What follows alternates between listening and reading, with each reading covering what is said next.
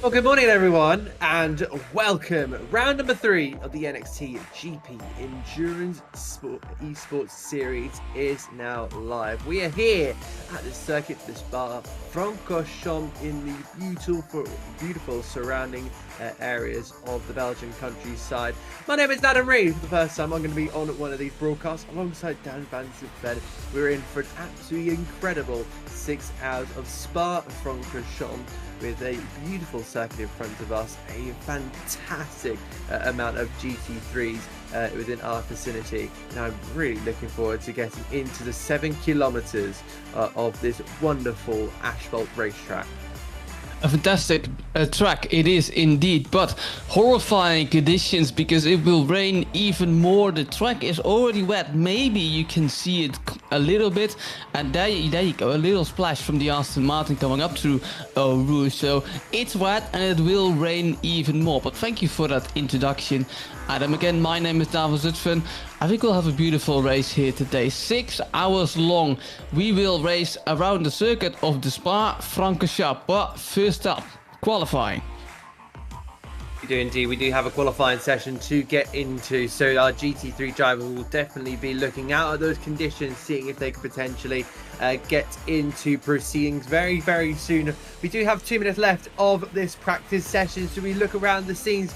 And of course, you're seeing some of the parts of the old pit lane you just saw there. Of course, that's now been demolished. That's going to be changed around at this moment in time. So they're currently just creating the brand new kind of pit installation for that for the non-Formula One kind of pit lane, the one that gets used for the big fields of GT3 cars and the 25-hour Fun Cup race. We're just having a look now down the ground, seeing some of the cars out there. You're seeing there our Polish driver Lucas Filipowski. Is McLaren looking really good? Of course, there have been a couple of incidents during the practice session, but of course that's going to be standard. Oh. So you just again, yeah, he'll go off with the barrier. So hopefully that's not a sign of things to come. Otherwise, we're going to be in for a bit of a difficult one for all of our drivers. We'll have a bit of a replay. So we'll test out our replays. Slow motion there in towards the right hand. Yeah, the rear just goes. Yeah, didn't expect it to snap away that easy. But if you're setting it up for a rainy session like this, then you're going to be in a little bit of trouble.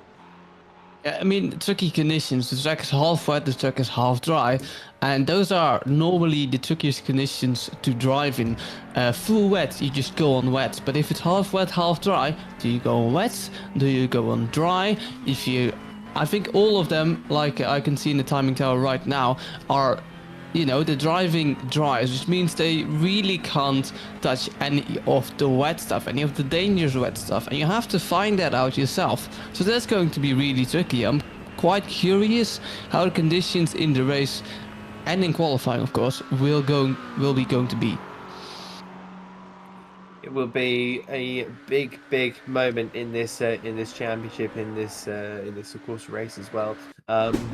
Sort of going to be about adaptability. We're seeing one of our Aston Martin drivers losing it up at the top of the hill there. So our driver's not having the best of turns, but hopefully they'll lock into qualifying before then taking on our 6 hours. So the practice session ends right there. The checker flag has now flown, and we'll simulate a little bit of time forward before then going into our qualifying session. But yeah, it's going to be one of those where it's, similar to the Nordschleife, where you're going to have to really adapt to, everything going on around you. It's one of those circuits that you can have a very, very difficult time. Adaptability is going to be the big kind of word, I think, during this session. 10 minutes or 2 laps is set your qualifying time. So everyone will be out there ready to get on towards their laps. Of course, immediately start with the warm-up with one of our, as I say, one of our Ford Mustang GT3s. Yeah, temperature's looking a little bit cold, but you're seeing that 94% chance of rain,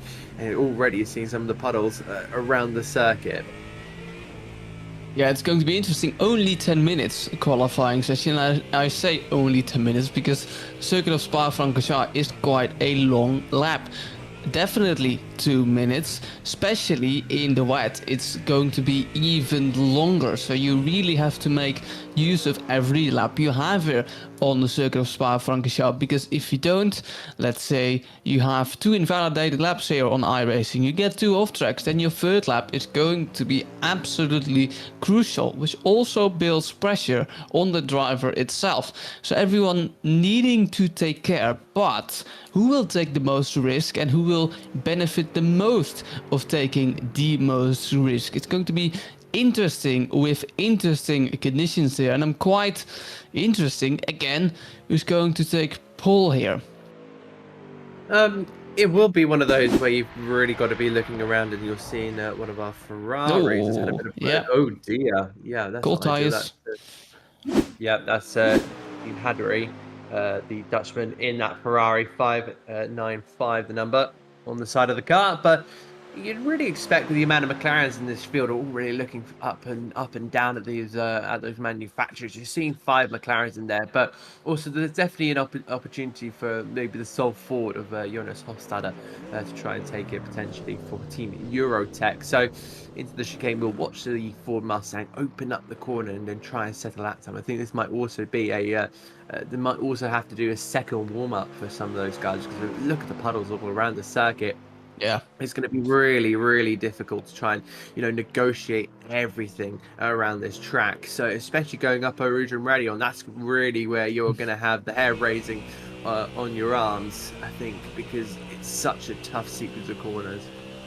It certainly is, and definitely Eau Rouge not flat out I think, in these conditions, because especially, the cold tires are one thing, but then cold tires in half wet, half dry conditions, where the track is extremely cool, is another thing. So that's something to keep in mind for drivers as well. Normally you can relatively push on your first flying lap here at Spa-Francorchamps, because it's such a long lap, 7 kilometers, 1 lap here in Spa-Francorchamps, but the tires aren't warmed up as much as in the dry. So like you say, Adam, you'll probably need 1 more lap, which is going to be crucial, because when the driver team Eurotech is going to finish this lap, he only has roughly 5 minutes, 6 minutes to get a good flying lap on the board, which is not more than 4 laps. So the pressure is on there in this qualifying session, as Jonas Hofstadter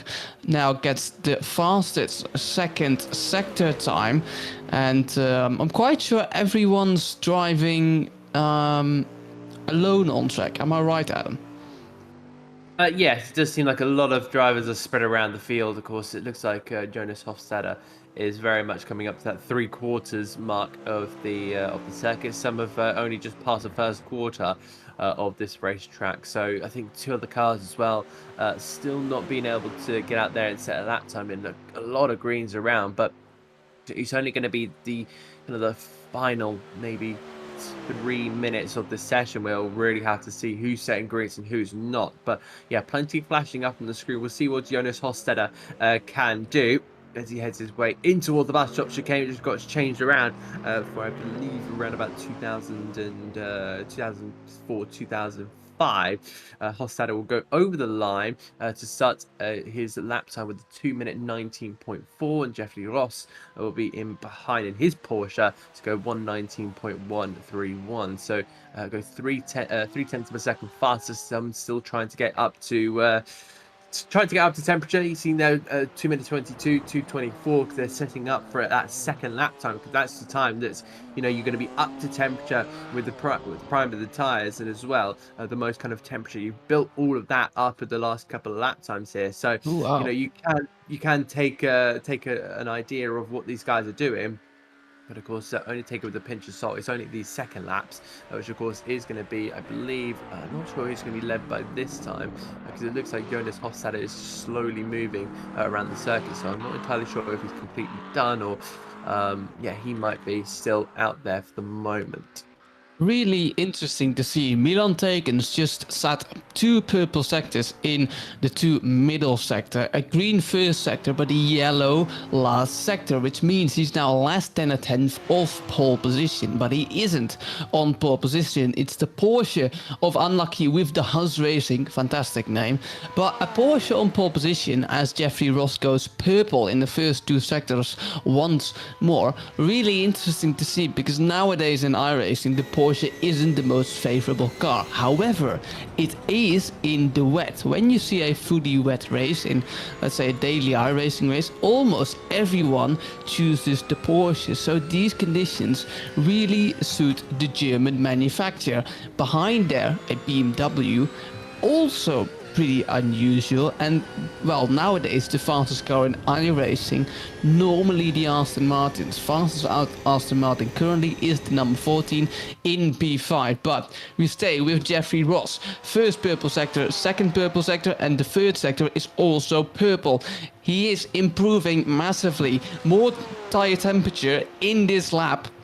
So see if Jeffrey Ross can maybe improve by quite a lot, a second maybe even. That's how big the improvement can be with the tire temperature in the right window. 5 tenths faster goes Jonas Hofstadter, but Jeffrey Ross 1.3 seconds faster than his last lap, and the gap to P2 is now 8 tenths. This is going to be the McLaren. See where he will end up in the line. FSR SimSport goes to P3, but most crucially, Milan Takens just set the fastest third sector of anyone. This is Milan Takens. Takens currently in P4. Can he get pole position? The answer is no. Stays in P2, 5 tenths of the leader, and that, Adam, is a huge gap even for Spa-Francorchamps.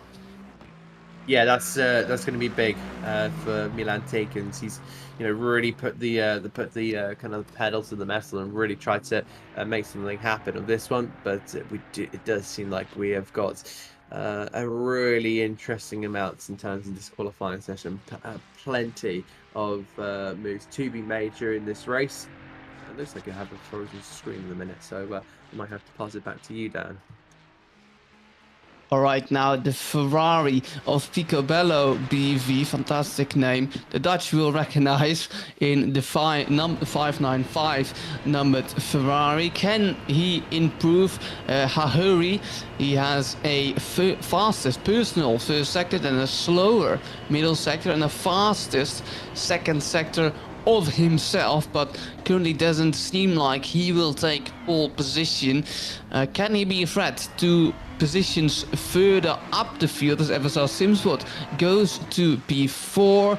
Better time for Jean Hahuri, yes, but stays in P14 and 8 minutes and 50 seconds to go. Some of these drivers will still be able to drive a lap. Now I think everyone's in pit lane, so I think that's qualifying done, Adam. Yep, I'm still on my screen, but yeah, qualifying does seem to be set and done, and we've had a fantastic end to this qualifying session. Of course, I don't have the results, unfortunately. So five tenths. I have the results, luckily. So unlucky with the Huz Racing on pole position. VDLMT Racing behind with Milan Takens. It's then Jonas Hofstadter in P3, but we'll go to the standings in a bit. But yeah, interesting qualifying session, Adam. Mixed conditions, which had, I think, a very big influence. Maybe that Porsche that's now on pole position would have done differently in complete dry conditions. Yeah, definitely. The Porsche, we know how quick the team is. They've got an unreal amount of speed when it comes to them. I really do think that we're going to be seeing a whole race. There's going to be changeable conditions. We're going to be seeing a lot of drivers really having to push the boundaries here, with plenty of these guys having potentially prior Spa 24-hour experience in the virtual world. So, they know how to drive the circuit. It's just all about trying to put it all together. Yeah, for sure. The man who has real life experience as is Milan Tekens. He's currently in P2. So these are the qualifying results. Again, unlucky with the Haas Racing in P1. His fastest lap time, a 2:17.7, 5/10, more than 5/10 behind VDLMT Racing. It was Milan Tekens who was driving that car that's currently in P2. After that, it's Team Enduro Racing. This is the starting grid as well. Louis Krocek in P4, 1.2 seconds off the lead. It's then Lukas Filipkowski in P5, the Polish driver. Rounds of the top 5, Adrian Fernandez in P6, followed by Liam de Kock in P7. Magnus Kjørstad, the Danish driver, if I'm not mistaken, in P8. Ivan Waslam, the French driver, in P9, followed by Raul Lopez Jimenez for Team Raul Lopez Jimenez. Is he going to be driving these 6 hours by himself, given the team name is exactly as his own name? Who knows? Ross Young in P11, followed by Jason Heidsma for Esmir Racing. Then in P13 it will be Ferdinand Mulder, Gene Hahuri in the Ferrari in P14, and Marvin Ritt did not set a lap time, so will start from last place. See how the number 7 McLaren will do her as we almost go green with the race. A rolling start here at Spa-Francorchamps for a 6-hour race, Adam. Yep, so we'll get the rolling underway, and I'll pass it back to you because I have to do a little bit of sorting out. Oh, that's completely fine. Well, who will be the best in the starting phase of this race then? Is it going to be the Porsche, but Milan Tekens behind him?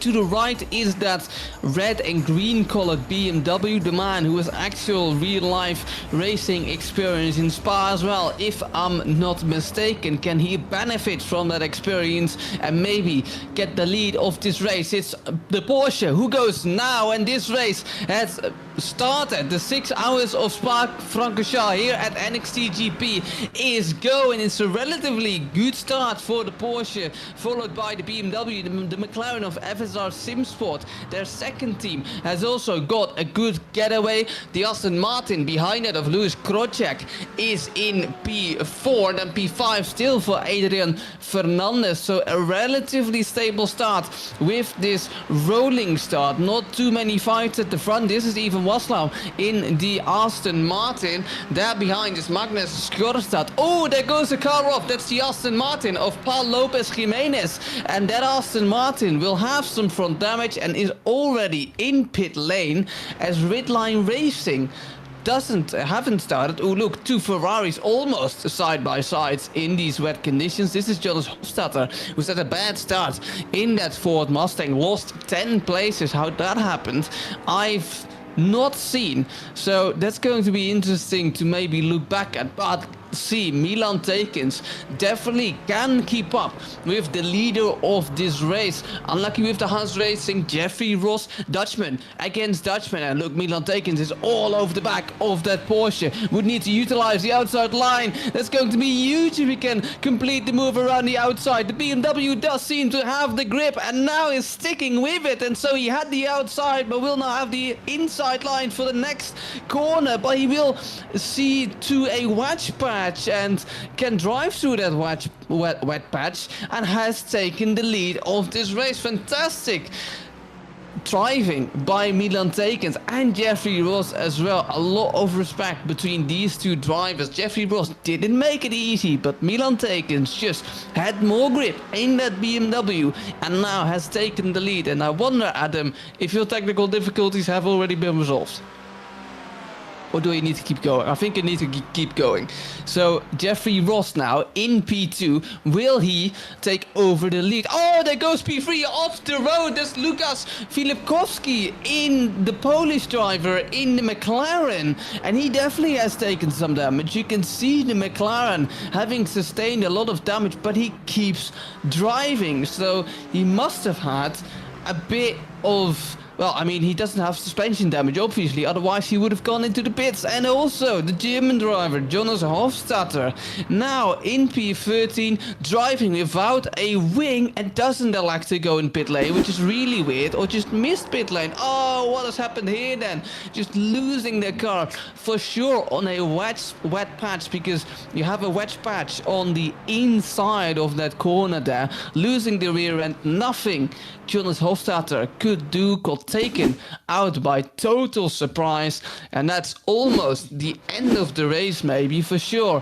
He will have damage repairs, but now the fight for P1 is back on air, and in Spa-Francorchamps, as we go into Malmedy, exit Malmedy, Jeffrey Ross was looking for a move at the end of the Camel Straight, but couldn't quite place it. Milan Tekens defending his P1 currently, but these two drivers really on each other's level. So it's now a task for Jeffrey Ross to not attack too much, because he will then lose too much time if he keeps attacking, if he can't even attack Milan Tekens, because Milan Tekens now creating a gap. So you need to get into a rhythm now, not too much attacking, keep your head cool, because there is an Aston Martin, the first car actually of FSR SimSport, because the Polish driver who is driving for FSR SimSport Team 2 just put the car in the wall, as we just saw. So, recap in the start. It's VDLMT Racing in P1, Unlucky with the House Racing in P2, FSR SimSport in P3. So that is your top 3 for the moment, and we've only driven 4 minutes of this race. My co-commentator Adam Reed will be back shortly.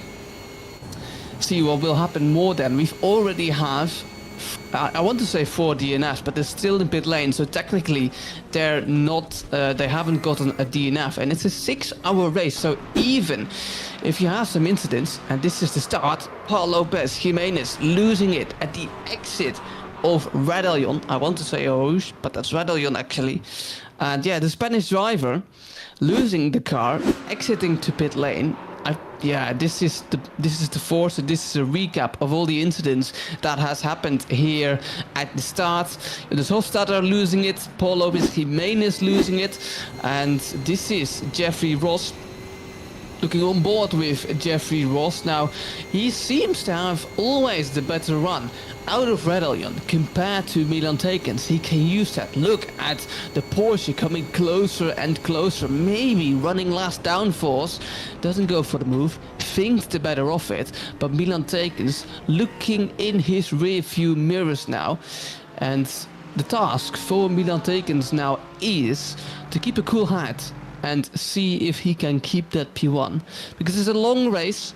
It's easy to feel yourself pressured as a driver and find yourself in a sweating situation. High heartbeat for Milan Tekens for sure, because he is not on the attack like he was at the start, which is a different thing. Defending and being on the hunt is a different thing. Normally when you're on the hunt, you are filled with confidence. All right, I'm faster than the guy ahead, I can take this position. But as soon as you overtake him, as you overtake P1 or the car just ahead of you, then the roles are reversed. Right, I need to defend now. I need to look in my rear view mirror. Where is my opponent? Will he come back at me? How's this going to play out with me in front? So that's always interesting. But Milan Tekens, experienced, definitely able to keep a cool head here, as Wasson, the French driver, goes by the McLaren of Team RM Motorsport. Easy does it. Not too much of a fight did P11 put up for the Aston Martin that's currently driving in front of him. And this is Adrian Fernandez Centurion for SRP Racing Team. It's the same livery as Team Raul Lopez Jimenez, so that gives me the indication that there is a second SRP Racing Team car out there, but it's currently in pit lane, 2 laps down.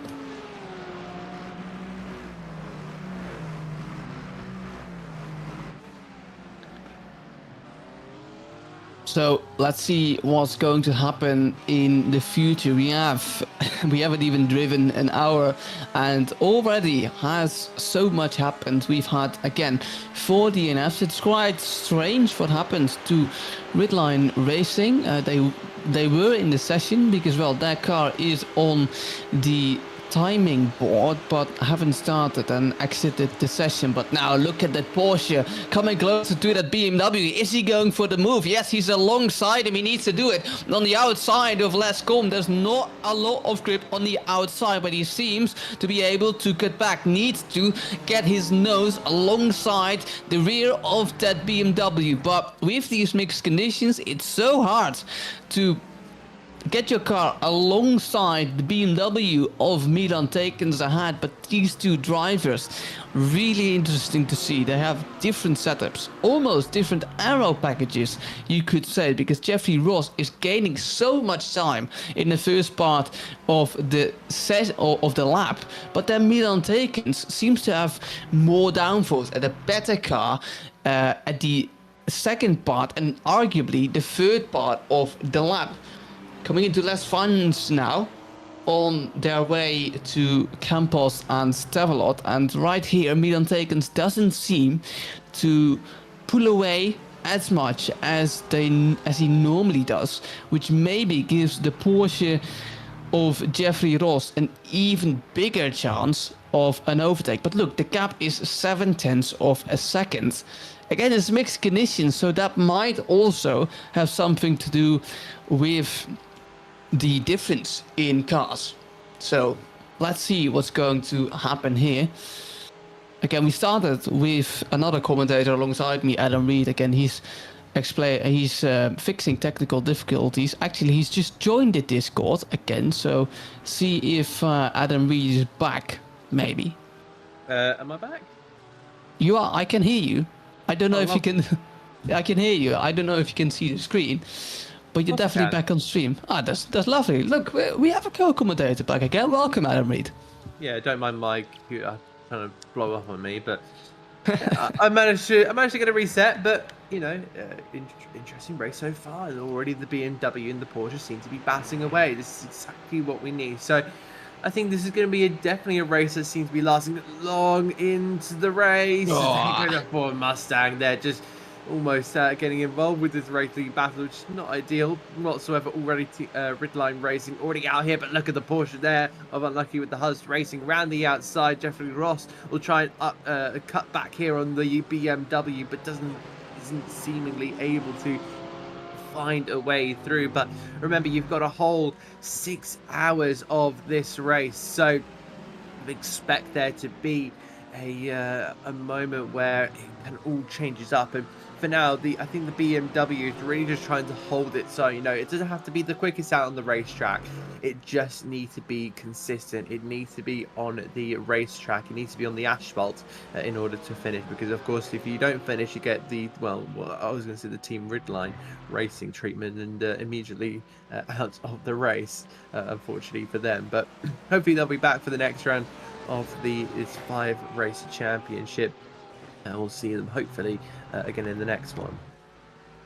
And, you know, talking about DNFs, we had some incidents at the start of the race. Now, Esmia Racing and Team Endurotech, we saw the Ford exiting pit lane, a very long pit lane exit here at Spa-Francorchamps, all the way on top of Radelion. You're free of pit exit. Now, Team Endurotech is back, Esmia Racing is back. I'm wondering what's going to happen with Team Raul Lopez Jimenez, which is Team PSR Racing, if I'm not mistaken. And he's still in pit lane. The car hasn't exited the session, so I wonder if that Aston Martin car will get back on track as we look to Ross Young, the Scotsman in the McLaren, in the number 15 McLaren, currently driving in no man's land in P9. So the gap ahead is 4 seconds, gap behind is roughly 5 seconds, so he can just build on his pace now, discover this racetrack, because it's still mixed conditions, and apparently I've heard that it will rain more and more and more. And now Rosjong at the back of Milan Tekens once again. Yeah, absolutely. This is a race that's going to be going on for further and further. You see the mist really descending down on the racetrack. But again, Milan Tikent definitely able to defend that one with pretty much ease. But, you know, it's not going to be like that for the remainder of the race. I think a lot of them are all just trying to survive. But, you know, when you're definitely Ross out there, you're really looking to try and improve on that, on your lap times. Yeah, it's just one of those where you're just trying to stay within touch of the minute. With even Milan Tikent, who did the fastest lap time last time around, his personal best was 2:18.787. I believe the only driver last time around to do a 2:18, and he is indeed the fastest man out on the circuit. So definitely keep an eye out for these two, because these are going to be battling all race long. But let's have a look at the Aston Martins, because they seem to be right together for third, fourth, and fifth.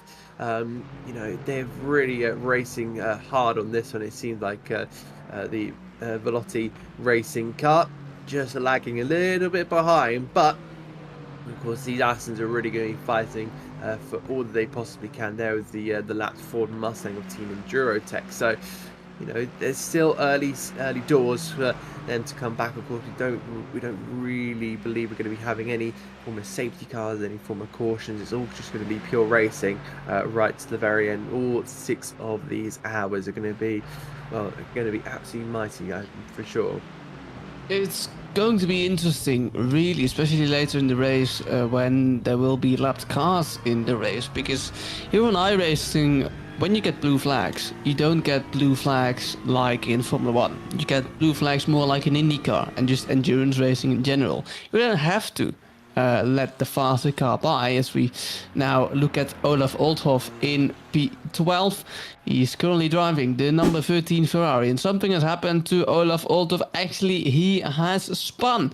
Coming out of no-name corner, the Ferrari losing the back end there, the number 13 as well, which probably won't help Olaf Oldhoff in the Ferrari, the unlucky number. Now, let's see if Jeffrey Ross can get lucky, trying to overtake Milan Tekens once again on the outside of Lacombe. Can't stick with it, tries to switch back once again, bumps the rear of that BMW just a little bit. The number 6 Porsche does, but it's not enough to, you know, make forth anything of a mistake by Milan Tekens. These two drivers are going to meet each other all race long. I'm predicting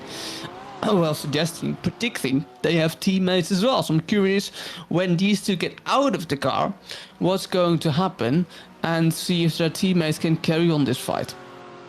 Definitely in endurance racing, you're going to have a lot of driver swaps. So, you know, they will be keeping an eye out for their, you know, their whole entire race. You know, the team, you're going to be sitting there for the entire 6 hours. It's not like 24 hours where part of the time your teammates will go away. I'm pretty sure there's been about 1 million times in sim racing where one driver just being left to drive at night, and the rest of them have all gone to catch a bit of kip whilst their driver is out there. A bit wide there from Jeffrey Ross as well. So the Dutchman's going to be trying to see if he can hold that gap down. But it's, again, 9/10 of a second. They are extending out to FZR Sim Sports in that Aston Martin number 8. So whilst they continue to try and push out there is also Adrian Fernandez Centurion, the Spaniard, in that number 14, replicating almost Fernando Alonso as well, using the number 14, using the Spanish flag. I'm pretty sure we can tell who his idol growing up was. So yeah, he's fully in the battle as well. He just needs to kind of keep himself very, very close. You've seen there the gap, the lap times here. What is that? Almost, you know, just very, very close to less than 4/10 of a second between the top two. So they're still running in close proximity, and the gap opening up there to 5 seconds. But, you know, expect anything throughout the 6 hours. There's been, you know, there's plenty of opportunities for these guys to really change around. So it's going to be quite the slow burner on this one. But, you know, this Aston Martin battle is going to be one that's going to be really hotting up. It's probably going to be a slow burner as well. maybe cooked on the stove rather than a full blast oven. But I really expect maybe fireworks come in the latter stage, because in these races you're really expecting survival, and I think that's what you're really working on all throughout this entire race. So you need to be smart during these 6 hours. You need to be alert. You need to be aware, and you need to, especially if you need to make a change of something, then definitely have everyone around you to kind of make sure that you are on top of everything. Because of course, if you find a bit of a disconnection within your team, then you're not going to be able to make the right choices, and you're going to lag behind even more. We know what it's like to make your way into the pits and then not have your pit crew there. Just ask Anthony Davidson back in 2007. Liam de Kock is finding his rhythm a little bit. Gained 2 places in this race, the man for Velocity Racing. And now looking to get closer. Oh, we have Ross Young. Ross Young has lost the car. P10 it is for the Scotsman. I was just talking about Ross Young, trying to find his rhythm and just losing it in no name corner. Oh, and tapping the barriers as well. I wonder if that McLaren has sustained a lot of damage, serious damage. I hope he can continue in that McLaren. It seems so, although his lines don't look pretty well at the moment, but it's so easy to lose traction, to lose grip in no-name corner. We've seen it with Olaf Oldhoff as well, and now Ross Young demonstrates again why no-name corner at Spa-Francorchamps is so easy to lose control at. Also known as Speaker's Corner, but nowadays we call it no-name corner, as the man in P2 again goes up to Eau Rouge in exit Radillon. If you're not familiar, that's not only Eau Rouge. Eau Rouge is the bottom part, and Radillon is the top part of the corners. So technically they're 2 separate corners, Adam. As Jeffrey Ross is flashing his lights. I'm not sure what Jeffrey Ross is trying to tell Milan Tekens. I'm just going to chill behind you or get ready for an overtake. Yeah, it's going to be one of those where I think if he has the opportunity to make the move, I think that he will definitely have to make that move at some point. Does he go now when there are 5 hours and 40 seconds left in the race? 5 hours 40 minutes left in this race. Still plenty of time as well. So with VDLMT Racing, I think that, again, they're just trying to hold stations for now. They need to build a rhythm, but they're being put under a lot of pressure by the Porsche. And I really think that kind of blue, that kind of pink and white Porsche definitely has, in a way, the upper hand. But Milan Tekens is by no means a slow driver. I think he's just trying to pull a little bit of an advantage, as Olaf Oldhoff has now gone off in his Ferrari. Is he going to stay to the side of the racetrack? He does. Just manages to crawl out of the kitty litter, but he'll drag a whole lot onto the racetrack here. I wonder if he has a moment. He has it through the bottom of the corner and then in towards Curve Paul Fred. Didn't even make it on towards Curve Paul Fred, but he got the car turned around, but just goes straight into the gravel trap. And then I'm sure he would have been aware of maybe cars coming very much soon. Yeah, he manages to stay out of the way of both of the leaders, it seemed like. So yeah, great awareness from Olaf Oldhoff to try and just stay out of the way between these two. Pretty equal timings here, but Jeffrey Ross has seemingly got a bit of an upper hand, I think is the best one to say. That Porsche does seem really comfortable in its zone for now. That number 6 will now be driving up towards the hill, and again it will get another opportunity. I wonder if the lights will be flashing away like mad, like you're in a disco or something, when you're in your year 6 prom or something along those lines. But I think the Porsche will just stay on tabs with the BMW, unless he wants to go for a move this time around. He gets pulled there to the right hand side, but on towards the left. He doesn't seem to be pulling out whatsoever until that last moment. But again, does he really sense that opportunity? Well, he surely does, because he's smelling the back of that pro BMW car and really just trying to put the pressure on. I don't know if he's trying to maybe force the BMW into a mistake in early hands, but I definitely think that the pressure will be there, and it will be there for a very long time. The rain continues to stay with us all throughout this one. Something we haven't talked about yet, and I don't notice Jeffrey Ross doing, is strategy. So normally in these endurance races, as a driver myself, I know what you need to do in an endurance race like this. You can't save a pit stop on fuel, because that's what drivers are looking for, saving fuel, because that's where it all comes down to. That's where you can actually win the most time. Yes, you can try and get your apex right every single time, but it's no guarantee that you are going to win time on track. So what do you have to do then? All right, you're going to fuel save. The Porsche is behind the car of Milan Tekens. Oh, he goes over the gravel there. I think loses the second. Yes, he does. So losing the slipstream to Milan Tekens now as well. But crucially, losing the slipstream, also losing his, fuel saving. Because if you have slipstream, you burn less fuel, because the car ahead of you is punching a gap in the air, a hole in the air, so to speak. So it all comes down to strategy in these endurance races. Because what I'm trying to say is you can save guaranteed time in pit lane if you're saving fuel. If you stay at the end of the race, let's say 10 laps, you can pit 10 laps later than the car ahead of you, then that also means that you have to fuel 10 laps less, which is guaranteed time win on your competitor. So that's really what you're trying to do in these endurance races. However, I'm not seeing Jeffrey Ross saving fuel, and is Milan Tekens then saving fuel?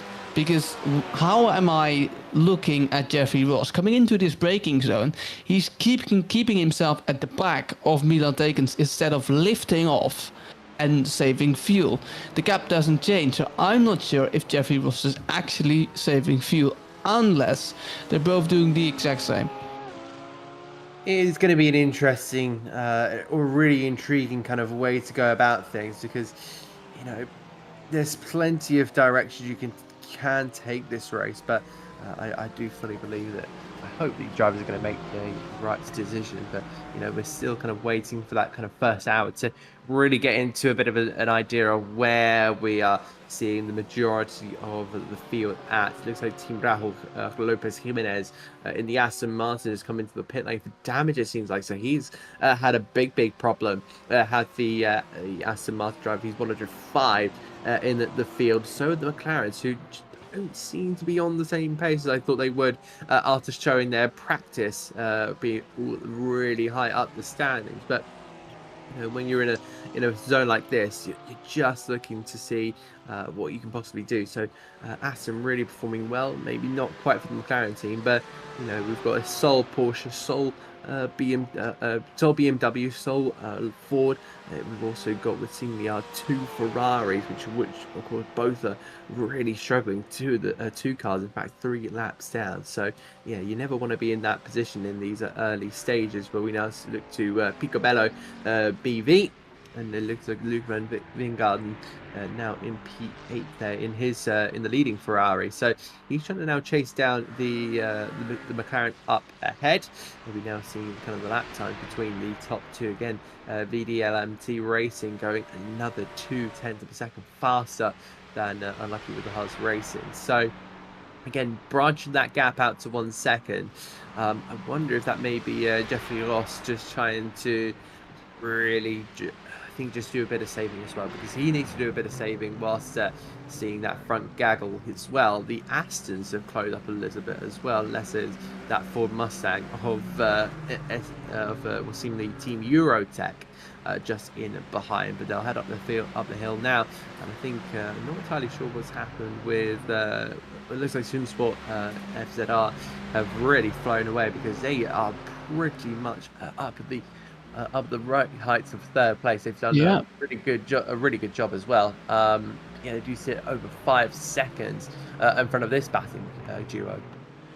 I'm not sure what happened to Adrian Fernandez, because Liam de Kock was behind Adrian Fernandez at one stage in the race, and is now ahead of Adrian Fernandez, the Aston Martin in P5. This is Ross Young, who's had another mistake. He's going from bad to worse. Yes, spinning, no, maybe, yes.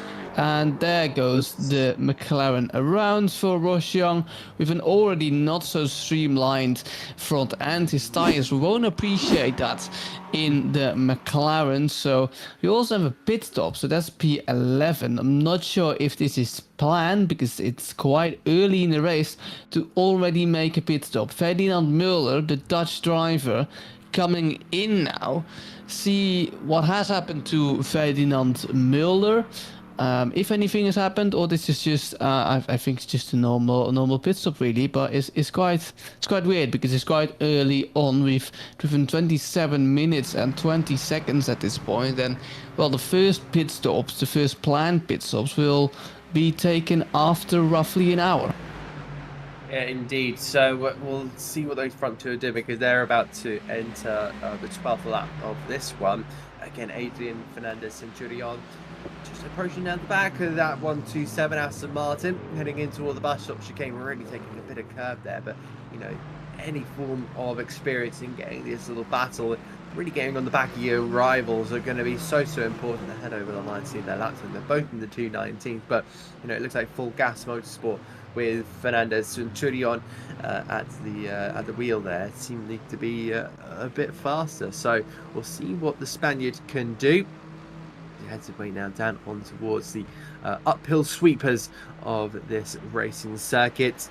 And you'll see now up Rouge and Radion trying to emulate, get any form of slipstream, any form of tow as well. He's getting all the way down that main straight. But again, these battles in endurance racing, you know, rather than kind of like 45 minutes race, you know, you see a lot in maybe other categories. I've seen 25-minute race, I've done 30-minute race, I've done 45-minute race, I've done an hour race, hour 15. But you know, in these types of races where they're 6 hours, they just take a lot longer to kind of get involved in, and that's okay, because you know, it's about taking your time during a 6 hour. But I think the whole entire time, it's just the fastest game of chess you will probably play, especially with maybe another another race that has plenty of cars. You know, I've covered a race with 50 cars on one circuit around Daytona, so this is kind of the complete opposite end, down in towards the fit flap. There we go.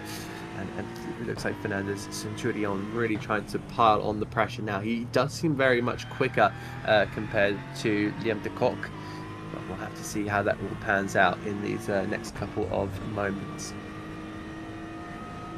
Yeah, see how it will pan out. We can see the battle for fourth here. Adrian Fernandez has closed the gap a little bit to Liam de Kock, currently driving in P4. Good race for Liam de Kock so far. 3 places he has gained since the start, because he qualified 3 places down. And now Adrian Fernandez on the back of that Aston Martin. Maybe Liam de Kock has lost a little bit of tire temperature, so I think I can say the same for the Porsche in P2. He's fallen back a little bit compared to Milan Tekers. Maybe losing a little bit of tire temperature, maybe saving a little bit more fuel. And it could be the same that Adrian Fernandez is doing. Is he just staying behind Liam de Kock, or does he want to overtake the Aston Martin ahead of him? With we've driven 30 minutes. There's no more rain coming, so the track is slowly drying up, which probably means drivers are getting comfortable as well. Yes, see how that pans out in this race. As I mean, the driver currently, we're not looking on board with any more P5. We have, don't be confused by the way, because there is a Ford driving behind them, but that's the Ford of Team Endurotech, which is keeping up with this group.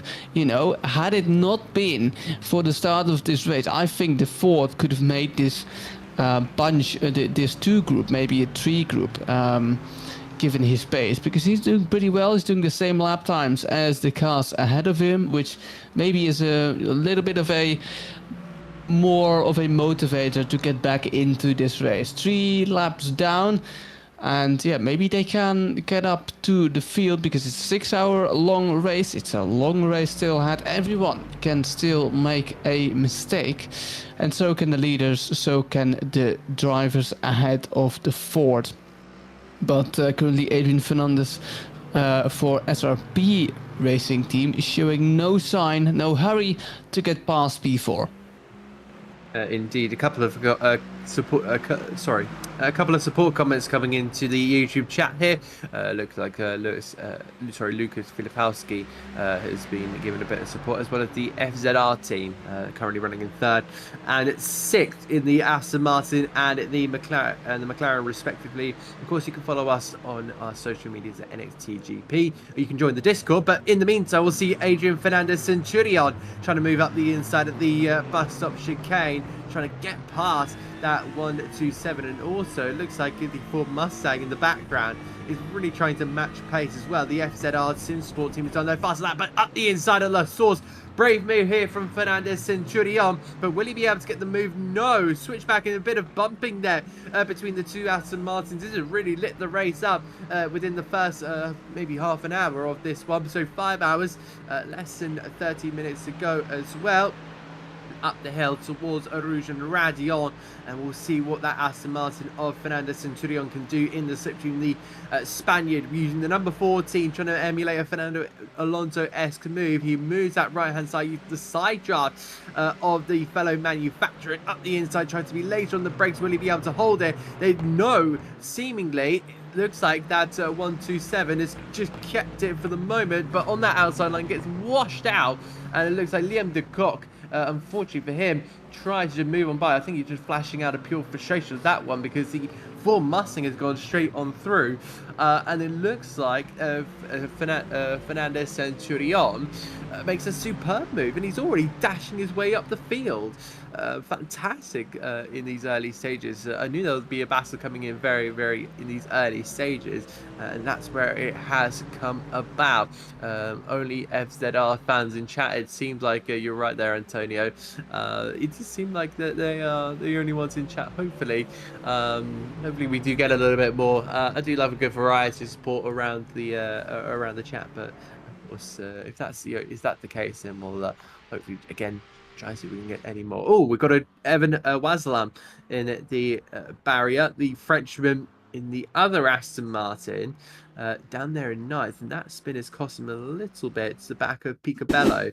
We'll have a look here with Waslam, the slow-mo camera, so we'll get to see. Oh, I think that's just a bit of a so I think there was just a bit of water there on the inside curb. He collected it, and then the rear just went round, and unfortunately for the Frenchman, yeah, not the most ideal situation. We'll get to see once again clip the curb on the right hand side, the driver's right hand side, in toward the left of speakers. And you just see the rain there, the water getting kicked up, and of course the tires are not going to like that big puddle, and you see that just a big smack on the front end of Waslam's car. And I think I'm sure the Frenchman will be very disappointed with that. But still runs in P9, but if they can make a top 10, I'm sure they'll be absolutely delighted by the end of this one. Still so much that can happen in this endurance race. Yeah, it's going to be frustrating for Liam de Kock, because he now has a Ford in front of him, a lapped Ford. Again, I touched on a blue flag system. And the Ford isn't exactly obliged to let the Aston Martin go, but does now let the Aston Martin go. And that's good for Liam de Kock. See if he can find his rhythm again. He's just lost the place, which is not good for your mentality if you're just, if you're trying too hard and you think, oh, I've just lost the place, I have to get back, then you're not keeping a cool head. You're probably going to make a mistake, and especially if you then have a lapped Ford in front of you, it'll make life even more difficult. And then the art is to keep a cool head and see if you can make the best of your current situation. It seems that Liam de Kock is making the best of his situation. Just overtook the Ford, now driving away, maybe driving towards that Aston Martin again. But good fight between these two drivers here, as the field is spread out a little bit more. currently still in P2, that pink-purple Porsche from Jeffrey Ross. And see if Jeffrey Ross can, well, get back to Milan Tekens. Gap is 3.5 seconds. It's coming down a little bit more, missing the apex of the first bus stop corner there. Currently, Jeffrey Ross just still in this race. P1 is still in grasp, but he can't really lose any more than this, can he? No, of course, both of them doing personal bests last time around. So it does seem like the track is maybe getting a little bit better. I think maybe rain has, yeah, it just seemed like the rain has definitely stopped. It's just all in that drying phase, as well as, you know, the fuel has been burning away, and that means that the fuel tank is getting less and it's getting less and less, so it's going to be more empty compared to where it was at the start of this race. But yeah, you're really looking at seeing what you can do potentially, because I think now Jeffrey Ross is going to try and push that a little bit more, and I wonder if the Astons are going to be better in these maybe more dry conditions. We'll see what FZR Simsport can do, because their leading Aston Martin is almost 12 seconds behind the leaders of VDLMT Racing. So if they can maybe just shut that gap down to a couple of seconds, I think that would be a big opportunity. But then, of course, we're hearing reports that it could rain definitely just before the end. So expect kind of a mad dash. And that kind of does lead you on to, does anyone maybe want to try and stick it out? Because, what if it rains on the last lap? You go into the bus stop chicane and it just absolutely buckets down. You've got a decision to make. Do you go into the pits do you go into the pits, or do you try and make it one more lap to finish off the race? We'll have to really see. But you can see now that it seems like Jeffrey Ross is just trying to push that a little bit more. But Milan Tekens very much has found his rhythm after being, after having that Porsche all up the back end. Really to open that gap now. So I wonder if Milan Tekens is taking that while to get into a stage where he's comfortable. Jeffrey Ross has done a little bit of saving, but what about the VDLMT Racing? Yeah, it's a hard name, isn't it? Is one of those where either rolls the tongue or it doesn't whatsoever. 217s as well for look at this. The leading team, and now we're getting a radar. More rain, yes, more rain. So, if you're not familiar with the iRacing rain graphic, this is currently the zoom's position. So rain is coming, but it's still a bit far away, and there was a little bit of a blue patch at the beginning.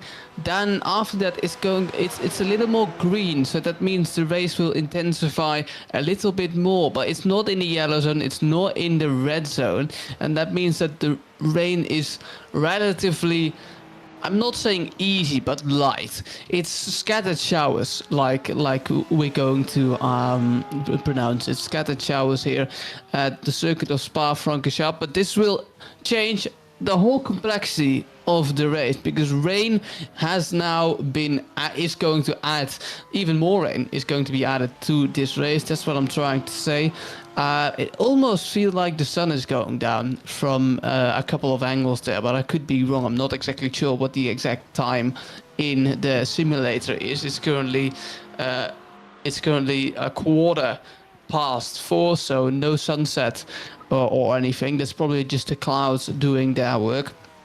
But yeah, more rain. When you're sitting with another teammate, your teammate is looking, oh, a car off, there's Liam de Kock. Oh no, the Dutch driver, who was finding his rhythm, but maybe just pushing a little bit too much. And off the road goes the Aston Martin of Veloty Racing. What has happened there? Just a spin in no-name corner, losing traction, touching the wall there. I hope we didn't sustain too much damage from that incident. You know, you could damage your suspension there, but he could be alright, you know, but lost time in any case, lost a lot of time. The gap is now 7 seconds to Fuga's Motorsport EMIC, so he's now at the back of the Aston Martins, well, still at the back of these 3 Aston Martins in the top 5. But yeah, that's a shame for Liam Lecoq. So easy to make a mistake. However, we still have roughly 5 hours and a bit more to go, and so everyone can still make a mistake. Yeah, definitely. You know, there's so many opportunities, and also whilst I'm at it, I forgot that I didn't say another name in the introduction, so I wanted to give a shout out as well to our broadcast, Dennis Waringa.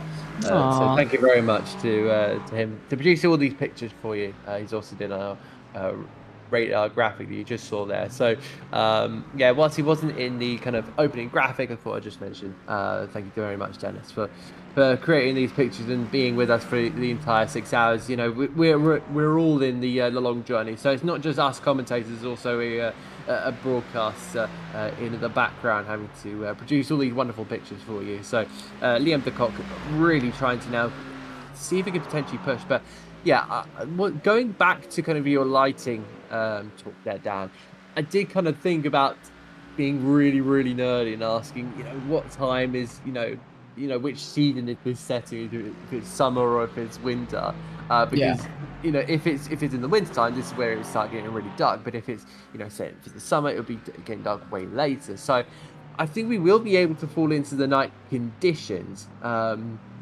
it's just that kind of question of whereabouts does this happen, because I'm guessing the race kind of started about 3:30 in the time, virtual time, so it will finish about 9:30. So we will definitely be going into the night for will definitely be an hour. Would it be 2? Would it be 3? I think is my main question.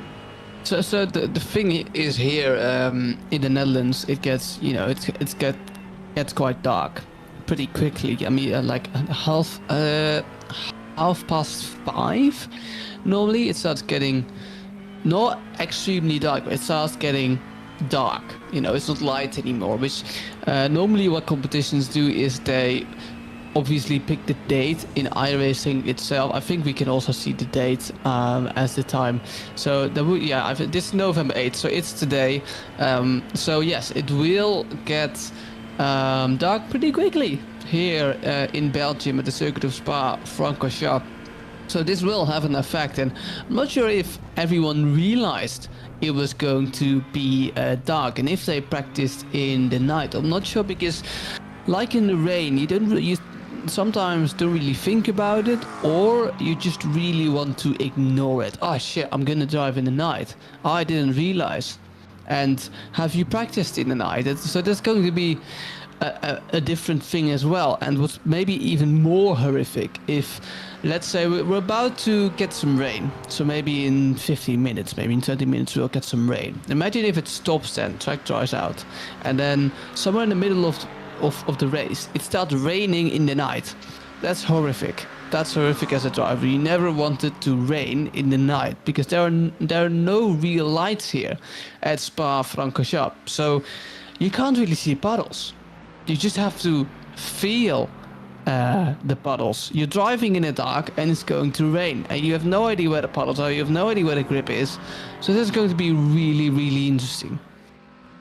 It will be. I can really see this being a big opportunity for a lot of our drivers. You know, some drivers do prefer driving at night, and have a look at the background there. Could that give you the first kind of indications of the sun going down? We'll try and get another shot of that exact kind of shot there we got at Bruxelles. But yeah, you just kind of saw over the skyline that it did look a little bit more orange, which Yeah.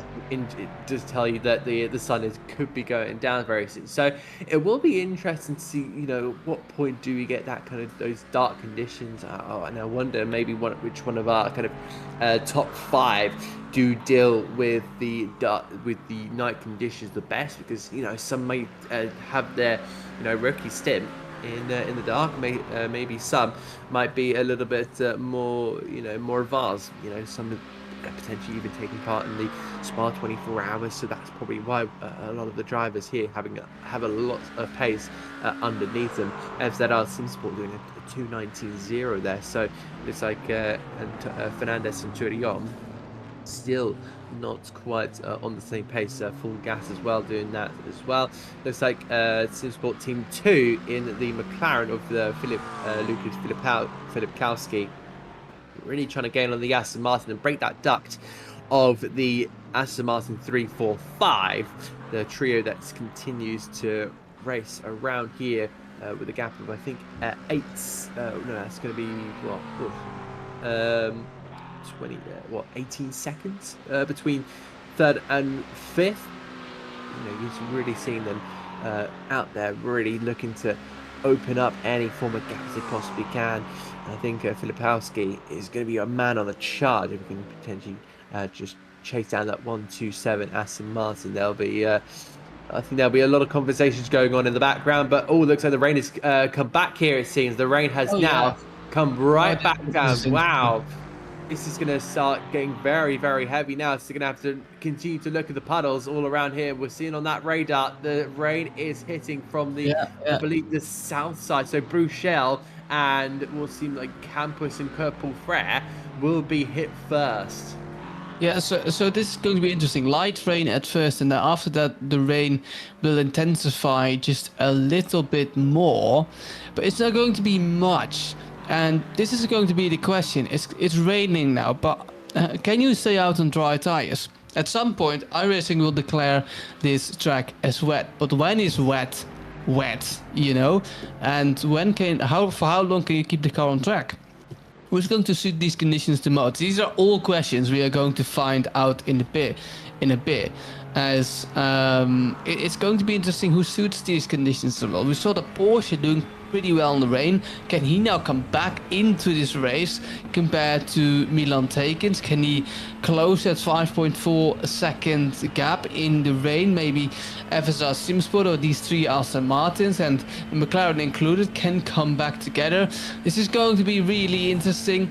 We've had the likes of Ross Young finding it difficult, Olaf Otto finding it difficult as well. Can these guys keep it out on track? But now the Polish driver trying to find his feet, as is the Aston Martin trying to find his feet as well in these rainy conditions, and it's now definitely coming down. It's definitely downpouring a little bit. You could see the windscreen wipers. There goes Magnus Kjørestad, the Danish driver, and the Ferrari passing him of Picobello, baby, flashing his lights. But that's a spin for the McLaren, and we see the first effects of this rain already. It's only rained for a couple of laps. Olaf Olshoff now coming in pit lane, changing the wet tires. He has nothing to lose, so obviously he tries it. Too much curb, yes, too much curb for the McLaren. Doesn't hit the wall. It's really important, and the McLaren kept it out of the wall. Now can just continue his way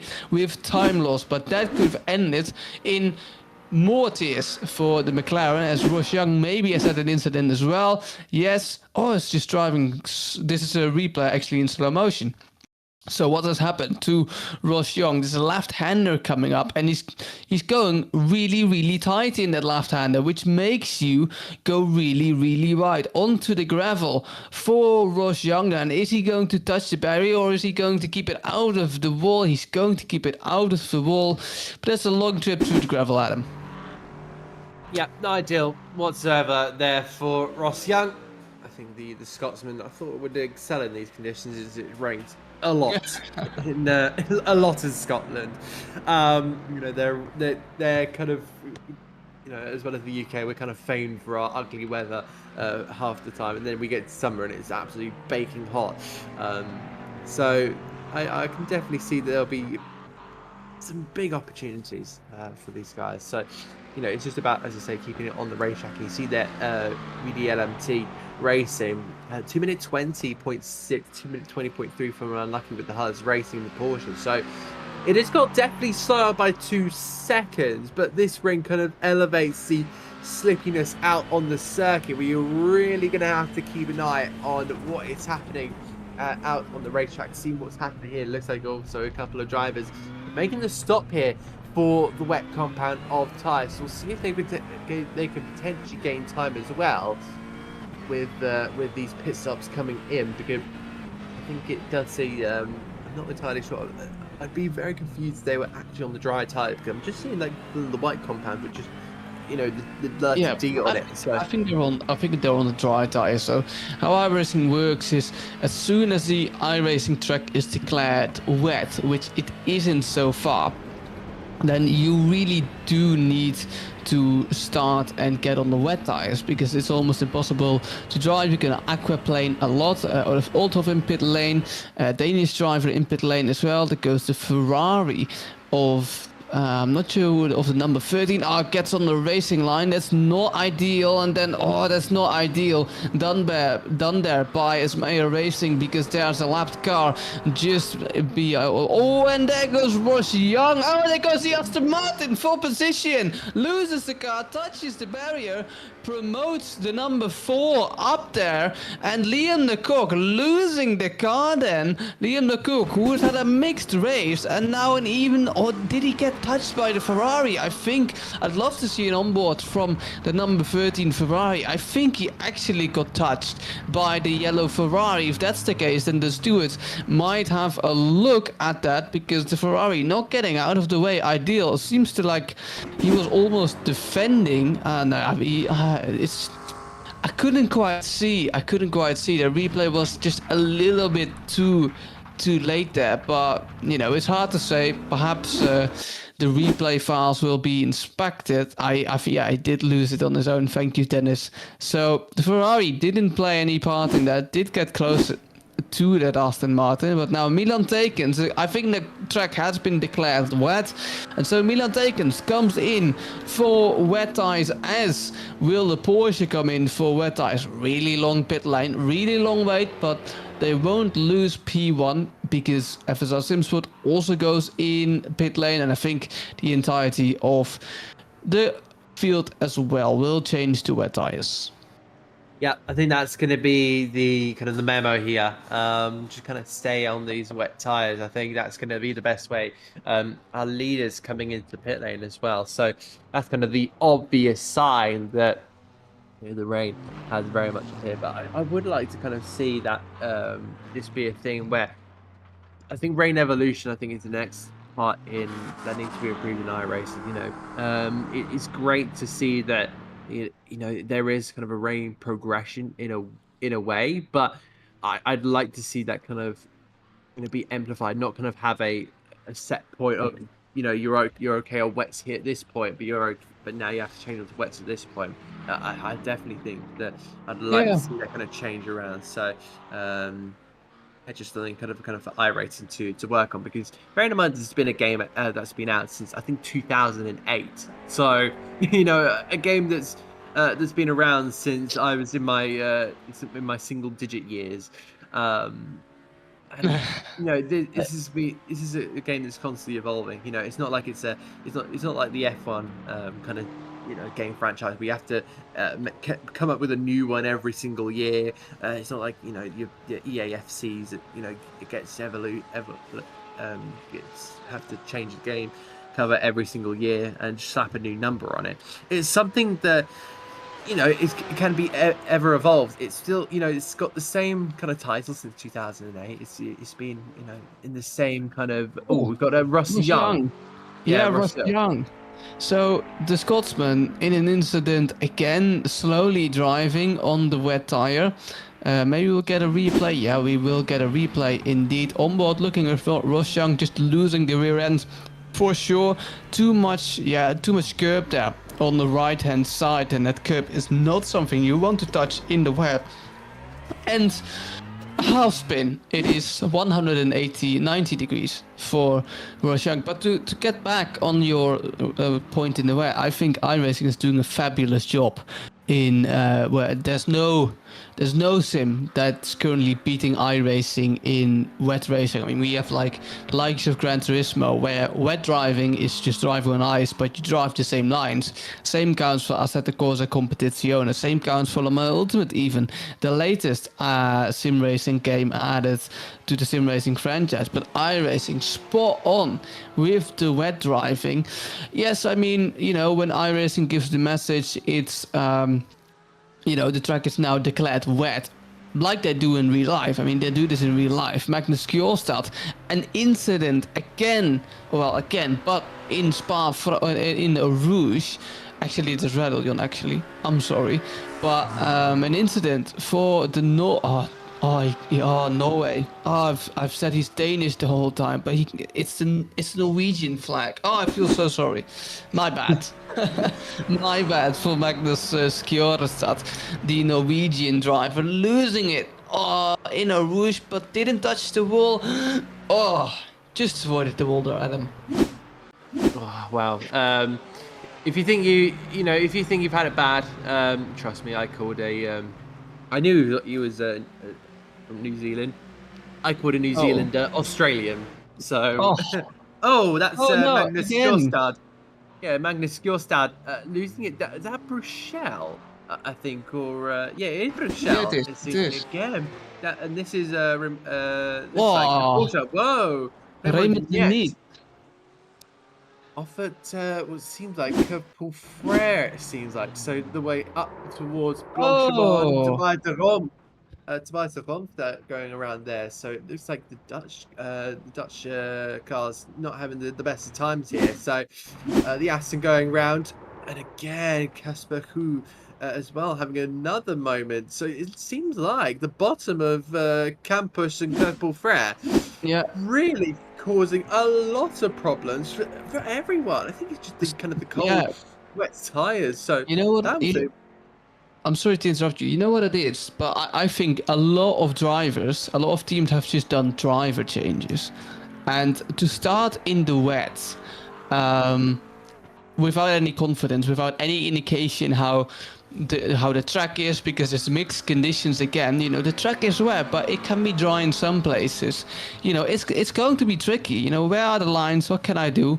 And it's a race session, it's not a practice session. So you're a little bit more nervous maybe, and then maybe like the slightest of error, the slightest, you know, centimeter away from the racing line or on the racing line or on a wedge patch. The number 3, the P3 Aston Martin almost loses it there. But like in the wet, it's so important to get every single centimeter of the track right. If you carry a bit more speed, too much speed, or even go too slow, because when you drive too slow, you can also lose the car. Oh, the Aston Martin having a really difficult time here. It's so easy to lose the car as a new driver coming into this race, and this is now, I think, the heaviest this rain is going to get. So drivers need to adjust now, needing to take it careful. I think Milan Tekens still in P1, yes, and Milan Tekens just doing a fabulous job. Gap to P2, 14 seconds, which is almost the same as the gap from P2 to P3. 6 seconds more though. This is Lucas Filipkowski, and something happened to the Polish driver coming in to Lecom, that is, if I'm not mistaken, double gauge actually, losing the car, just losing the rear. I mean, it's so easy to do in these conditions, and you can't really blame Filipkowski because you just need to adjust, and mistakes will happen. But that's the beauty of an endurance race. It's not the one who the fastest wins, it's the one who makes the less I mean, yeah, you get what I'm trying to say, as Lucas Filipkowski loses it again. So difficult. Yeah, so what we can gather is either Filipkowski or Roshan will win. That's a fair comment, in all honesty. So, yeah, no problems towards them. But, you know, it's all about keeping yourself on the racetrack. during these kind of moments. And you see the lights are very much now illuminated on these race cars. We've now hit the first hour, so less than 5 hours to go remaining here at Spa-Francorchamps. We've had a very, very exciting race over the last hour as well. So it's been pretty entertaining, plenty of battles.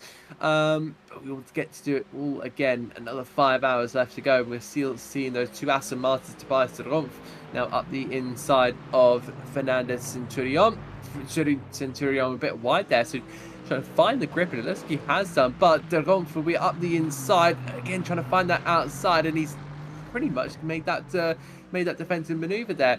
Round on towards the right hand side of Bruxelles again, both choosing the outside line, but de Rumpf will choose that kind of more outside, right on the kind of racing line, or the white line, I should say. But you just see there the definite difference in kind of racecraft and confidence as well. So they're just trying to both put that into perspective here and really show it off in front of our cameras. But round they go of Pouron, and then they'll make their way onto the Fagnes chicane. And I think they're both doing a mighty fine job. And these two V8 Aston Martins, trust me, they're on the downshift there. They're absolutely beautiful to listen to. Honestly, trust me, they are. They properly give you a grumble as they head down the gears, locking up on the rear with de Rumpf. You saw the car getting very twitchy at the back there. So he's now going to try and find a way here. Again, that outside end looking like he's going to provide more grip, and we'll have to see if that in that drag race up the hill toward the bus stop chicane. Yeah, it's going to be.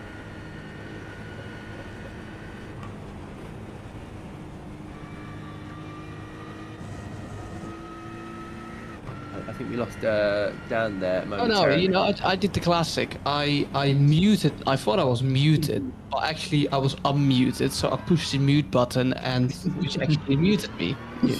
And the mute button is doing the thing that's designing that he was designed to do. So it's completely my fault. Anyways, I was talking about Tobias de Rumpf, that he now goes up the inside. Maybe he's trying to have a little bit of a look, wants to get by Tobias de Rumpf, and the reason why he wants to get by is obviously he wants to get that podium position, but most importantly, he needs to get out of this spray, because the spray in these cars can be so annoying, especially when you go around these corners, and then it's the task of just managing the spray. But if you can get past the Aston Martin, then you're free of the spray, then you can finally sort of breathe again, no dirty air, and you can almost put your throttle flat to the floor, which is a bit difficult in these rainy conditions though. Yeah, it will be. As you said, the wet conditions are always, a real difference. It really separates the men from the boys. And the ones that, can drive a race car quickly, and then the ones that can, adapt even better. So I think that's kind of where, some people like to say it's the great equalizer. I just think personally, it shows who is kind of best adapted to the wet conditions, who can adapt best to tricky conditions. And we're seeing that right now. These two still going at it, but at least we are having an Aston Martin in what will potentially be the podium places, because you're seeing these two battle away, and then over 30 seconds behind is another Aston Martin. I think you're looking about maybe 40 seconds back as well. Then we find another McLaren. So unless it's all three of them losing 40 seconds, we look to be having an Aston Martin on the podium, which will be absolutely wonderful to see. It's becoming a bit of a fan favorite, especially when the Evo 2 came out at the start. I think it first competed maybe at the end of last year, 2024, at the beginning of this year. But yeah, when it got added to iRacing, it would seem to be quite the favorite. A lot of people seem to be quite tentative when it first came onto the scene, but you look how many times you're seeing these Astons become so prevalent in these racing series, and you're seeing now in towards Barcelona chicane, keeping on tabs with this battle. De Rumpf really see if he can potentially just open up any advantage there is Ross Young as well. So still, we're seeing a couple of things here. And look, this is Milan Tikins. Has he gone a bit maybe too deep here? Locks up, maybe. Oopsie daisies. Really just goes round on him. And he does a full A 360. spin. Huh. But, Well, I can't really laugh about that, but the fact that I'm laughing is because the last time I checked, the gap was 14 seconds, which was what? Maybe 8 laps ago. Oh, there goes the Spaniard off the road and definitely gets a slowdown. And look, this is the opportunity Tobias de Romp was waiting for, but the Aston Martin is still there in his slipstream. Is he going to dive down the inside of Lecom? No, I think he's going to stay behind Tobias de Romp, but now in his spray. Not ideal for the Aston Martin.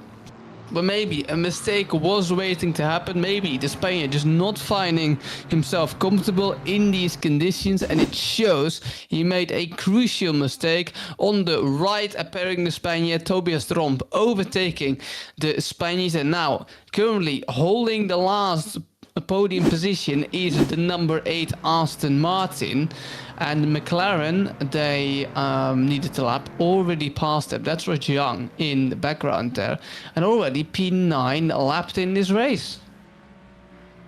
indeed. So we'll have to see how these all kind of pan out, and of course the rain continues to be a big factor throughout this one. Evan Maslam in his Aston Martin, the 4th of the Aston Martin, he's still on the dry tyres. That's a bold call there, Evan. Bearing in mind you did have a spin earlier on, so he's taking these brave decisions to stay out on those kind of dry tyres. He bounced his way over the Lecom chicane curbs. You can see the rain is very, very much, it's very much evident. It's not really working for him compared to the top guys. Sorry to interrupt you, because Milan Tekens is doing a 2:38. Raymond Denit of Tobias de Romp is doing 2:59. So that's actually 2 seconds faster than P2. Even Waslam doing 2:40.9, so that's faster than the guys ahead of him, as the Spaniard goes off track once again, now getting a slowdown. You can see the yellow flag, which means he gets the slowdown, has already dealt with that slowdown. But this is going to be interesting. I wonder when Evan Waslam gets over the line to see what his next time will be. Gap is 10 seconds to the next car ahead. See if he can overtake the Ferrari of Picobello BV. So this is a story really is an interesting story for the Aston Martin right there. But I can see that he is losing a lot of time compared to the leader. Is indeed. So, that's Jean Haduri. Looks like he has gone round in his Ferrari. Hopefully he doesn't block Aston Martin too hard either. So this is the slow-mo replay. And he'll head now in towards Campus Corner and then on toward the exit he goes. He just, picked up a puddle. It seems like the car is already going around. So that is, not his fault. Just picks up a puddle on the inside line and just takes the car around. He's very lucky. He didn't hold his brakes either, which is a little bit of a worry. But, he's very, very lucky there's no other cars making their way onto the road at that point, because that could have been absolutely horrific. Rain is getting heavier. Let's see. Ivan Waslam just did a 2:45, while the leader is still doing a 2:38. So that's 7 seconds slower, and it's getting heavier and heavier, this rain. So I think it's the wrong call for the Frenchman in the Aston Martin, and he has to pit soon. Because, well, if he doesn't, he's probably going to lose that car. Big puddle into a rouge with dry tires. It's just impossible to drive on this track. I think he's going to get overtaken by the Ferrari pretty soon. Not surprised if he would. But again, coming into Le Cour, see how that Aston Martin handles that on the dry tires. Only car out in the dry tires. Maybe he made a mistake, even Waslam, but I think it's just that dry tire falling off. He's searching for that dry line. You can see it right here. I mean, he's losing a second now on the leader, but so is the car of Picobello PV. So he's just really in his. They're just in their own league, but compared to the leader, again, just not fast enough. But still, even Muslim in P7, he's going, yeah, I mean, pretty slowly around the track. I think he could have done better if he would have sticked with the wet tire. But for now, even Muslim still on the dry tire. He is. So I don't suspect it's going to change anytime soon. But yeah, just be keeping an eye gap, you know, to the leader, because that's really the only kind of time we can look at. And I think he's dropped over the course of the 2 laps. He's dropped about 10 seconds. So, you know, I don't suspect that. You know, I think he does want to maybe come to the pits, but I think he's also trying that a bit of a risky strategy as well. He also needs to keep an eye out for behind, because look at Picobello in the Ferrari, the number 595, and that's going to be Jonas Hofstadter, who's going off the track, who put in a decent time in the qualifying session for the Ford Mustang for Team Eurotech, but obviously that hasn't gone that way this time around. So what's happened up the hill? He goes, oh, the rear just goes. You know, very little chance of stopping that.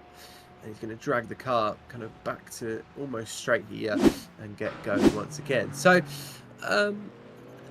you know, it's not ideal whatsoever. 3 laps down, completely in no man's land as well. But look back now to Milan Tikant, who's, of course, as you said, Dan, has a real-life experience around here. And then, of course, the Porsche in behind, 24 seconds as well. Oh, God. Oh, God. Speaking of the devil, almost losing the car there, Milan taking tricky conditions. And it's still raining. I don't think it's raining as much as it was before, but oh no, it's still green. Yeah, see, that's the thing. Oh yeah, blue, we just had light rain. Now the rain is a little bit heavier, which is really interesting. I mean, these are just mixed rain conditions, you know. Sometimes it rains heavier, sometimes it rains lighter, and so every lap, Adam, your lines change, because every lap some puddles have been created, some puddles have maybe, you know, gotten lighter because cars are moving around the track, throwing up water in the air, because they'll drive over the water, obviously. They'll drive over the water, just like a Ferrari engineer thing to say, but I digress. But the water just really interesting here. Again, Adam, must be the water. Yeah, well done. I did wonder if that was going to be used at some point during the stream, but you know, it's an endurance race. We have to. I mean, I covered a karting 24-hour, and we had dog cam. You know, that's kind of the level we went what? to. We had dog cam. So basically, we had a tally of dogs. And anytime we saw a dog, we would just add it to the counter. We had a bit of a discussion. We had a discussion. No, not like any argument, but a discussion if sticker dogs count. So everyone kind of put, you know, emoji dogs in the chat. Then we had actual dogs in the circuit, and then we had, I think, dog stickers as well. So it was kind of, you know, does this count, does it not? But yeah, welcome to endurance racing. We'll see what's yeah. Yeah. Lipkowski, it seems like, is another victim. That McLaren is getting more beaten up by half the lap almost. Yeah, it's seeming like it's going to end in, well, a different car. I think it's going to probably maybe form up into a Ferrari by any time soon. So, another mistake there from Ross Young. The Scotsman still out there trying to negotiate this circuit, but with not a lot of success, it seems like. Apologies there, Ross, but you know, the sign of black McLaren is having its front kind of beaten in. It's kind of almost short nose as well. So I don't know if he's trying to create an Evo version, or if he's trying to maybe add a bit of, you know, weird aerodynamics to that McLaren. Hopefully Tobias will go through point a little bit better, and the rest of the lap a little bit better compared to what other drivers have done in more recent times. But you know, he's still running in a really good position. You know, 35 seconds off the lead is, you know, nothing to kind of digress about. But he's really looking to see if he can potentially just get anything on the at this moment in time. We'll see in toward that right-hander.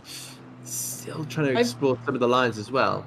I think I can. I think he can. So the track is improving. I can see that because of the lap time. So the last lap time Milan Tekens drove was a 2:38, 2:40. Now a 2:37, 2:40 for Raymond Diniet. Oh, and there goes Jan Schoneveld in the McLaren, the number 10 McLaren, needing to be careful not to make any contact. I can see lights on the car as well, so it's getting darker out there as well. I think. I'm not sure if the sun has come down yet, but the lights definitely on every car. Could be the rain lights as well. But Jan Schoneveld losing a position as well. Let's see what's happened here. Yeah, I mean, it's just a classic.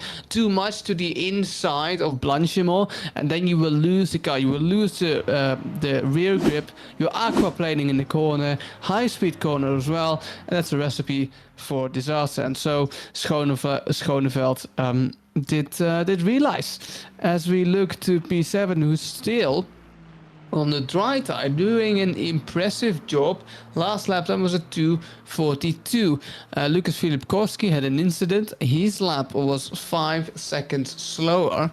But I really am curious about the fight that's going to happen between P2 and P3. Tobias de Rompf currently in P3, and he's just driving faster and faster compared to Raymond Diniet. The last lap time again, 4 seconds slower than the man behind. So Tobias de Rompf is absolutely on a charge, is now within 5 seconds, and can look forward to maybe overtaking P2 in a few laps time. Yeah, indeed. And do you know what also is a recipe for disaster, Dan? Tell me. Not being subscribed to NXTGP iRacing. Oh. You know, you go down, subscribe to the channel, give us a like as well, and do please share this endurance race. Do other championships like the Porsche Carrera Cup Benelux and also Mazda MX-5. So 2 very exciting, kind of more shorter championships as well. Plenty of plans as well for 2026. So keep on tab and join the Discord wherever you can. I'm sure if you ask one of our lovely people, we can also give you a link as well. You can go to NXTGPiRacing.com for all the information on the championships, as well as make sure to follow us on our socials. So please do get involved. We need all the drivers we can, all the commentators we can, all the broadcasters we can, as well, to our wonderful championship. It's going to be ever growing, and also a big shout out as well, I think, to Sim Racing Centre. Thank you, Yura, as well, for being part of this journey as well. But again, we'll keep on digressing with this race because, you know, VDLMT really pushing on forward, 30 plus second lead, and I think we're going to be seeing an Aston versus the Porsche up very much soon, because this is going to be a battle that's going to be continuously close. And so I'll be kind of digressing our attention from a lead battle to a battle for second between the Porsche and the Aston, because you did say, Dan, the Porsche does really well in the rain. But how well will it do? Because I am not entirely sure if the driver at the wheel of that Porsche quite has the same confidence as Tobias de Rompf does. And yeah, don't forget to follow our social media channels as well. We always have an active Instagram page with stories and posts, so don't be sure to not miss the latest news of our other competition as well. You can follow us on Instagram, NXTGP iRacing. Alright, Tobias de Rompf now coming closer. 2 seconds is the gap. 2.3 seconds is the gap to Raymond Diniet in P2, the number 8 car against the number 6 Porsche. It's going to take a while though, because it seems that Raymond Diniet has sort of just found his rhythm a little bit more. He's still losing time, but not as much as he was last time. Now going through Lecom, he has won a little bit of time compared to the man in P3. Luke taking the outside line, so that's the wet line you have to take here at the circuit of Spa-Francorchamps when it's raining, and I think it's raining just a little bit less. Again, lap times are getting a little bit faster. Milan Tekens just set a faster lap time to 37.6. But now Raymond Diniet just you know, managing the gap to P3 currently. We see Aston Martin not coming closer by a mile, which he was a few laps ago. I mean, last lap he gained 2 seconds. So now currently Raymond Denise, again, just finding his rhythm a little bit more. But I can see the Aston Martin now visually coming closer, driving on board with him, needing to take the outside line, coming into campus. Stavelot, you won't want to take the outside line completely, though. Well, you won't want to take the inside line completely to the outside for both of the cars. And well, the gap is 1.1 seconds. Yes, he has roughly gained a second to the last lap, but that means he would still need definitely 2 laps to get closer for a move by the Porsche. But as I always say, you know, getting closer and getting there at the car in front of you is one thing. Overtaking the car is another thing. You're right on that one. It's going to be a massively difficult, and you're just seeing now FZR really picking up the pace. So maybe Tobias Seront has been their secret weapon in waiting throughout the first sim. But we'll see if that Aston Martin can do anything, because that Porsche just seems like it's struggling. The rain picking up a little bit more all throughout this race as well. So it's going to, I think, really pick up in the mid stint for sure. Which is kind of all about that, you know, that I think of kind of the end stint, you know, where it really seems to be coming together as well as Tobias Seront to really push on forward here, see if we can potentially make something happen here. But we'll move on toward the right hand up here of the Le Comte chicane. The Aston Martin has gone on through ahead of Unlucky with the Huz Racing. Well, you know, they're unlucky to lose that position, but they'll see if they can fight back unless there's nothing underneath that underneath that Porsche. In that case, they may have to change their strategy here, whether that be maybe change driver, or maybe, you know, maybe you make something happen, or you know, make a pit stop here. You know, I think it's something that kind of has to come into consideration as well when, you know, having a think about this, you know, because you know, this is a team that's currently leading the championship. I believe had a win last time around, so it's a team that, you know, will not kind of give up whatsoever. And we now lose our timing graphic, but I promise you we'll continue to update you for sure. They head their way on toward the pith path as well.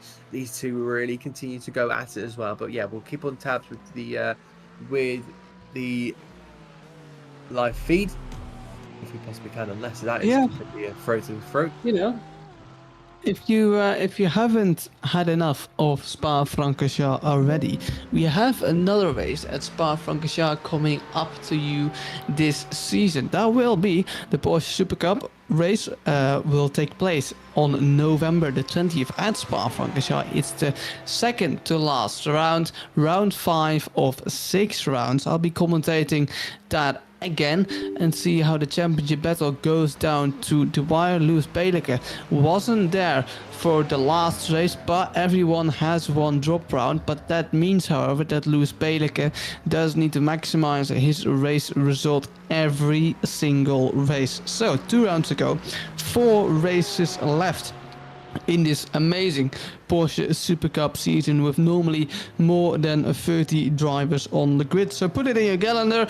November 20th, Spa-Francorchamps, the Porsche Super Cup resumes here at NXTGP, and it's going to be a banger of a race with the likes such as Kawanda Esports driver Lewis Baileke and Team Redline driver Sam Kuitert leading the championship. All right, going back to this race, and it's the Porsche still driving around a wet Spa-Francorchamps, having been overtaken by the man in P2, currently Tobias de Rompf. Indeed it is. So we'll have to see how they all kind of pan out as well. So this is going to be a race that's going to be continuously going on through its kind of waves as well. So really intrigued to see, you know, what is kind of the plan for a lot of these drivers. You know, you can see that the Porsche is really starting to just drop back that a little bit more to the rear of Tobias Seront. I'm sure we'll romp off down the road and see if we can potentially catch on to the the leading car, the leading BMW of Milan, for sure. And then let's see how this all kind of goes, because that rain is not going away whatsoever.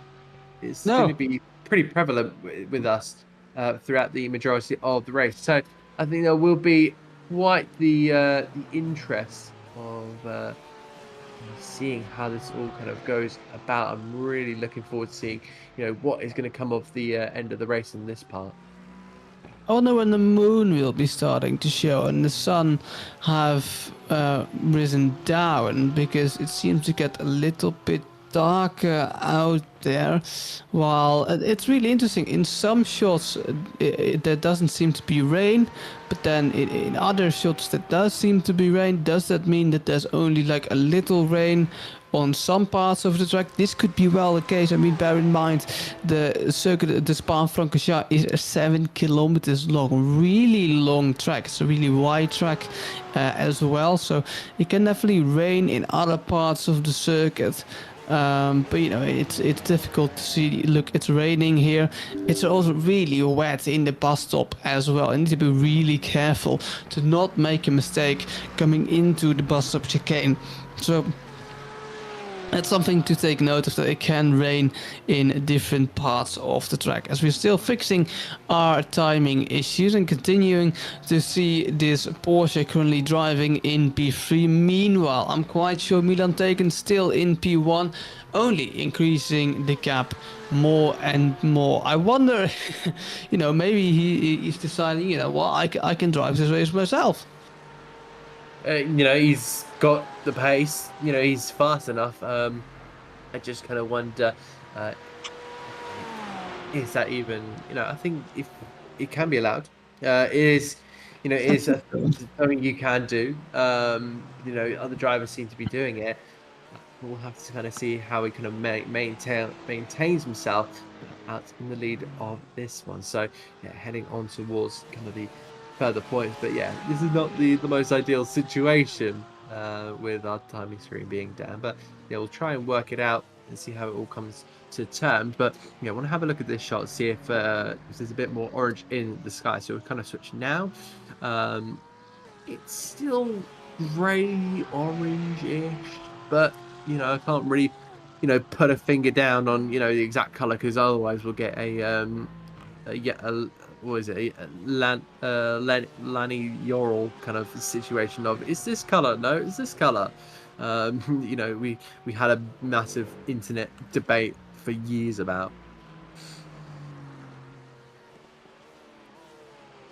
It's going to be interesting how this race is going to pan out, right? I mean, we've been talking for, what is it now, 1 hour and 30 minutes, and we still have a couple of more hours to go. So it's going to be really interesting. Our live timing still seems to be down. That will be fixed soon.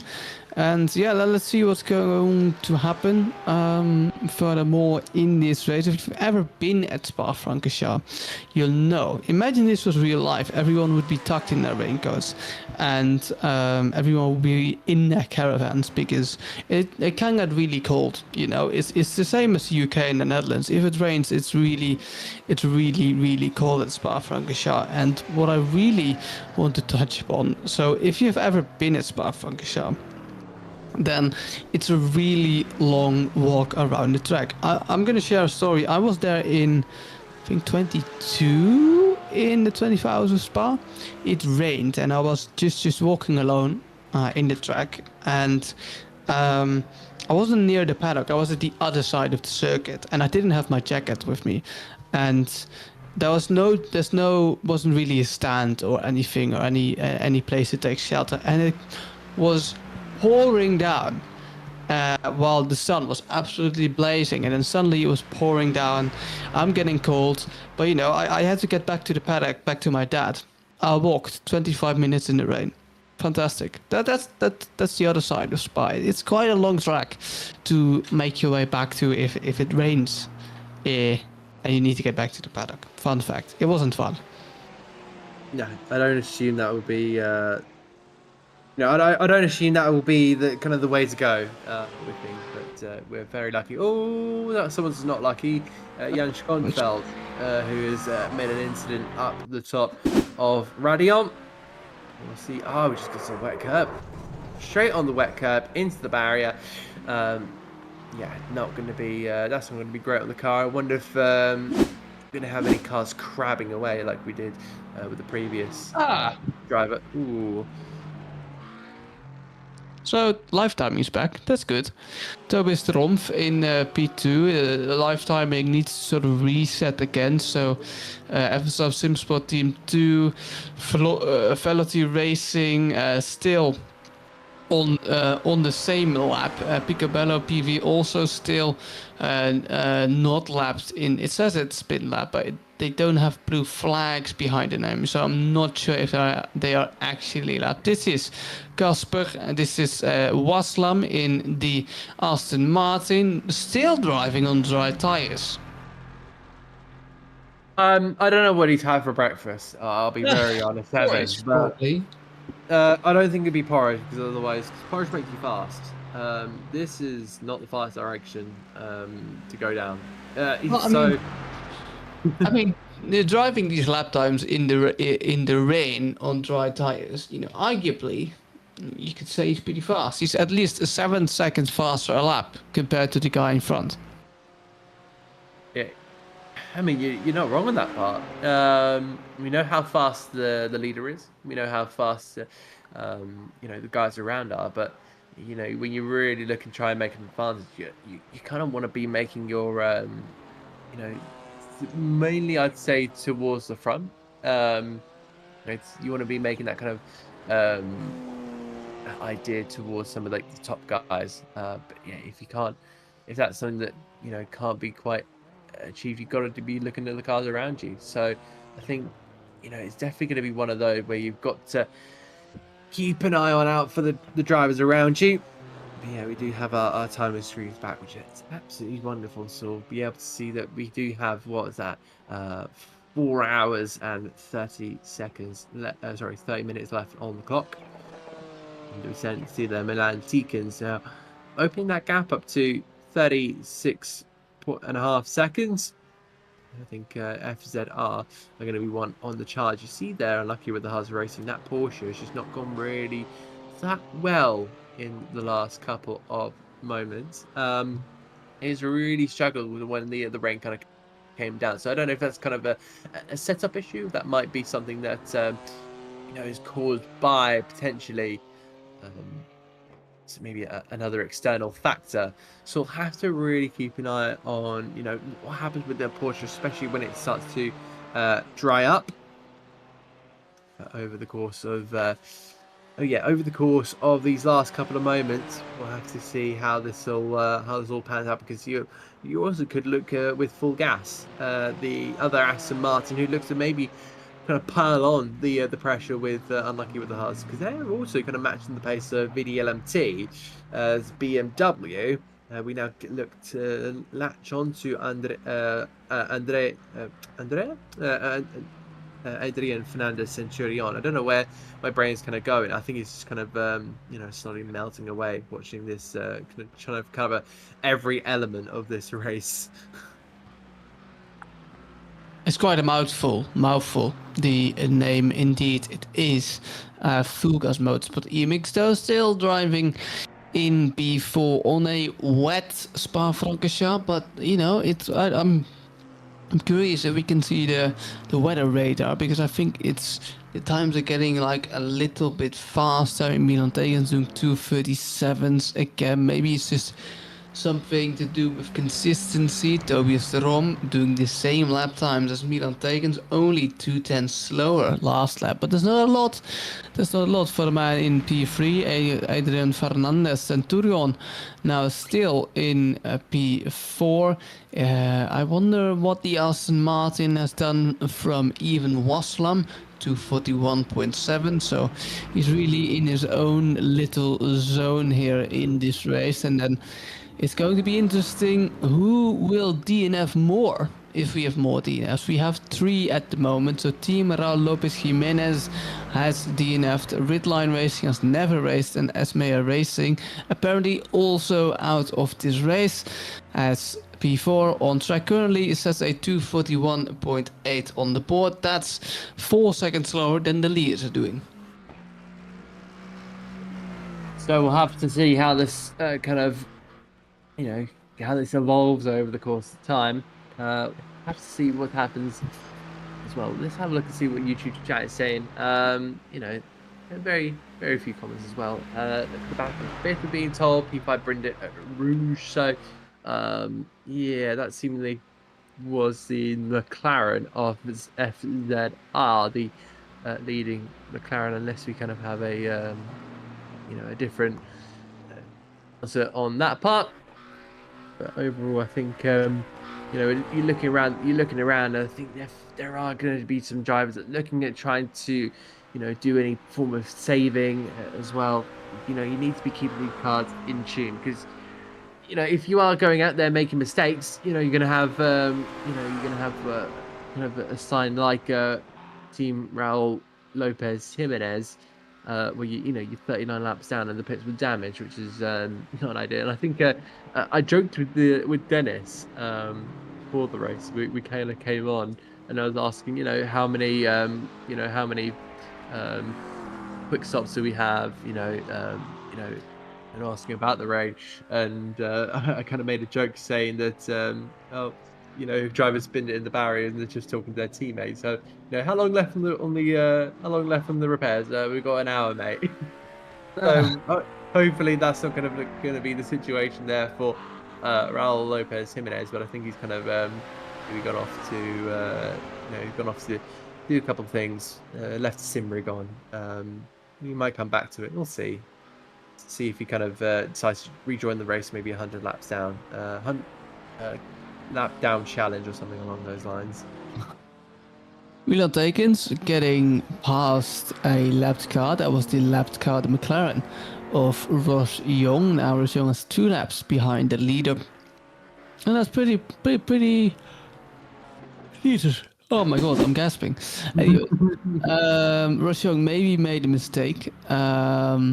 Did he make a mistake? I think he did, yes. Losing the car on the exit of Bruxelles. Easy to lose traction there. It's really Bruxelles and No Name Corner that really do highlight all the incidents here at Spa-Francorchamps. What I wanted to touch on about, if you're Adam, let's say you're currently Raymond Denith, you have a lapped car on the back. I'm not sure if he just lapped the Ford or if that Ford is simply faster. But if you're Raymond Denith, what would you do right now? What would you think about? You have a couple of hours left. Maybe he even has a stint more left. What's the game plan for Raymond Denith currently? I think he's doing exactly what he needs to do. Just following the leaders, trying to get anything out that he possibly can. See if he can maybe just make a place up, because look, 2 drivers have retired already. So if you start at the back, you'd be 12th, which is exactly where they are. And of course, those errors in the early stages, whilst my computer was not liking having a stream up, we'll have to see how they kind of turn out. But remember, if they just stay on the track, anything could happen. Anything. There's so many opportunities in an endurance race like that. It's not really over till it's over. And in the virtual world, you're not thinking about how do I kind of preserve this car for the next round. You're going all out. It's kind of what makes the difference between sim racing and real racing. So we'll have to see what how the Ford Mustang team do, and he's of course showing off the advantage of those Ford Mustangs by gaining on the Porsche. But every single lap, he's kind of getting information into the team. He's getting information for himself.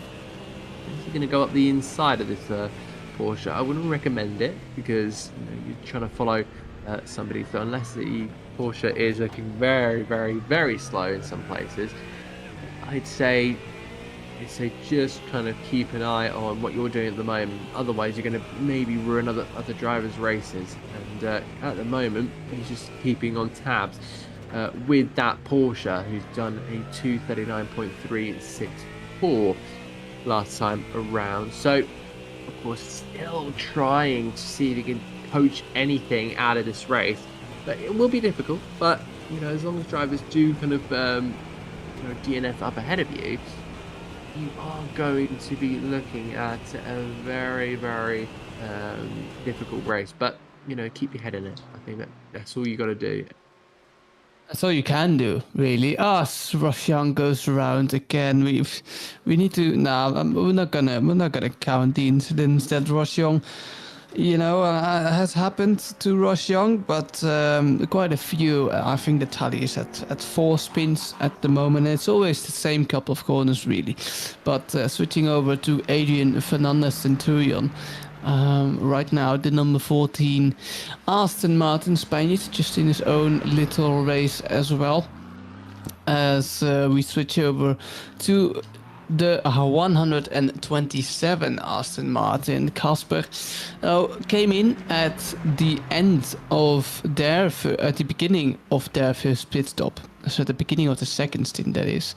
And see if Casper can make anything work for team they're driving currently for P6, which is, if I'm not mistaken, 1 position better than their current starting grid. And Adam, if you don't mind, my water's already empty. I'm gonna take some more.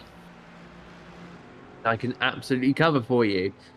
We now kind of hit this almost marker where we've got just over 4 hours left, and that is going to be Ferdinand Mulder, the McLaren flashing away the blue number 1. It looks like he is just kind of pulled over, so maybe doing a Dan Van Zutphen and taking a glass of water whilst he's out there on the racetrack. The Dutchman, see if he can potentially continue, and he does indeed. So I do wonder if it was also potentially maybe equipment failure, unless that car is maybe having a bit of problem with the suspension. So we'll have to see what the stability looks like through Pouan. But yeah, he's very lucky to be able to get going because, of course, the Team Eurotech is trying to grab any other place that they possibly can. And I wonder the nightfall is starting to fall here on the Circuit of Spa from Francorchamps, and indeed it has. So we're kind of following the same brightness procedure as the the World Endurance Championship at the moment, because of course it is starting to get pretty dark here, with the lights very much illuminating for Ferdinand Mulder. We'll have to see how the rest going to get on. A slowdown penalty there, Full Gas Motorsport and Adrian Fernandez Centurion. That kind of greeny yellow or fluoro and black with the white specs there for him. Yeah, that car going really, really well. So we'll have to see how that kind of all works out at this moment in time. And it's been some pretty entertaining, stuff. We've, despite kind of the lack of, the lack of attendance. We were meant to have, over 20 cars, but there's, we have to deal with what's been given to you when there's 15 of them. You do really have to make kind of do with what you've got, and what we do have is some pretty entertaining racing so far. I guess it's been pretty quiet in the second hour of this one, but I can assure you that the first is one to really try and home in on. We'll have to see if Unlucky with the Huz can maybe do something about their situation, because they've fallen over 10 seconds back, almost 15 I think seconds back to FZR Simsport. Aston Martin really pushing on forward, so we'll have to see how they all go around things. What about Evan Vaslam? Is he still on those dry compound tyres, I wonder? Because indeed he is. Thank you very much, Dennis, to be able to get onto that graphic as soon as early as possible. But yeah, it seems like he's a bit of a brave man, I think. So he does suspect that it will dry up at some point, the velocity Racing 247 or 24/7 team knows about this. I do wonder what how this kind of turn out, because if it continues to kind of get dry for the next part of this race, will they be finding themselves in a bit of a in a situation where it could really turn out to be a positive for them? You know, they won't have to come into the pit lane. Well, I hate to break it to you, but you know, I don't really suspect it to kind of go into that direction. Ooh. Ooh, Dan's oohing at the moment. Ooh, yeah. If you're a driver and you're seeing this, you're not going to be happy. I can tell you that. Well, I mean, you know, there's no DLC for wet tyres, I can assure you, Evan. So, you know, try those wet tyres, see how you do. But I do think the pit stops are going to be coming in pretty soon. They have to be, because, you know, if you are at this moment in time trying to just work your way around, and you know, we saw the pit stops almost happening within an hour, you have to be making a second stop soon. So we'll have to kind of work out if there is a big opportunity for you know, some drivers to make that early pit stop, because they will be saving, you know, the wet conditions mean, you know, you take less out of the tires, you take less out of the fuel, so you can maybe go just over an hour.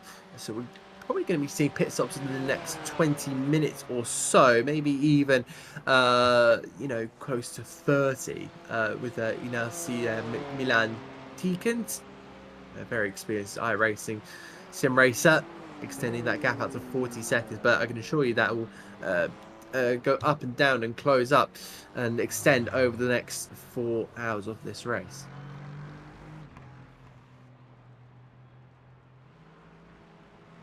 Yeah, see how he does. No real challenge for Milan Takens at the moment. Tobias the Romp is doing, I mean, he's doing a fabulous job. I mean, in the last, 8 laps now, he's only lost 2 seconds to Milan Takens. So the Romp do really well. So, you know, if Takens makes mistakes, definitely still in reach of that P1 spot.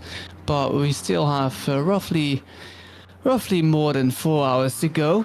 And as you know, I'm going to be curious, Adam, because we haven't talked about this yet, but track limits. Oh gosh, as even Waslam indeed takes a track limit because he's off the track. Something happened there. The question is, did he touch the barriers? Dry tires is a risk, and even Waslam finds out. Oh, losing it in a rush, almost succeeding the drift there, touching the wall. No. Gets it stopped in time, crucially for even Waslam, and now resuming his way to, you know, the circuit of Spa-Francorchamps, over the circuit of Spa-Francorchamps, but getting track limits. I think, I'm not sure how many track limits you can get here. I'm quite curious. Maybe 24, 17 is normal in a short race, but the race is 6 hours long, so I think they can get a bit more track limits than the normal 17 incident points. Yeah, really interesting on that part. That kind of really reminded me of kind of the Villeneuve-Zonta kind of incidents. I think back in 1994 for the Formula 1 qualifying session. It was a little bit of a funny story. If you know what happened. So basically, during qualifying for the 1998 Formula 1 Belgian Grand Prix, I think it was down at BAR. You know, back in those days, you really had to like lift for Eau Rouge and Raidillon. So I think Villeneuve. Yeah, I know where this is going. Yeah, I think Villeneuve and Zonta had a bet of who can take Spa-Francorchamps, Eau Rouge and Raidillon flat. So I think it was. I think there was definitely a bet between the two drivers. I think it was Villeneuve who went out first, crashed into the barriers exactly where, whoever we just saw just then. Zonta did the same. Zonta went round, did the exact same thing. So BAR ended up with a bet between the two drivers and 2 massively broken cars. Yeah, that's a funny, not so funny story, is it? No, I think for the drivers, there would have been a little bit of a laugh between the two, but for BAR, that would have been pricey.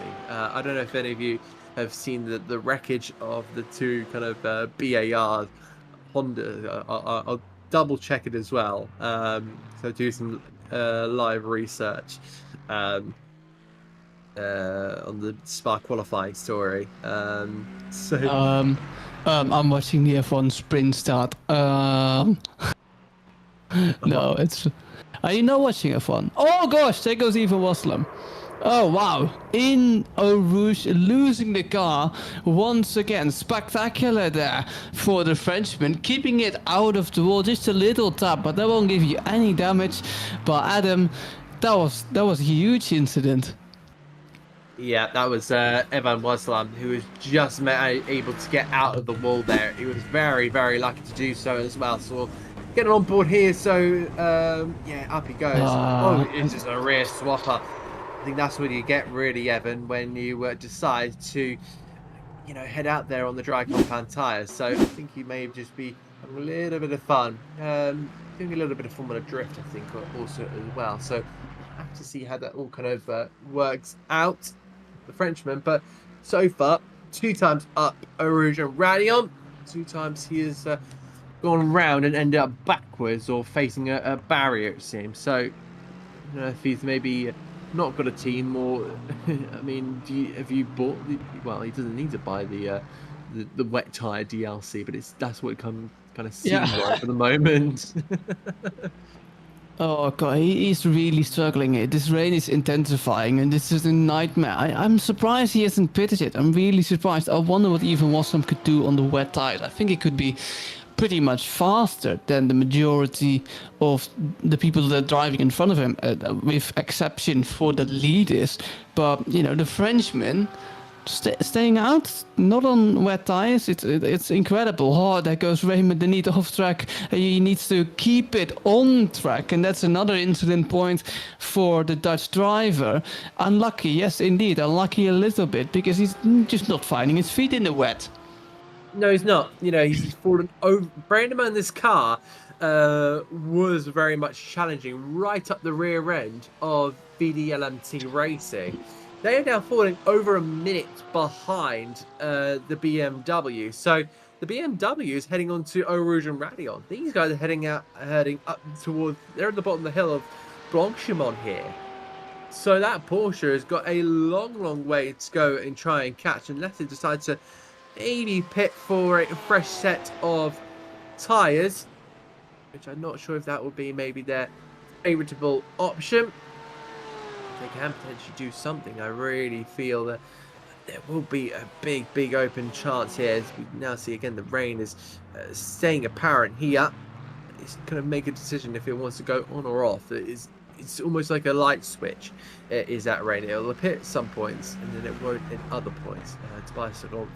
Now again, that last time I was looking at that gap, that's extended by 3 seconds. So, doesn't seem to be anyone was touching that BMW. I think that's also Evan Waslam in behind as well in that Aston Martin. And I can confirm it is, because you just saw how wiggly it was. It's almost like almost like a snake trying to get through a patch of grass through the top of the hill.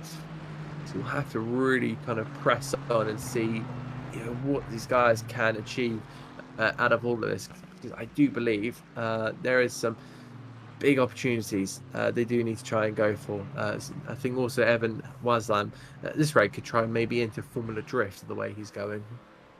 It's night, by the way, if you haven't noticed already. It's definitely night at this point. It's getting night. It's just dark. That's really what I'm trying to say.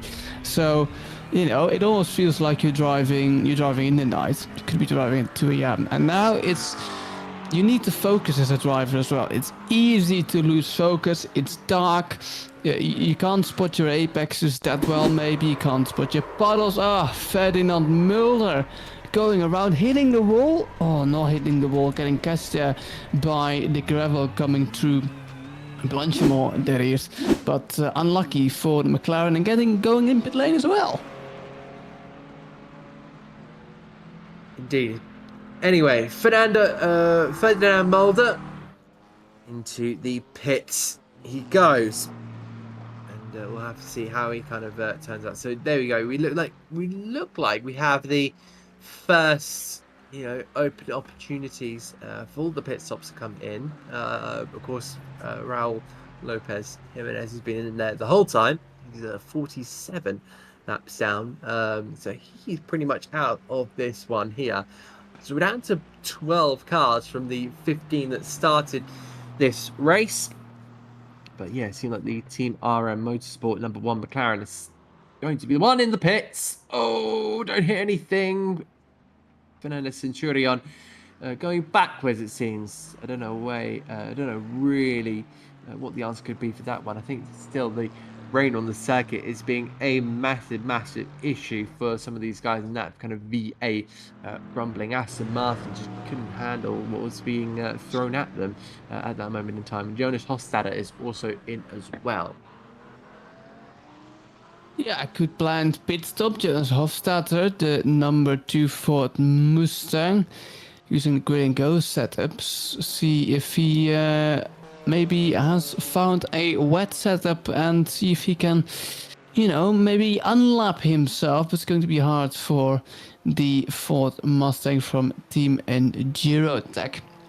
See if he can do any better. Milan Tekens again, just driving away, really in his own zone. Even though he might make a mistake, we probably won't see it because he's just that fast.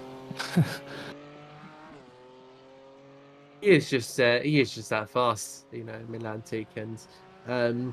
He does seem to be in quite the zone. So, when you're in this scenario of, as I say, of leading this race, you kind of get into a bit of into a bit of a lull phase, and that's a really worrying issue that you kind of don't want to get into. I think the fact that you're in first place in a competitive lobby really just kind of pushes you forward on that part. Looks like RM Motorsport and Eurotech are both out of the pit lane here, but in comes VD LMT with a 44.5 second gap. So we'll see if FZR Simsport continue to maybe push out here.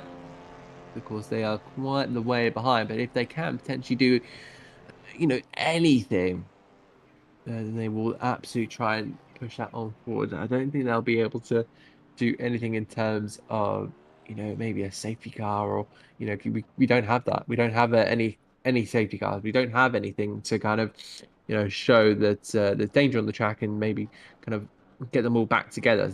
As I say, iRacing is just pure racing. There's there's nothing else to it. It's just just pure racing. It's like Assetto Corsa.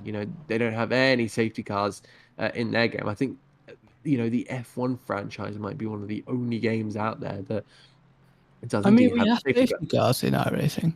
You can implement safety cars. As a you need a steward, so a head steward, and the race control can then implement a safety car. I am racing a league, Sim Racing Republic, and we have safety cars there. So yeah, you could throw a safety car if a huge incident happen, but we have 12 cars at the moment, and yeah, no reason for a safety car really.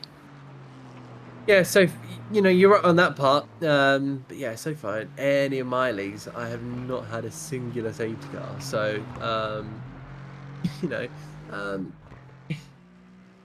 sometimes you do need it in endurance races, but not like this. These are these are races where you don't really need them. So as I say, for some of the pure racing drivers, there's a good opportunity as well for these guys.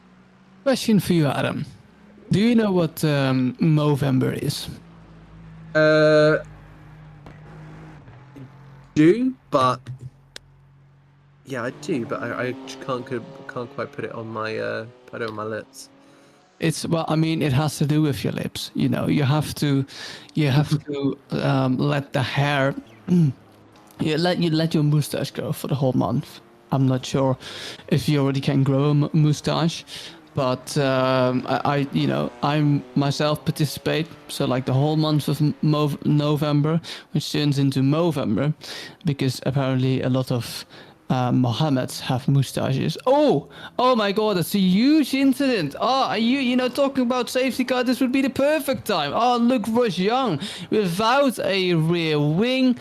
And I mean, there's no race over for Rush Young, but repairs definitely needed for that McLaren. Is maybe raining just a little bit harder, and Rush Young, who didn't have the best of races already, Adam, it goes from bad to worse. We see the replay here, losing the car there on the entry, but basically the middle of the corner of Double Gorge, and well, I mean, into the barrier, no stopping the gravel there. And I mean, that's just really unfortunate for the Scotsman. Yeah, that's kind of maybe kind of put the car in the trailer and head on back home. But of course, this is the virtual world, so this will be one where you have to really, really keep an eye out for whatever you're doing here. So Tobias took off into the pit lane, so he was leading, but we'll probably see that Porsche coming very, very soon. That's some headlights. That is a headlight. That is a Porsche. And that just kind of shows off, the lead. In fact, sorry, my error. That was the Porsche of Unlucky with the Haas. VDLMT is just heading on through now. Evan Waslam in the pit lane. Big stop because he's been running on dries this whole time. And there is Ross Young limping back to the pit lane. How far will he fall down on this part? Because yeah, well, my word, this is going to be this is going to be interesting for sure. For sure, and he's back. I was thinking, is he going to DNF from this race? But he has just made a driver's swap because Cas Assink has now taken over the wheel of the Veloty Racing 247 car. Now this is going to be interesting. Can Cas Assink adapt to these conditions and make the most of where the Aston Martin is currently in? I wonder if Milan Tekens will finally switch over the wheel to someone else, Adam. I mean, he's been driving for 2 hours. It's quite a long time. Yeah, you definitely need to kind of have a change at that point. Just because it is going to be one of those where you've really got to you're going to be quite tired after that. You've managed a whole race car for as long as you possibly can. Now you're in a stage where it's going to be pretty difficult to try and make it up here. But yeah, I think the change is going to be probably worth it at this rate. And it looks like Cas Assink will be hopping into the race car in that Aston Martin 247. But yeah, again, again, this kind of brings the race back into life. We've done 2 hours, 4 hours remain of this race. Christian Buchan Pinto in the Spaniard in that number 4 in Aston Martin. So it looks like a team of Spaniards in that 4th place car. Milan Tekens up into 2nd place here. Remember, the Porsche of Unlucky with the Haas Racing have to pit. So I wonder if they've been doing a lot of saving all throughout this one. But yeah, it looks like they're into the pits now. How far will they fall as Milan Tekens has a bit of a moment? But Raymond Dignet is now into the pit lane. 2 cars that we're keeping our eyes on here. So I think this battle's kind of moved on from maybe a 2 car to a 1 car and then back to a 3 car, because I don't think it's going to be over anytime soon. Me neither. All right, Adam, say it with me. Right. Raymond Dignet. Dignet. Yes, it is. You put a little bit of a. It's like. It was almost Russian. Raymond Dignet. Raymond Dignet. The niet basically means no in Dutch, if you're aware. But Raymond Dignet now coming in pit lane, already getting passed by the man who's currently leading the race, and by a mile, Milan Tekens in P1. Again, driving for VDLMT Racing. Well, Rebenit is in his pit box now, changing tires, changing fuel, maybe handing the car over to a different driver as well. Darkwing Racing Team currently in P2. Though they will not get passed by, they will get passed by FSR Simsport. They are now passed by FSR Simsport. See when P3 get out of pit lane. As Fukas Motorsport still in P4, but it's getting really, really dark out there, Adam. You know, without lights, you could almost not even see the car. Yeah, you do get to that kind of stage where you're having to guess the car just from the outline, which is going to be a very, very difficult thing to do. You know, it's never easy, and there is Liam de Kock in his Aston Martin. He's had a bit of an issue. The third Aston Martin on the road, 6th place for him. Let's see what happened here. Oh, just loses it in towards the right-hander. And unfortunately for him, that's not going to go on very, very well. Interesting, Liam de Kock still in that Aston Martin. So, you know, all of these drivers that are staying out will drive a total of 3 hours.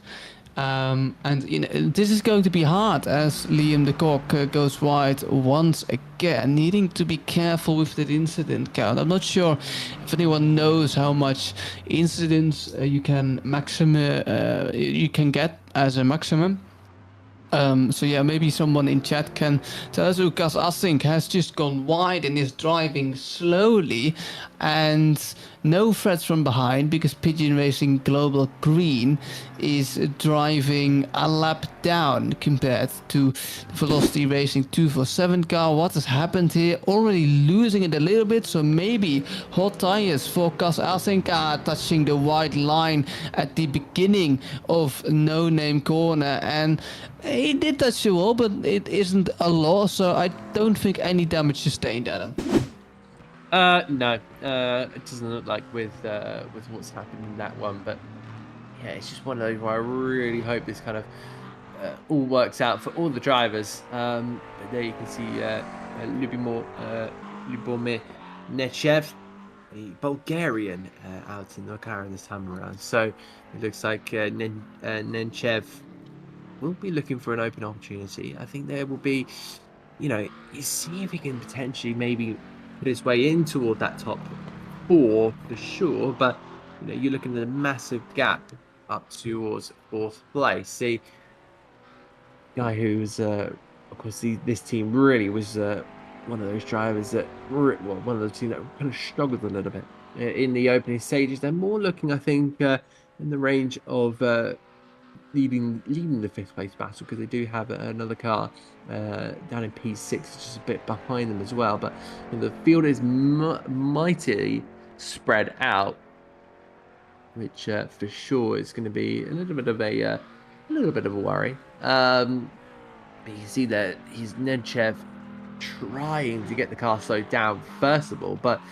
he's also trying to get into the rhythm. And of course, cold tires are going to be massive when it comes to this one, as we see Christian Bujian Pinto in his Aston Martin. So, another drive around. It's Liam de Kock again, unfortunately. So plenty of mistakes, and these are the things that are going to be costing these drivers. So super, super unfortunate in that part. Yeah, I mean, you know, like I said, it's all a focus thing, really. You know, you're driving in the dark. You've been driving for 2 hours and 10 minutes. Focus. At some point, you're going to make mistake. I mean, you're just human, and that's what happens. But who makes the less mistakes will win the race. You know, I tried saying that early in the race, and finally, my English doesn't fail me. So, but that's really the whole point of endurance racing. And so far, the man who has made the least mistakes of anyone, Milan Tekens. However, the gap is only 25 seconds. So has Milan Tekens made a mistake? Or is he just slower than normally? Yeah, I mean, he's lost like 5 seconds compared to pit lane. Yeah, you're yeah, I right. mean, You're right. he's lost 4 seconds last lap. You know, that's really impressive. You know, these drivers are really like pushing the limits, and it's been brilliant to see. But I do believe that, yeah, Milan Taken is one of those drivers that's just been right up there. What about Tobias Rumpf? He's been a really big driver in trying to get that Aston Martin up at the high end of the scoring timing. Oh, that's Cass Asnick in the Aston Martin, I believe, taking over from I think it was Evan. Evan in the who was in that car previously. Oh, just loses it again at the same corner that so many other drivers have been losing it, and that has been, you know, not the way that they've been wanting it. No, for surely not. This is again because I think now P9 gets in pit lane. Ferdinand Mulder in well, not in P1. He's in P11, but he's got the number 1 car number. So does that mean that Ferdinand Mulder?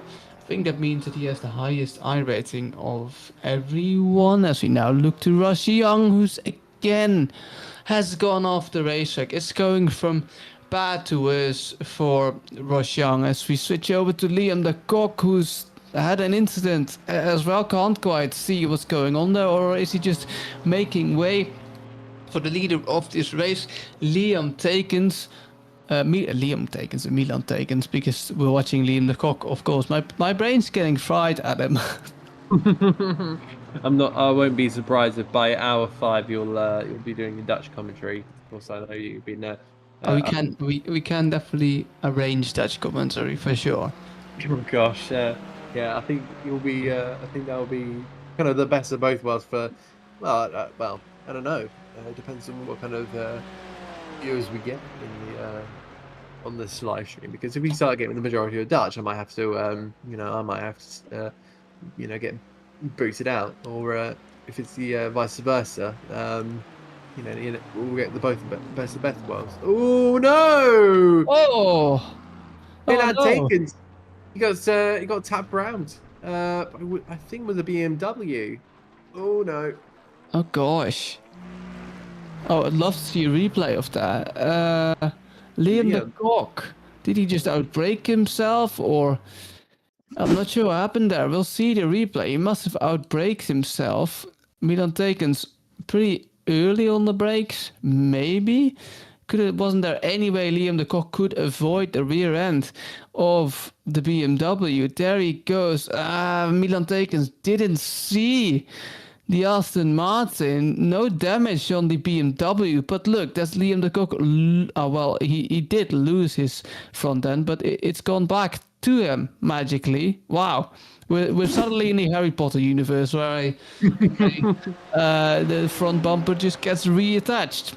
Oculus Reparo. Yeah, I don't know. Front bumper reparo. Oh, that's Bukian Pinto, unfortunately, who's gone off the road. That's down at the Piff Path chicane, seemingly. That's not going to be the most ideal situation at all. But again, another car that's gone off the road in these very tricky conditions. As long as you don't have to repair your car, I think you're going to be in the correct, the perfect position. Okay, I think the last thing you want to be doing is, making that pit stop for big damage, because we've not got any quick pit stops. I can confirm that we've not got any fast pit stops, which is going to be good for some, maybe not for others. But I think that a lot of these guys are still just trying to work through what they've got for the moment. For sure. As we're now watching Liam the Cock almost losing the car again. Yeah, this is the replay of Liam the Cock, and it's just not the race for Liam the Cock, really. 1, 2, 7, too much on the curb. Oh wow, and that's your front bumper gone. No, it isn't. Oh, what a miracle! What a miracle! Liam the Cock's front bumper somehow it's just as his teammate Cas Assink Gus Assink also touching the barrier, or at least it seems so, losing it, going out of Eau Rouge. Oh, I mean, what a race for the Veloci racing cars, just not finding their Aston Martins comfortable in the wet. Another wide moment again for, you know, that's the car ahead. I think it was Ross Young actually. But the most important thing, Adam, FSR Simsport, Tobias de Romp within 8 seconds of the leader. Yes, indeed. And I've had another freeze, so I might have to do another bit of a reset. But, you know, whilst I'm here, I'll try and, you know, cover as much as I can. But it does seem like that kind of top, you know, top two is really kind of slimmed down for sure. That's going to be massive to the you know, the possibility of the FZR Simsport team maybe making a comeback here, because remember that Aston Martin started quite a bit down, didn't have the best qualifyings, but you know, in the position they are in now, never put them out of the conversation for the race win. Neither with the Porsche, neither with the BMW. So you know, there's still 3 for the win here, but of course over the next, you know, I believe it's going to be what, 3 hours and, you know, 40 minutes. It's going to be one of those where you're just trying to see if you can potentially just make anything work, just take those advantages out, and really push on through. Let's see then if my co-commentator, we're just both co-commentators. Let's see if Adam Reed can sort out his technical difficulties. Meanwhile, I'll still be here. Tobias de Romp, 5.8 seconds. And does this mean that Milan Tekens has sustained some damage in, you know, from the earlier incident with Raymond de Niet, if I'm not mistaken. Liam de Kok. It was Liam de Kok actually. Raymond de Niet currently driving in P3. But so far, 5.4 seconds is the gap between P1 and P2.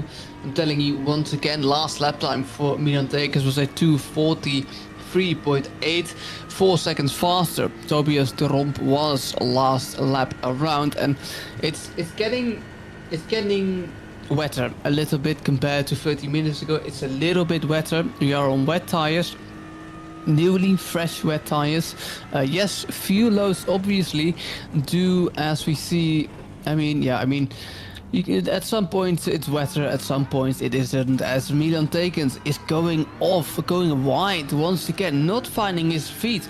Milan Tekens, I mean, he had an advantage of 40 seconds, and suddenly the fight for P1 is back on. After 2 hours and 18 minutes, Milan Tekens is feeling the pressure, not finding his feet in the rain here at the circuit of Spa-Francorchamps.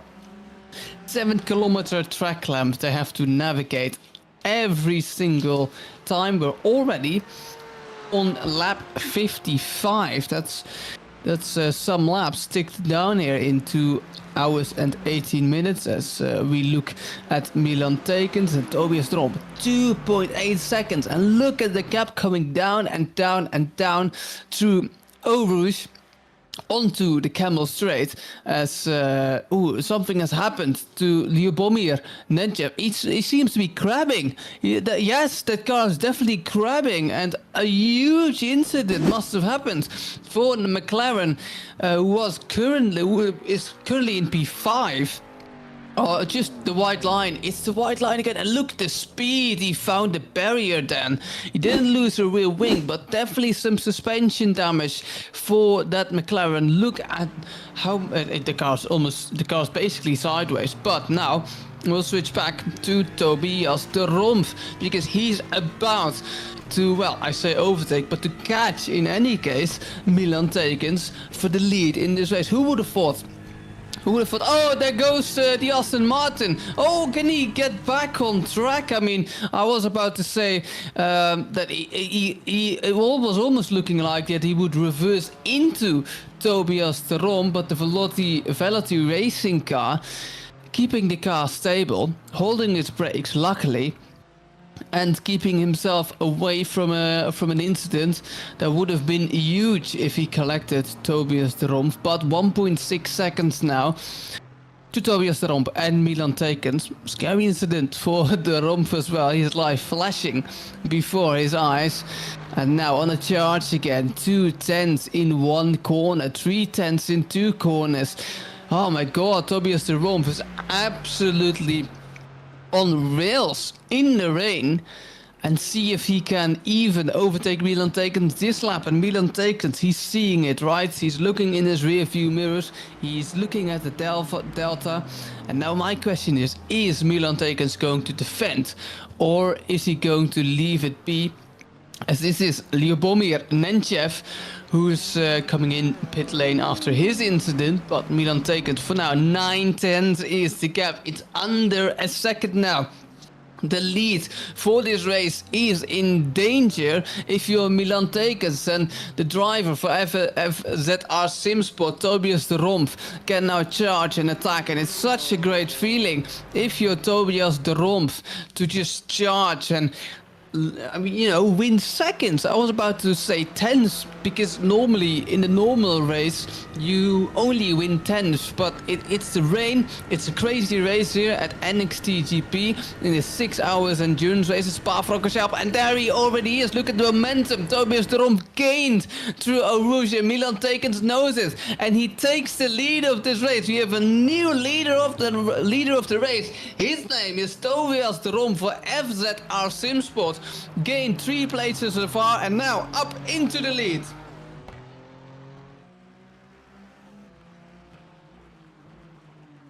Getting to the lead is one thing, but staying in the lead is one other thing. So Tobias de Rompf now needing to stay cool, needing to keep a cool head and just, you know, keep building your rhythm.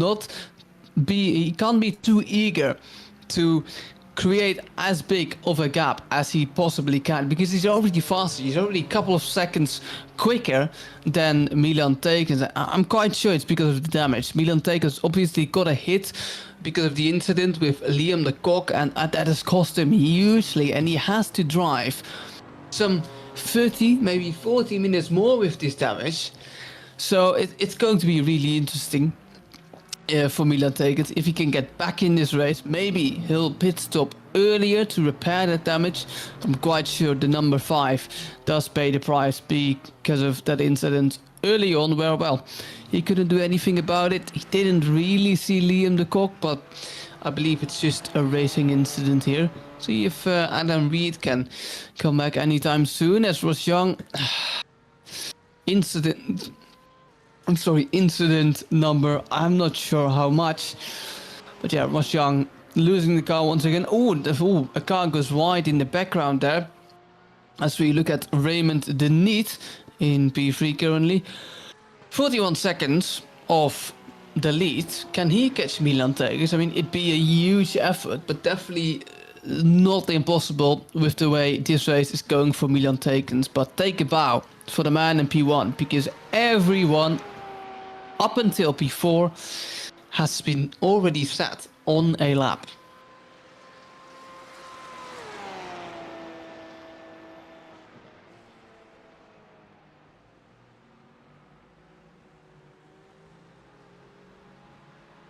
See what happens. Furthermore, we're almost halfway. We have some roughly more than 30 minutes to go, and then we're halfway in this 6-hour-long endurance race.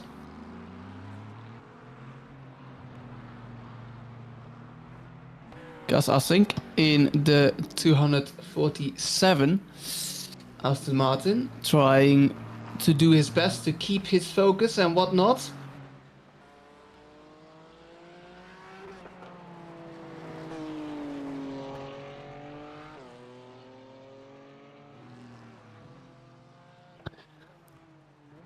Alright, Milan Tekens. And it seems to be raining again.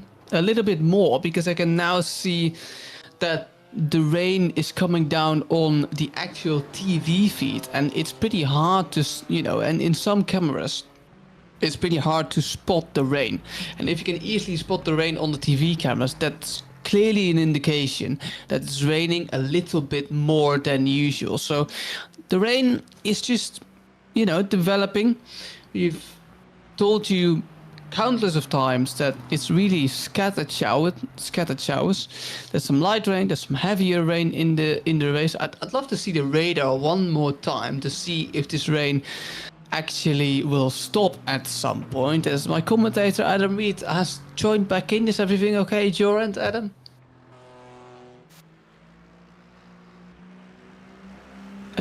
Adam still figuring out his technical difficulties. That's totally fine. Tobias de Rompf, still a gap of 5 points. Yeah, I can hear you, Adam.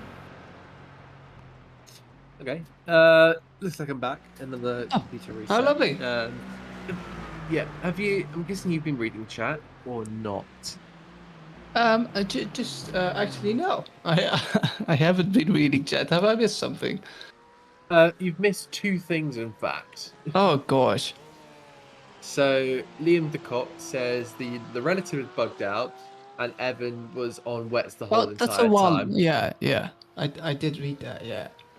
And then Tim is driving, but they're on one account. Tim who? Tim Takens? Might be. Yeah. I don't know. Might be. Milan, if you can confirm, that would be very good. Hopefully you can kind of hear me. But yeah, that'd be perfect if you can kind of fill us in on a full name as well.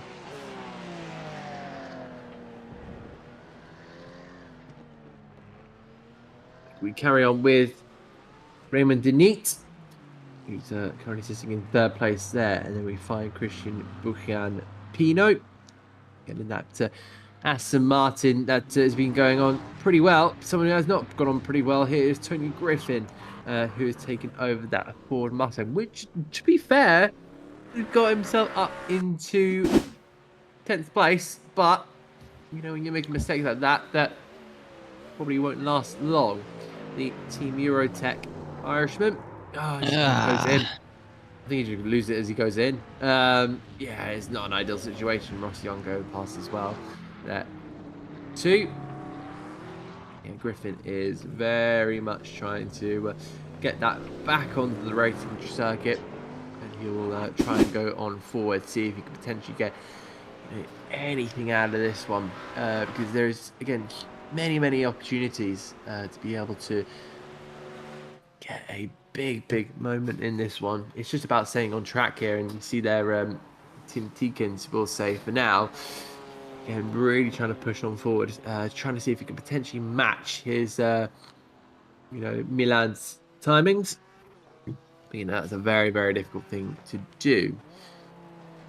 He's gaining. He's actually gaining to this part and then losing to the other part. Touching the gravel quite a bit as well. Exiting the turn there. Milan taken still in P2. Number 5 car. It's just not easy for Milan Takens, as it's really dark, right? Because it's also a thing you have to take into account. Does a driver find himself comfortable in the dark? And you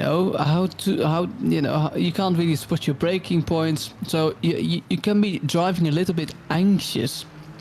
As we look at Christian Buchan-Pino, who has had a decent round last time in the Porsche Super Cup. We know Christian Buchan-Pino from the Porsche Super Cup series, as he will be there probably once again for round 5. As this is Tobias de Rompf. Has something happened to the Dutchman driving in P1? Coming a spin, probably, a spin for Tobias de Rompf. I'm curious how much time he lost there.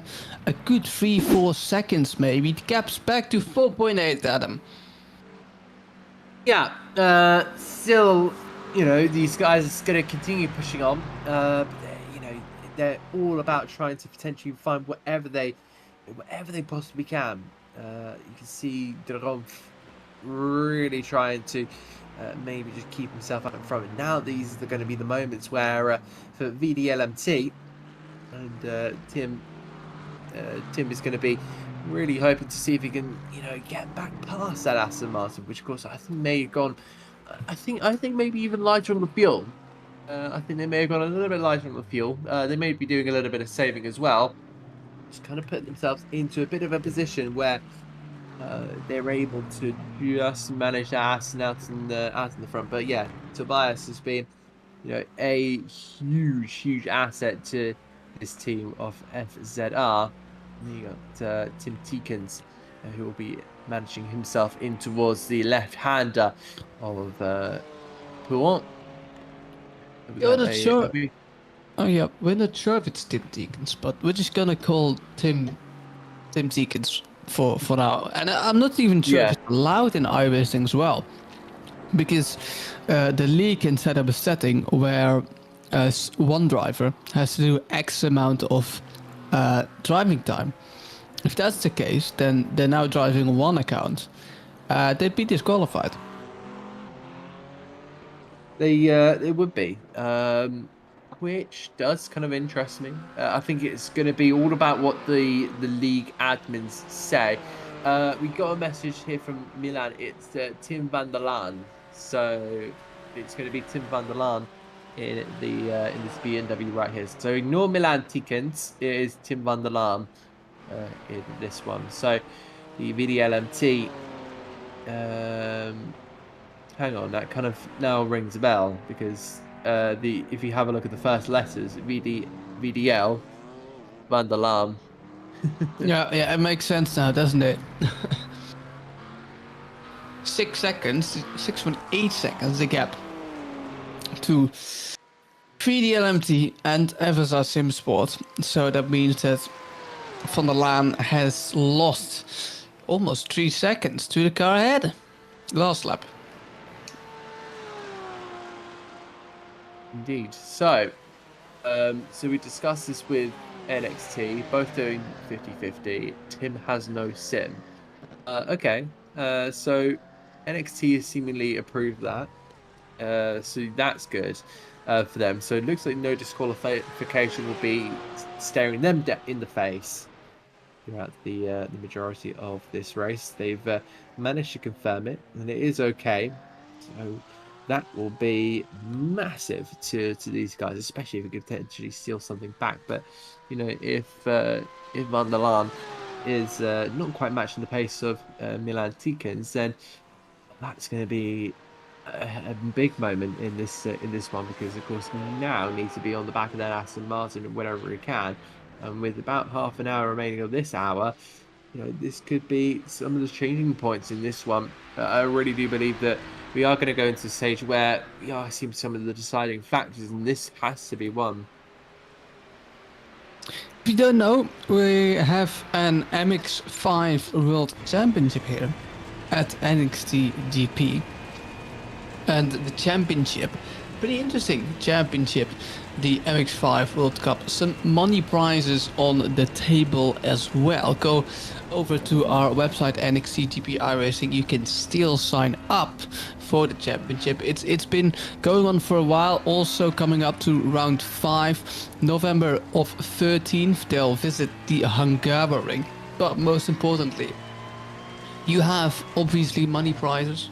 Money prizes for the general championship standings at the end of the season are: P1 receives 75 euros, P2 50 euros, and P3 30 euros.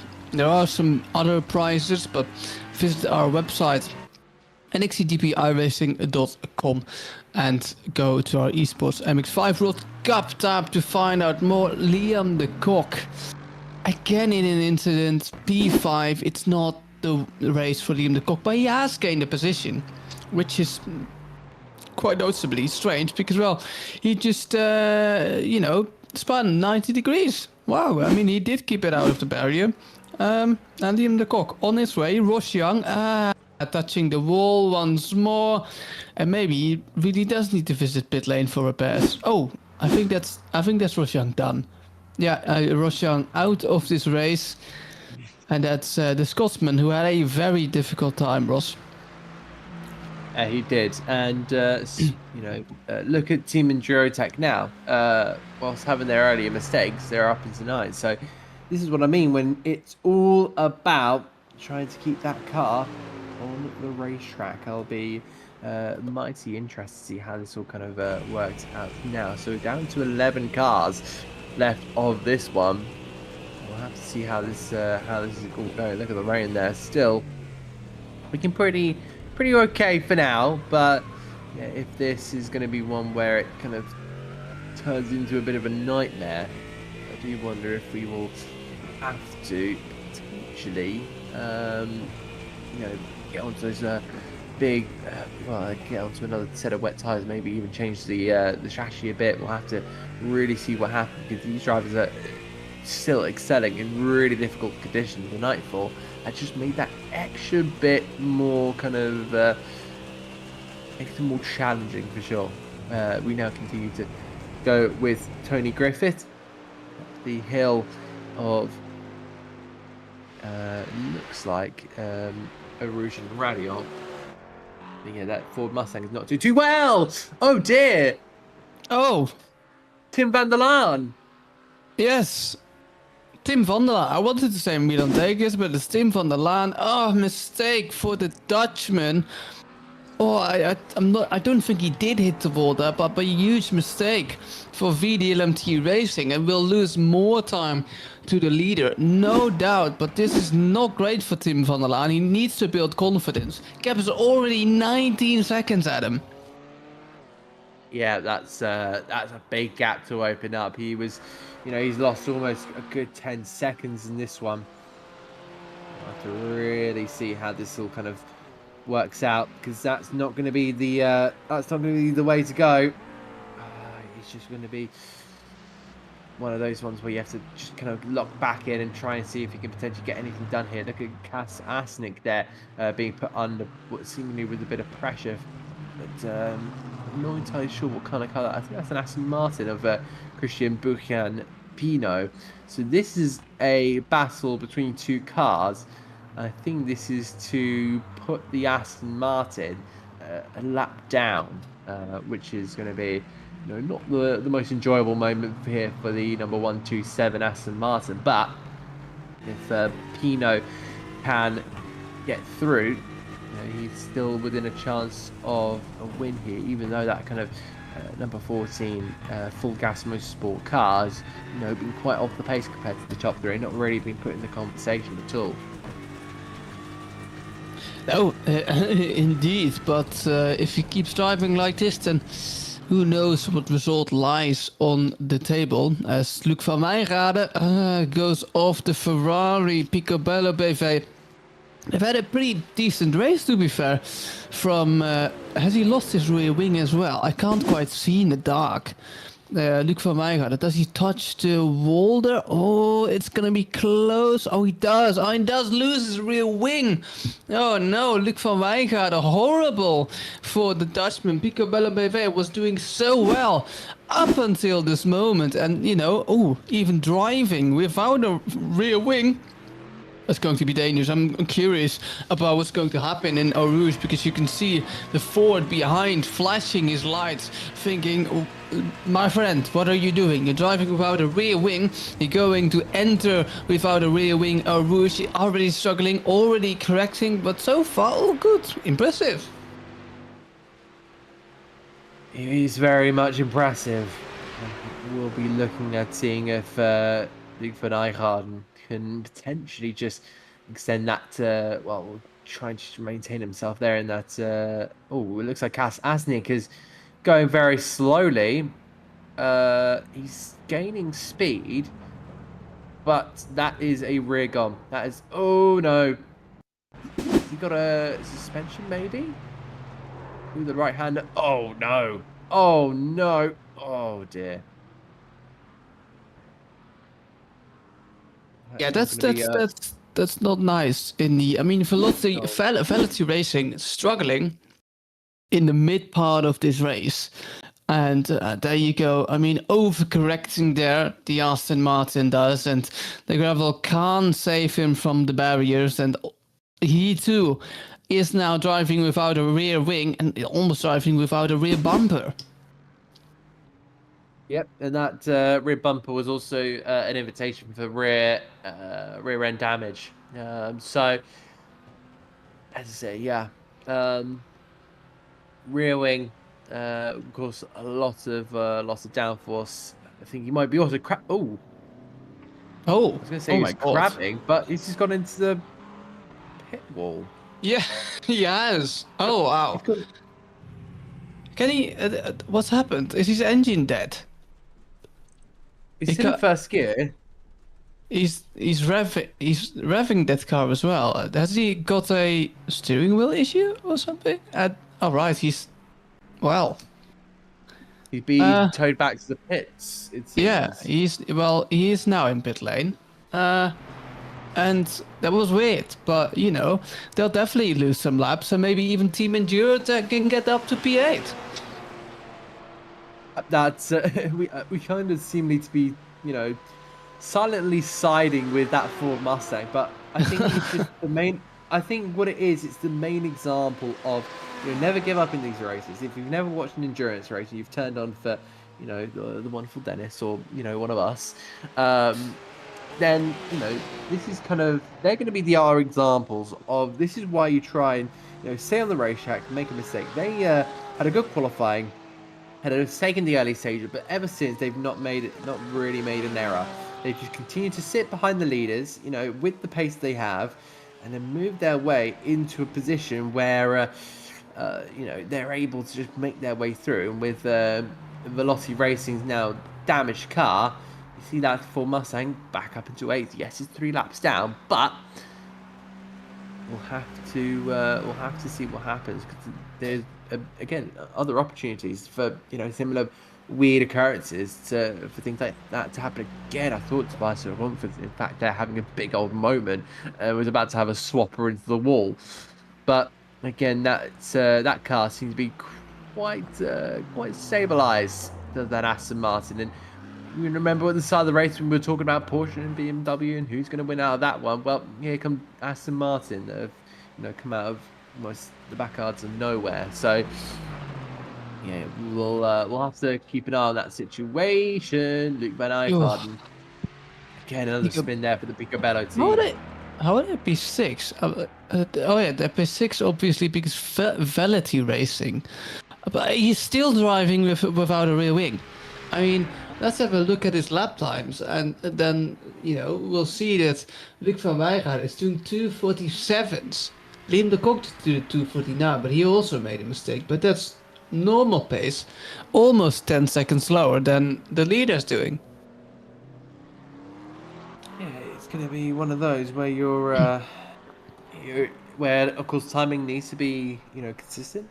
It's one of those where you've really got to put yourselves in that position. We'll have to see how a lot of these guys keep the consistency up because see that unlucky with the Hubs racing 2 minutes 41. They're almost dropping a minute back to FZR Simsport. VDLMT is having their own issue with I think with that Ferrari potentially just behind as well. So again, as I say, they're having their own issue. So that was the McLaren. So that might be the other FZR Sport team, unless we'll have to see what the number said on the side of the car. But it looks like Tim van der Laan is really romping off down the road in this one. Yeah, it seems to be, and well, yeah. Oh God, well, you know what? I think the rain is intensifying. I'm looking at the TV cam, and the rain is absolutely pouring down at the minute. The spray is also more and more. But what astonishes me the most, Adam, is the gap to P1 is 30 seconds. That's a staggering gap. You know what this would mean? That in a few laps, FSR Simsport have won 80 seconds on VDL LMT racing in what, the past hour? That's an insane statistic. 80 seconds in 1 hour. that is big. You know, that is going to be a time that really is going to be a massive opening. A big support there for Velocity as well. Let me give you the correct pronunciation, because that was kind of a sloppy one. Velotti, I believe in that. Yeah, I think they have two cars, as far as I'm aware. One of them that is just in the pits for now, in P11, and then the 247 and the 127 is currently in 5th place. So again, open opportunities for sure with this one. So we'll be really interested to see how that's gonna take place.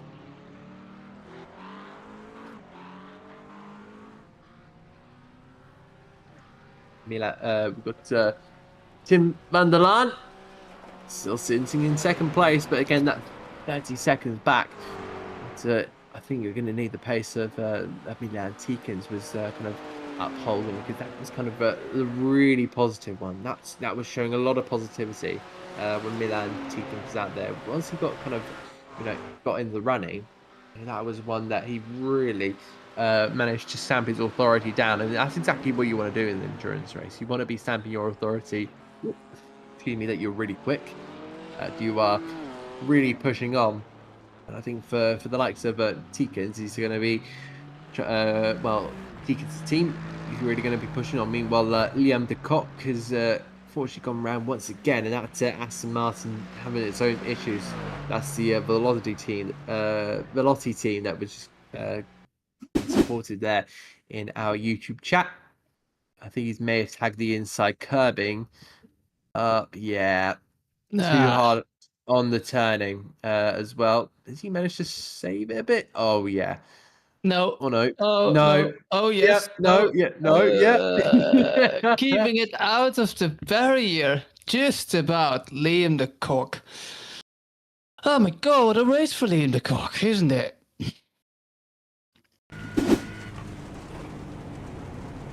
Replay once again. And almost saves it. Overcorrects once more. And, well, round you go. And another, well, that could be roughly 6 seconds. You lose again. Liam de Kock, somehow, in P5. Yeah, indeed. So we'll have to see, again, we now look back with Jan Schonsfeld. He hasn't had much, in fact. The whole of Pigeon Racing Global hasn't really had much TV time in this one, but we'll show them off in their McLaren, leading McLaren, in fact, out of the 5 that have been entered into this 6-hour endurance race. Schonsfeld pushing those limits, I think, has been a mighty push from these guys. They head their way down in towards the left-hander of Plot. Are they going to be catching anyone? It might be they're catching Picobello, the team. They're running in that Ferrari 595. That is, I'm pretty sure got no rear wing. That's right in front of them. So see if he can potentially launch one up the inside, but yeah, now wide goes the Ferrari. So he's kind of seeing the two dynamics between these two drivers on the cars they have currently. One with a rear wingless Italian car up against a British car, which again arguably can be under the licensing in New Zealand, or it might just be McLaren Racing. I think it's McLaren Racing that can be put on New Zealand, but oh my god, this is going to be pretty spicy. Up the hill they go. God. Oh yeah, obviously. I'm like, why isn't he just letting him go? But Pigeon Racing Global Green is battling Picobello BV for position. Jan Schoeneveld, who was at one point P10 in his McLaren, but currently finding himself in P7 fighting for P6. But it's getting made awfully difficult by the Ferrari of Picobello. BV, and you know, he has a lot of straight line, Ferrari, straight line speed, because he has no rear wing, but now I think he has to give that position up. No, he's defending, so it's the outside line for the number 10 car. Can he stick with it, get the traction down, more traction than the Ferrari? No, the inside line is preferably better, and Picobello BV takes it inside line, and now it's the gap, and the gap is a little bit bigger. No threats from the McLaren behind. That one is already lapped. And oh, they go wide. Together they go wide through Eau Rouge. And surely that number 10 car can't get a better run out of Eau Rouge compared to the McLaren with a rear wing. But miraculously he does. We'll have to see how this all goes around. The night falls on the circuit side by side. Jan Schonsveld will be keeping that inside line, but fighting that on the outside line. Brilliant there from Luc van Nijkaarden. Trying to just fight that on the inside line. Heading in towards Bruxelles. Schonsveld will find that outside line in the number 10 McLaren. And there he goes, straight on through. And that's what happens when you don't have a rear wing. Means no rear downforce. You are kind of in a very, very tricky situation. They head their way on towards Pool for this. There's like plenty of laps going on here. 66.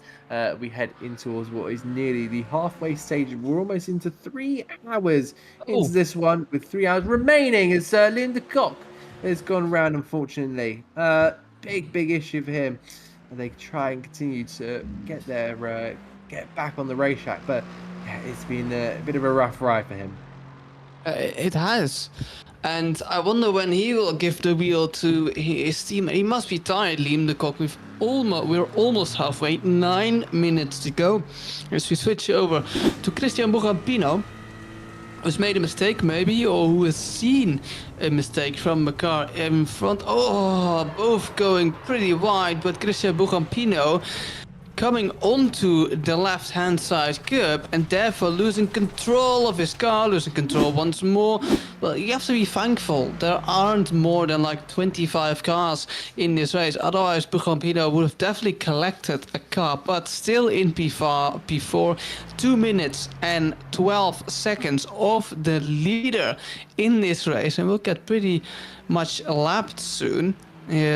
One lap currently is roughly 2 minutes and 37 seconds for the leader. Tobias de Rompf doing an absolutely amazing job, maybe even driving his best race of his entire career so far in P1. 30 seconds is the gap behind in P2, and I said it before and I'll say it again, the gap from P2 to P3 now is slowly coming down, and we might see VDLMT in the future lose a position to P3 as well. Yeah, that is obviously a case, but they'll want to be avoiding that as much as they possibly can. It's all about really trying to, hold your position as much as you possibly can, because it's such a tough race.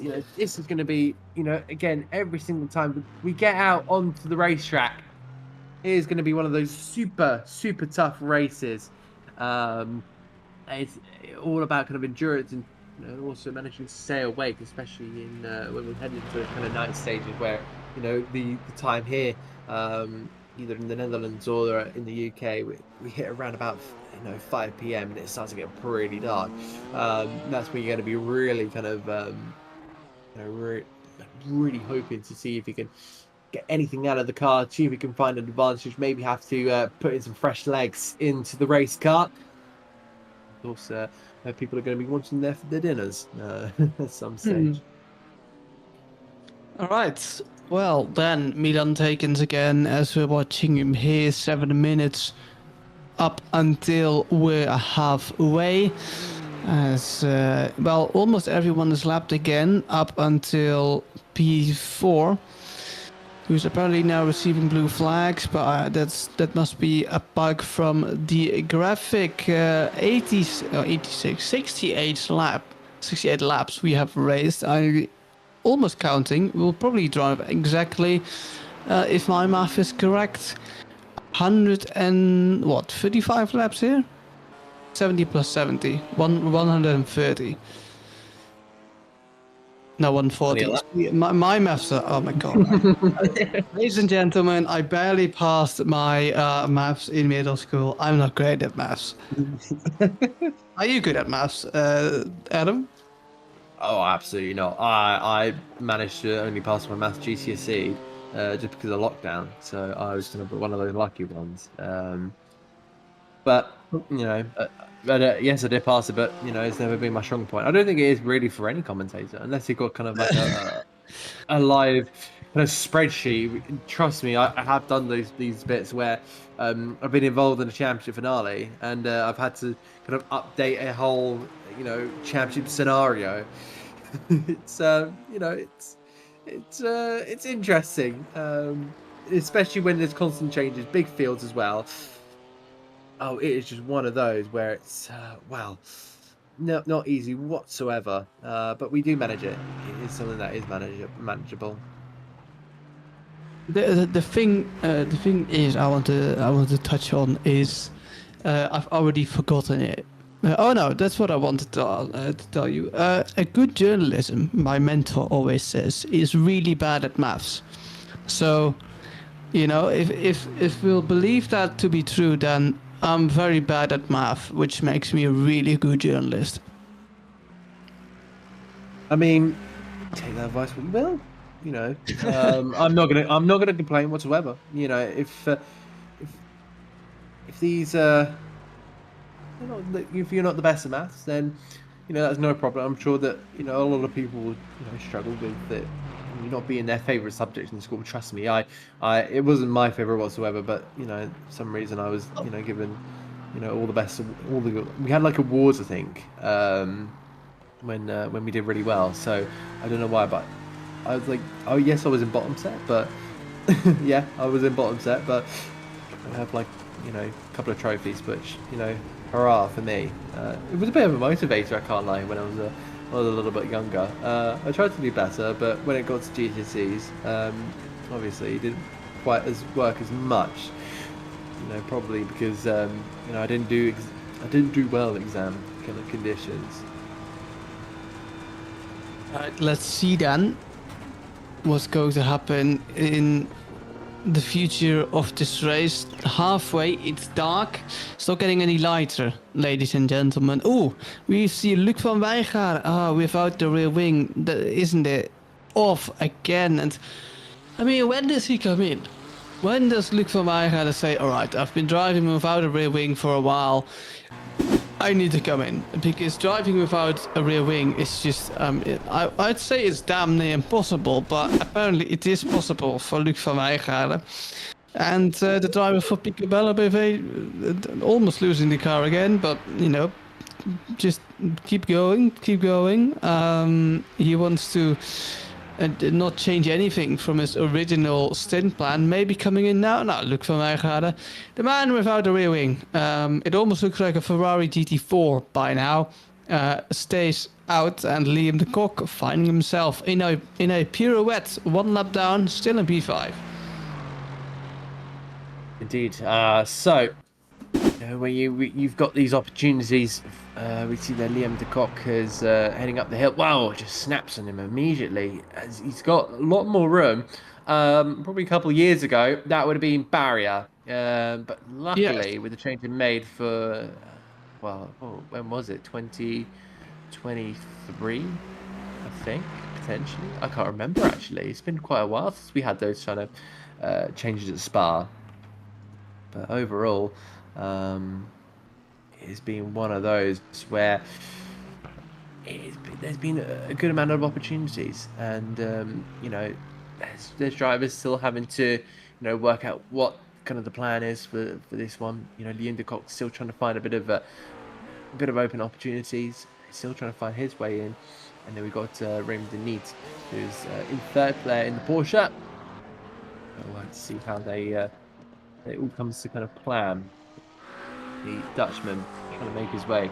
Now he finds himself over a minute behind FZR Sim Sport, and then he'll head on towards the head on further on. I think we're kind of looking at that kind of battle between second and third for the moment, because that's kind of the battle that's being materialized. Closest. It is pretty They're close, both, yeah. I wonder where I can actually have a look at the delta myself, because P6 and P7 are on the same lap and their gap is 23 seconds. So that's also a thing we have to look out for.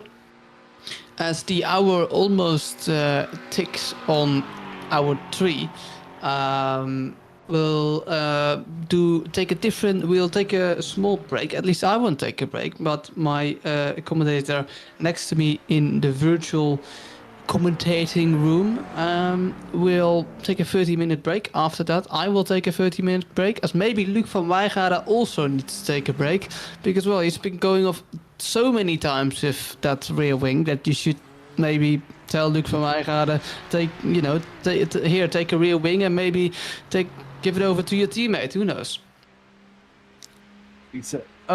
Shall I hop off? Have my 30-minute break. I'll come back. We'll switch over.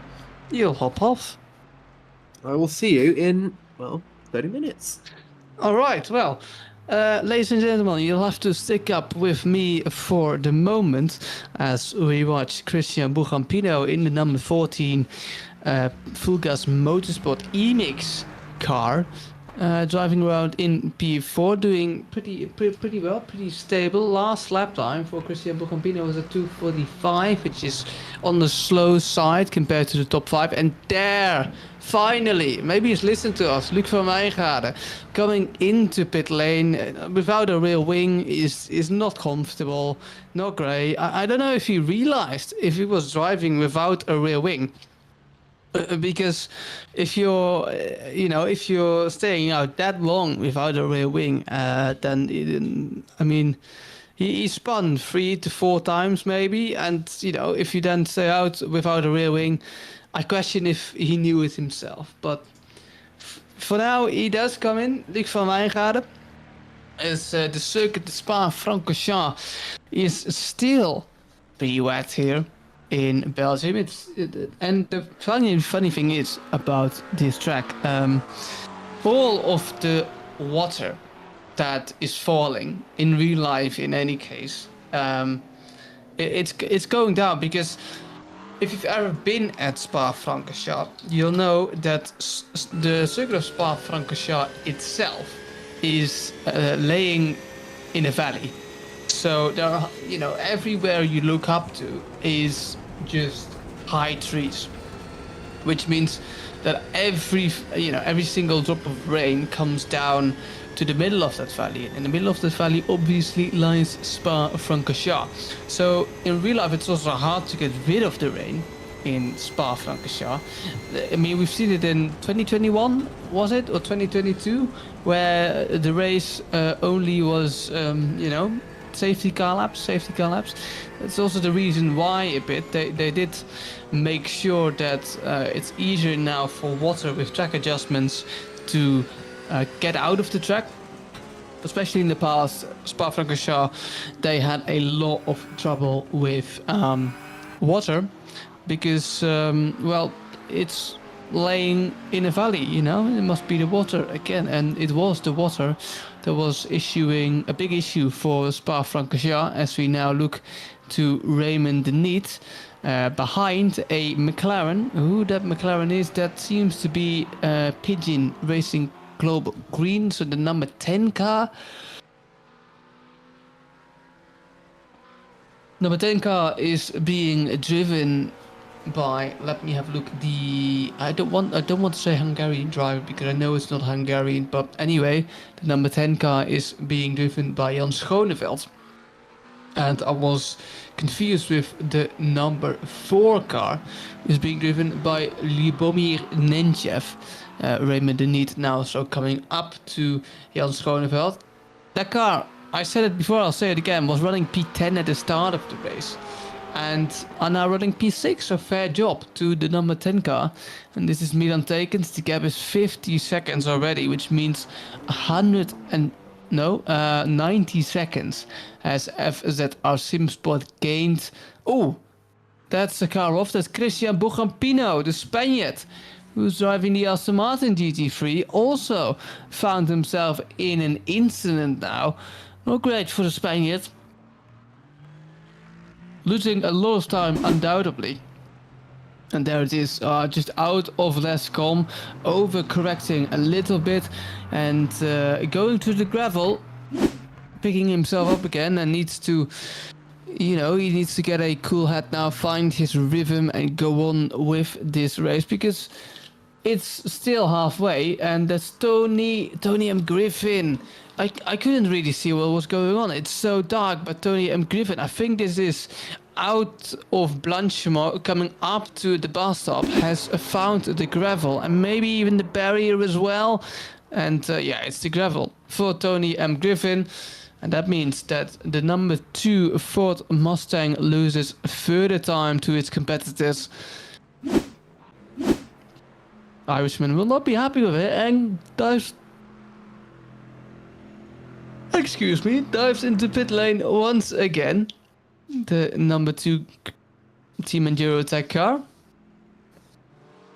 P7, 3 laps down. Velocity Racing is racing again, but they're 8 laps down, the 247 car.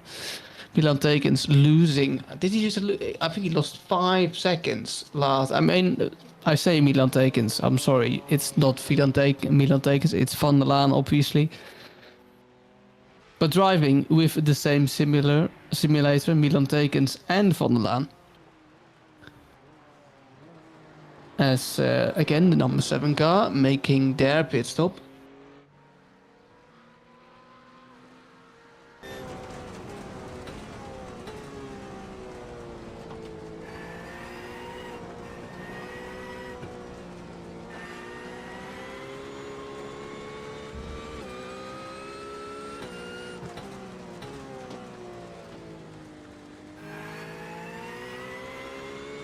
Good onboard shot here for the car that's been driven by Raymond Denit.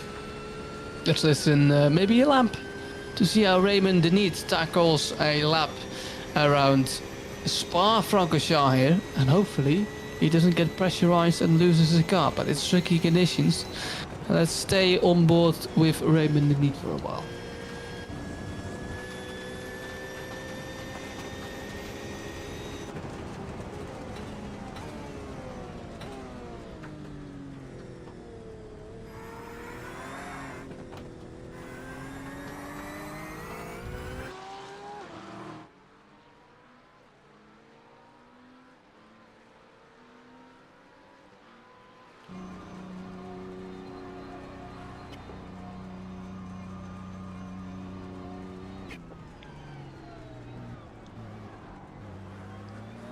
Milan Tekens in pit lane.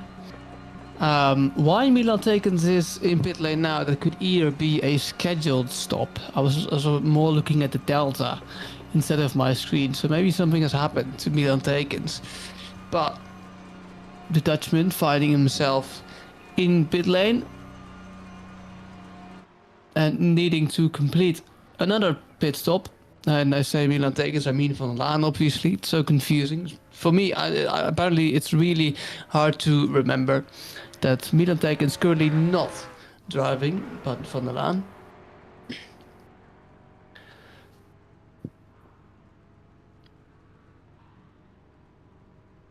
It's been an incident with the 247 in Eau Rouge. Maybe there's a replay of that, 247 Velocity Racing. This is Gus Assink. This is obviously not a Rouge, but had an incident earlier on in, well, a couple of laps ago. Gus Assink driving for Velocity Racing once again. Is this the incident we're talking about? Oh, losing the car on the exit of Blanchimont. This is Christian Pujampino though. So the Spaniard, not making life easy.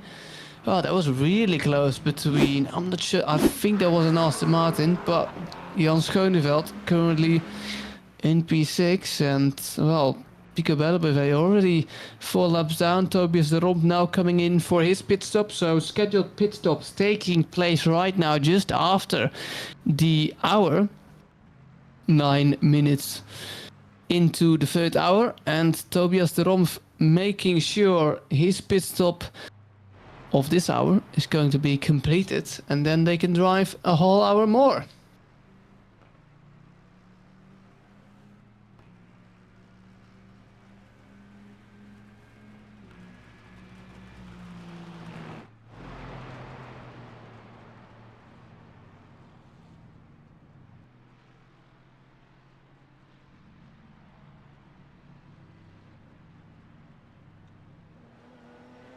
There is Raymond de Niet, as we saw just the driver swap between cars, because Oliver Roskist, the Swedish driver, has now taken over the Aston Martin of FZR Simsport, while Raymond de Niet still driving that Porsche. And how close are they going to get to FZR Simsport?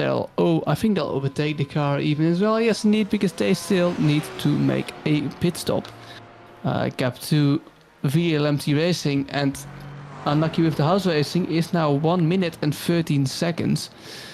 As I'm not sure Raymond de Niet has boxed already. Didn't really pay attention to that, but my guesses are no. And so Raymond de Niet, because well, it'd be quite impossible for unlucky with the house racing to have already stopped and come out ahead 9 seconds. So they still need to stop. Oliver Rosquist, now the Swedish driver, in P2, P1 virtually. And then number 8 car. See how the Swedish driver does. Swedish driver probably more known with icy conditions instead of rainy conditions. However, snow at one point becomes water. So Oliver Rosquist may be finding himself familiar in these conditions. See if he can gain some time. He has cold, wet tires now. It's pouring down absolutely at the circuit of the Spa Francorchamps, the 7-kilometer circuit challenge in its own right, let alone in the rain. As Velotti Racing got a small slowdown there. And see if the Swedish driver can get into the rhythm, maybe drive on board with the Swedish driver as we head over to Ferdinand Muller. Team RM Motorsport has had a mixed race so far. Number 1 car, compared to the starting position, a good race, but some incidents for sure. Ferdinand Muller driving P9, that's 4 positions better than their qualifying position.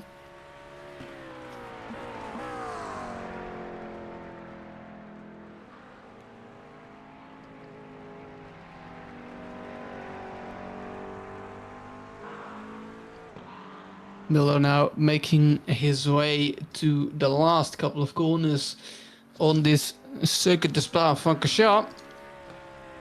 Right then, what do we have got here? It's quite rainy, and it will stay rainy for, well, our guesses are the rest of the race. Love to see the radar, but given our beautiful broadcaster Dennis Wieringa, he's still there. Yes, he's doing this for the full 6 hours. Take a bow, ladies and gentlemen. Dennis Wieringa, beautiful broadcaster. This is the rain. Oh, and look at that. It might start to rain more. You can see the yellow, you can see the green. The yellow part of the rain radar will indicate that there is more rain coming. I think that clearly suggests that this will not be a dry race. This will not end in a dry race. It will not start. I mean, it did start as a dry wet race. But the rain will continue for the entire 2 hours and 45 minutes-ish we have left. Tos de Romp says, well, that was a nice stint. So de Romp saying, nice stint there for, well, not current P1, because unlucky with the house racing is P1, but virtually they still need to make a pit stop, I'm quite sure. As Cas Assink, is driving really slow, crabbing as well. Something has happened to Veloci Racing. The 247 car are going around, no real wing. That Aston Martin has suddenly transformed into a GT4.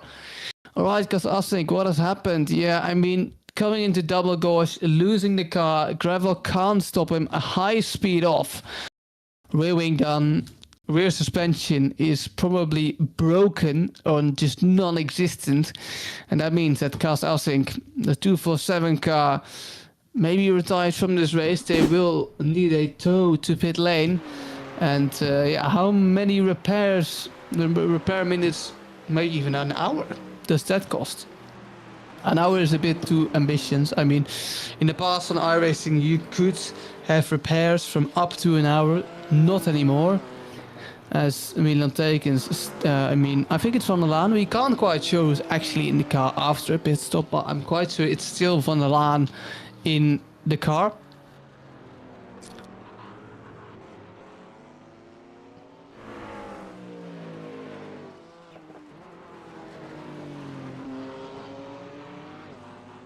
Van der Laan just almost drifting their car, just playing with the car a little bit. 1 minute and 11 seconds off the lead, just within a minute of P2. And there goes Raymond de Niet. Raymond de Niet in P1, now coming into pit lane, will lose that first place. I'm not sure if he loses third place though.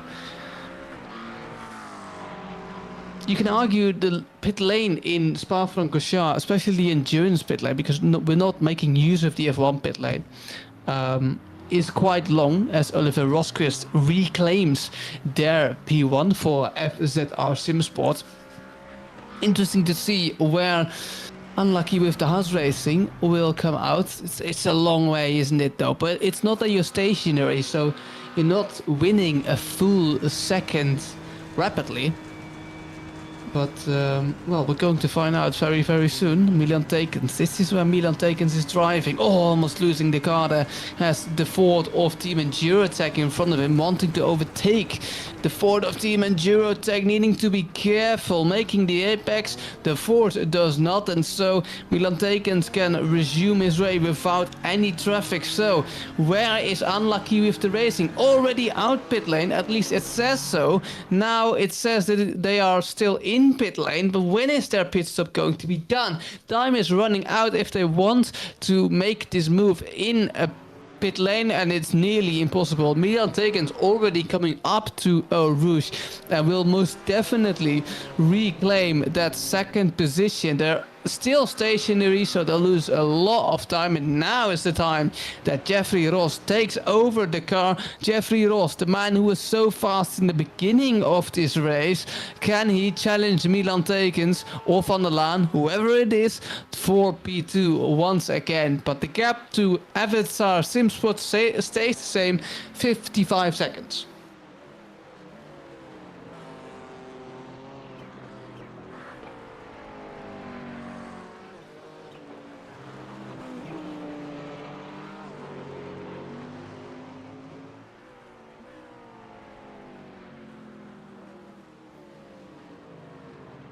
If you can't get enough of our action here in the NXTGP World Challenge, this isn't the last round in the competition. So this was scheduled to be a 12-hour race, but we shortened it to 6 hours. So this is the 6 hours of Spa, but in less than a month's time, on November 29, so that's 11 days. No, that's 22 days. 22 days. What am I talking about? 21 days.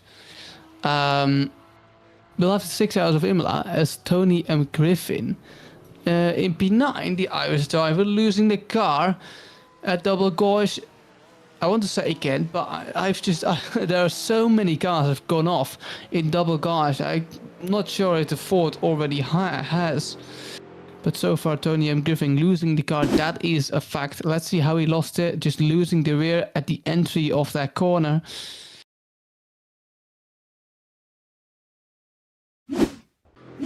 But where was I going with my story? 21 days until the second round in this championship, 6 hours of Imola. Round 4, that is. After that is going to be round 5 on the 5th of January. That will take place on the Nordschleife for 12 hours long. That still needs to be still needs to be decided that it's a 12-hour race, given, well, this was scheduled as well to be a 12-hour race, so I'm not quite sure if we'll have the 12 hours of the Nordschleife or some 6-hour or 4-hour race, but we'll see when the time comes there. Ferdinand Mulder, currently 4 laps down, so that means 3 cars within 1 lap. That's P10, P9 and P8, so the number 4 car, the number 2 car and the number 1 car. Team Enduratech currently in P9, doing solid, given their race in the beginning was pretty hard. Imagine the race that Team Enduratech would drive currently without their incident at the start. But you know, what ifs, if buts and maybes. We don't do if buts and maybes, because this is racing. In racing, things happen like they happen. And I think Milan Tekens has taken over VDLMT Racing because he's rapidly gaining time on FZR SimSport. The man who's currently in P1, Oliver Rosqvist, the Swedish driver, just did a 2:41.3, while Milan Tekens was 2 seconds faster. Actually, make that 3. And Jeffrey Ross not having a great time in his Porsche. His last lap time was a 2:46.3. Not great, as the, I'm going to say it correctly now, Norwegian driver Magnus Skjorestad takes over the number 6 car, number 10 car, who's currently in P6. They're currently on the exit of pit lane, have completed their pit stop.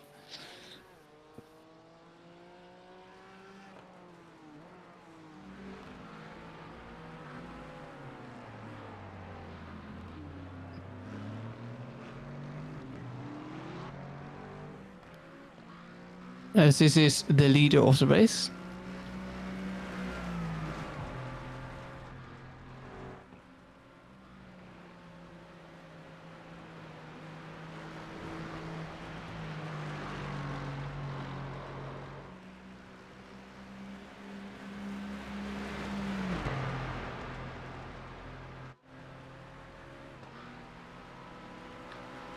Ljubomir Nenchev here, driving number 8.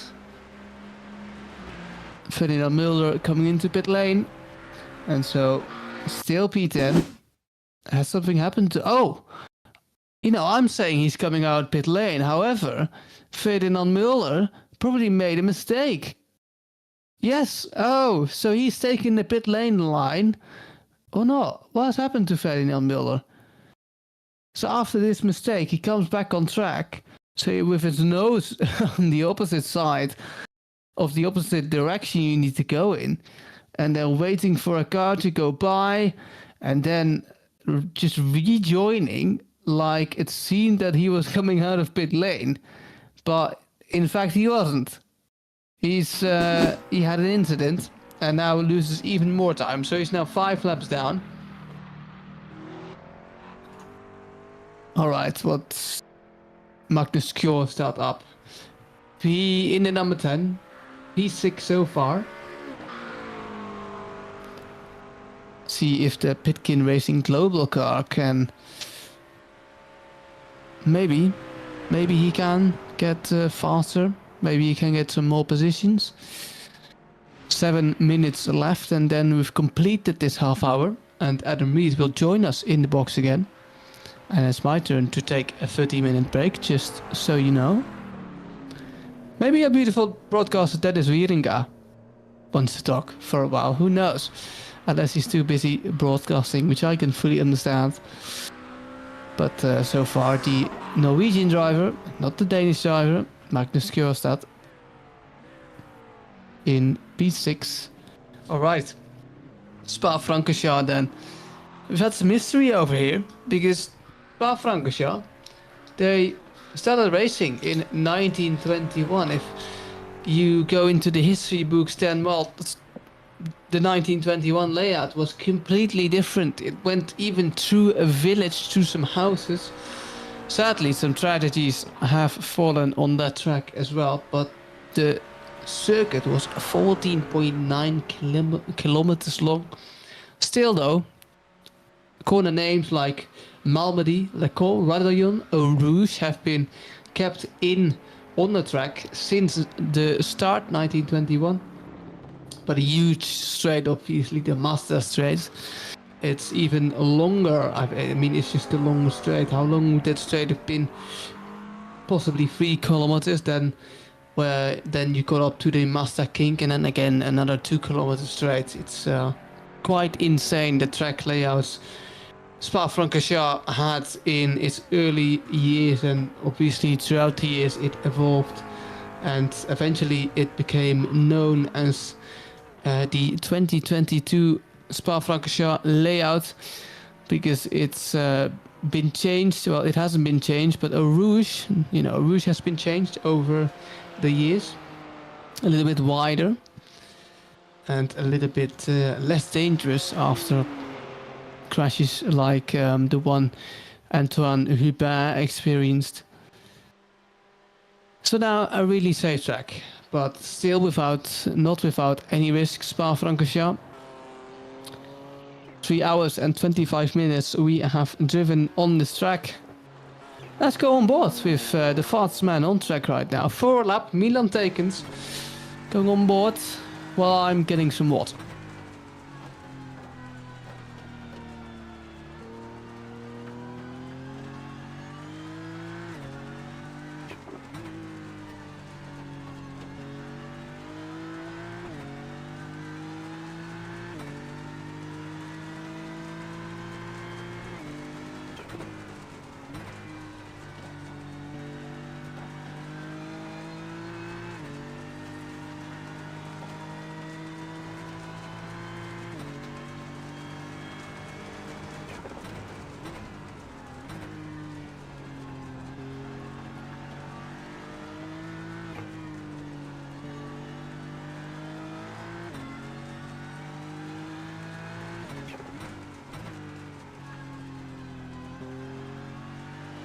And so I'm back with my lovely drinking water, ready to entertain you once more as we have a replay. This is the Norwegian driver Magnus Kjørstad losing the rear at the exit of double gauche, and that means that the man who is driving in P6 has lost a relatively lots amount of time. Now the gap from P6 to P7 is not large, it's 10 seconds.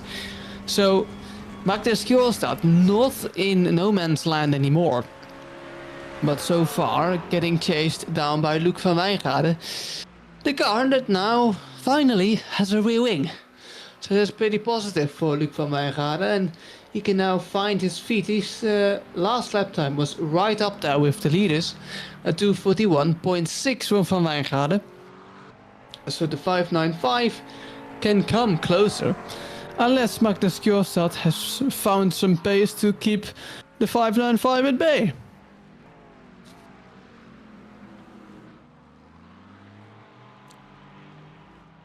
Gus Assink then. What's happened to Gus Assink? The man who's currently driving in P11 had an incident earlier on, and now driving 11 laps down, but driving and not giving up, and that's something that's key to an endurance race. You're already more than halfway in. Is it worth stopping, or do you want to just finish this race, which I can imagine the Velotti racing team definitely wants. Let's see what has happened to Gus Assink. Again, double gauche, entering it. Too much water or just too much speed, losing rear end grip. And well, that's an incident for Gus Assink once more.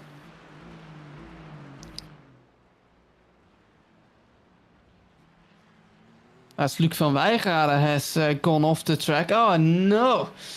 The man who was in charge for a possible P6 has lost the car, and now that means that the gap to P6 widens. Just too much speed. Lucky he didn't find the barriers there, but coming into Blanchimont, not fantastic for Luc van Wijngaarden, as Assink is coming in pit lane. And is this the moment where Velotti Racing, the 247 team, lay their swords down and call it a day, or is this just a planned pit stop with 3 hours and 29 minutes to go from now? We're over halfway and we have 2.5 hours to go. Oh, just missing pit lane there, almost.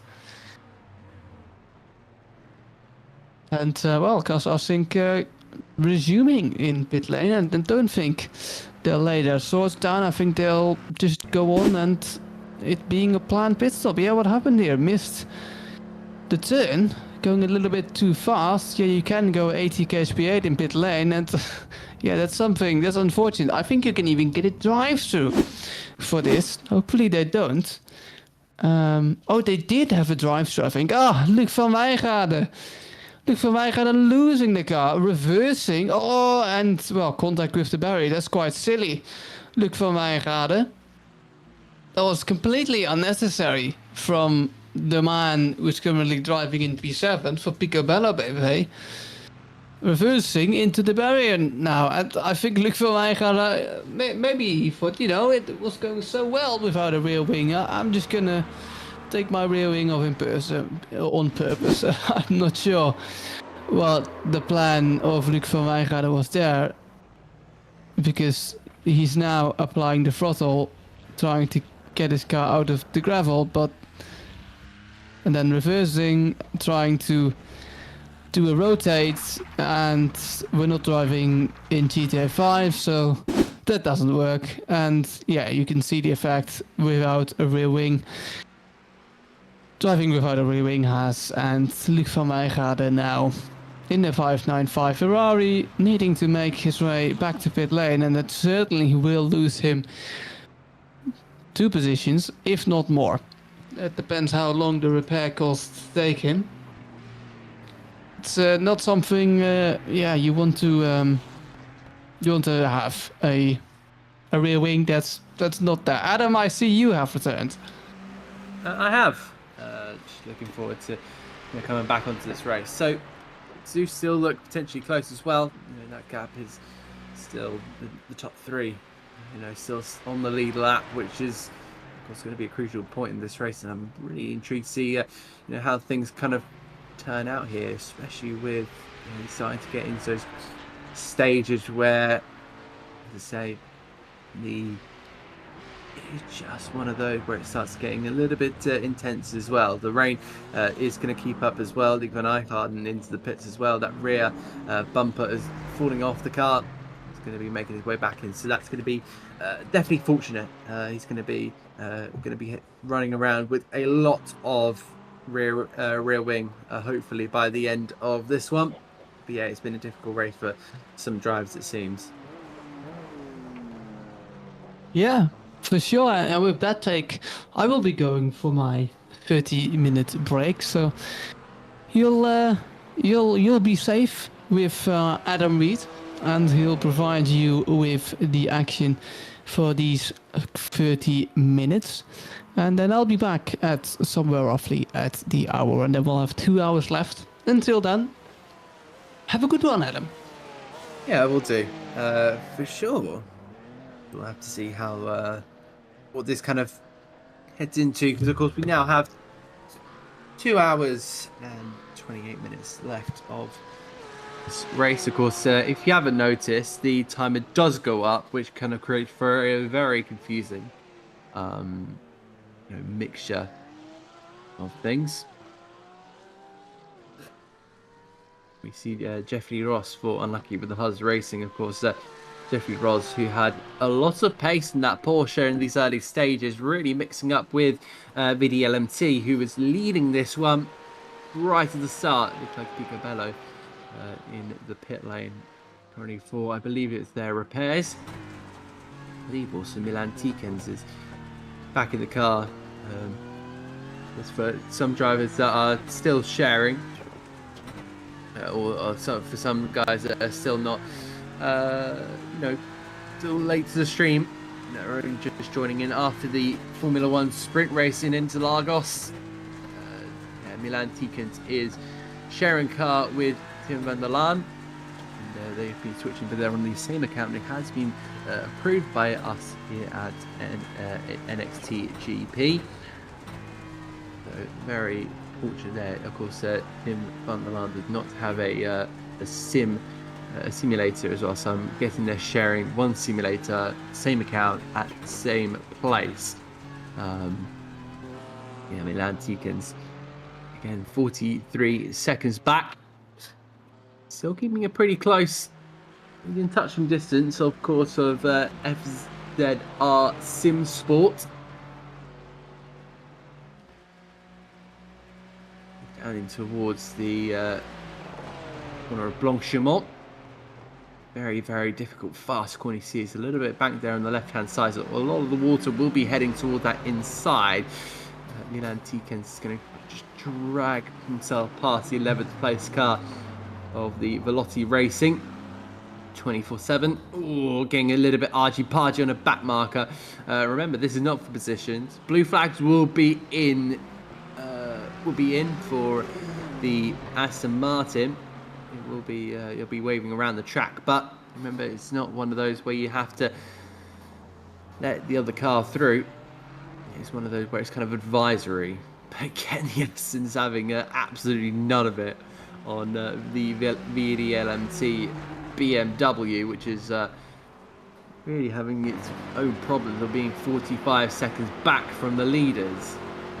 Of course, this is endurance racing. Think about it as maybe very similar along the lines of Fanatec, the GT World Chat. I keep saying Fanatec for some reason.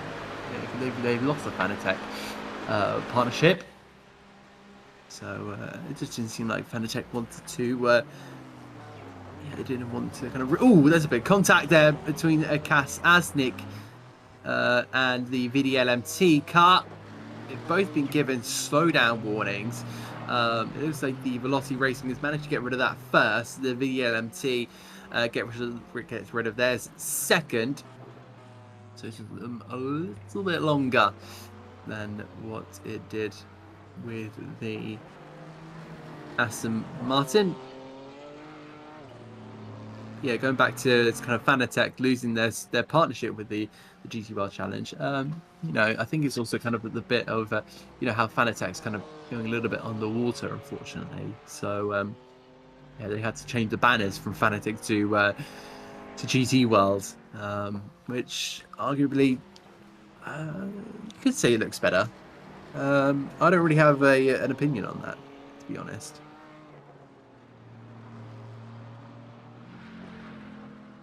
Yeah, the GT World kind of banners on top of the cars, like, yeah, they're still pretty good. Yeah, they're not too bad, but you know, Fanatec was kind of something else, it felt like.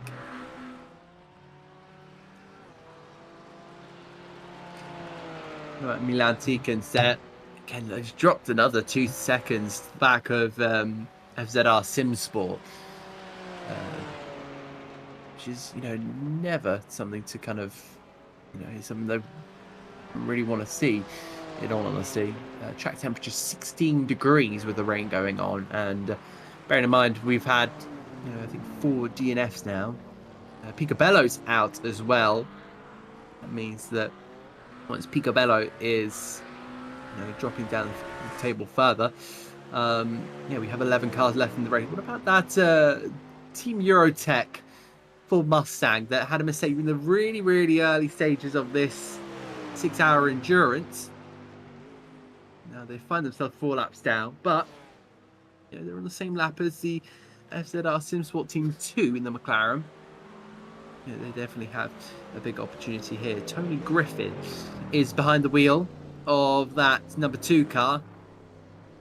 And I'm pretty sure that I think it was Hofstadter who was in the car beforehand. I'm pretty sure they'll probably switch over. So it will probably be going to back to Hofstadter for the next stint. Yeah, we're over 3 hours into this race, so it will kind of be a 50-50 effort between those two. Casper Hugh in that 127 Velocity Racing car. You know, those Aston Martins have really come on strong, it seems like. You know, the car that is, I think, the most recent car that got added to iRacing has definitely been one of the ones where it's been so promising to look at. You know, it's been so promising. Ooh, Casper Hugh having a bit of a moment. He's going to get a slowdown for that one, and a black flag. So he reaches penalty limit. He'll have to come in for a black flag. So that should not drop him any position. The Pigeon Racing Global Green Team 2 laps down from these guys, which is, you know, never ideal. I guess Jorgensen in the Pigeon Racing Global Team. It is McLaren again. You know, he's going to be able to get past the Veloci Racing 127 whilst it's sitting in the pits there for quite the long time. But will they be able to? You know, I don't think he'll be able to put another lap on there. Oh, it looks like Ferdinand Mulder has gone round in the number 1 Team RM Motorsport car. That seems to be just a simple drop through the entry into Pouan. This is Adrian Fernandez Centurion, who's had some ups and downs during this race, and that is another downward trajectory moment for Centurion. Of course, I'm not going to be happy with that one. And this is Jeffrey Ross in the Porsche. Ooh, he's gone round. Synchronized spinning there in the background as well. But yeah, Jeffrey Ross now finds himself over 40 seconds. And that's going to be Ferdinand Mulder. Oh, is he going to reverse into another car? No. Ferdinand Mulder very lucky to get away with that. So we're really looking only 10 cars out in the field here. So yeah, it just looks like we have lost the number 10, the Picobello, 10th placed 595 Ferrari with Luke Van Weingarten in the car. We also lost the Team Young McLaren being driven by Ross Young, the Scotsman. We also lost the Aston Martin, the Team Raul Lopez Jimenez car, of course, driven by the Spaniard, the second Spaniard in the field of, well, the third Spaniard. I should apologise, because there's 2 Spaniards sharing a car in the Aston Martin number 4 team. I believe that's an all-Spanish team. And then we've got Marvin Vind, the number 7 McLaren of Ridline Racing, and then the Esima Racing Ferrari number 13 Jason Hatima. Yeah, they have unfortunately all retired. And we look here with a new driver that has just jumped into that Aston Martin for the FZR Simsport team, Oliver Rosquist, the Swedish driver who you know, definitely has a big potential, but he's one of the lowest I-rating drivers still out in this race. 2.8k for Rosquist. So this is an open opportunity with Milan Tikens with 5.1. Of course, we don't have Tim van der Laan's iRacing, because of course we have the information that he doesn't have his sim. He doesn't have a sim whatsoever. Let's see what the rain is doing. So it's still pretty light for now. Is that those rainy conditions? Just kind of seeing that it's starting to become quite a bit darker as well. So I wonder if we are starting to go into these kind of light conditions. It's going to be quite thorough all throughout. The FZR Simsport Team 2 into the pit lane as well. So I'm sure that they will be in a bit of a zone here. I think that, you know, there's going to be a couple of changes around for sure. You know, in comes the Lubomir Nenchev, the Bulgarian. That's a bit of a mouthful to say, in all honesty, but looks like they have made their way into the pits, and then you find Ferdinand Mulder, the RM Motorsport driver, the all-blue McLaren. still working out there in ninth. So everyone's still trying to survive the rain, but these are the conditions where you require that full focus, and you do kind of require a lot of support kind of around you as well. It's so difficult to do these sim races alone, and I think for some of them it's just about the joy of racing. In all honesty, it's so kind of you all enjoy sim racing, but it's then so difficult to try to pop into a 6-hour race to improve yourself, and then have the spins, have these difficult conditions. I think a lot of our drivers out here were really hoping for a clean, dry race, but they've now just been given an ice rink to try and cover. The top still 45 seconds. FZR Sim Sports to VDLM Racing. Aston Martin to BMW. 234.833. The lap time there set by Rosquist. What about the last time around for, I believe it's Milan Tikans? They were running pretty close. That's 600ths of a second. Yeah, not 600, not 6 tenths, 600ths of a second between Rosquist and Tikans. And Jeffrey Ross there in P3, who's again fast. Well, no, he's not quite fastest. He's quite a bit slower, half a second, 239.3.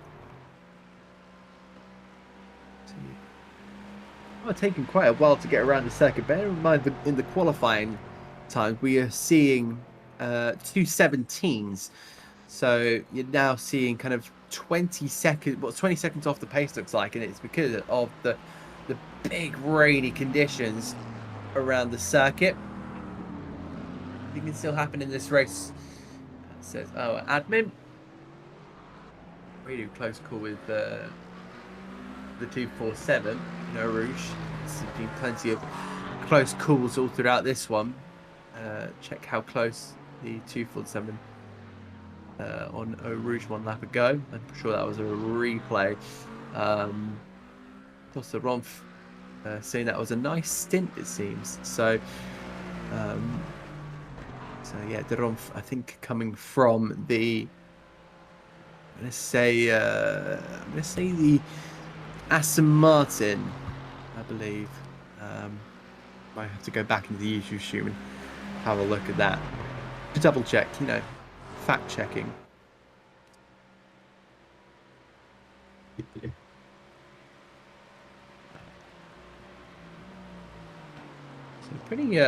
pretty tame part of this one. Just having a look back, Tobias De Romph, same driver who was out there, for the Aston Martin FZR Sim Sport team. Found that on the format live broadcast.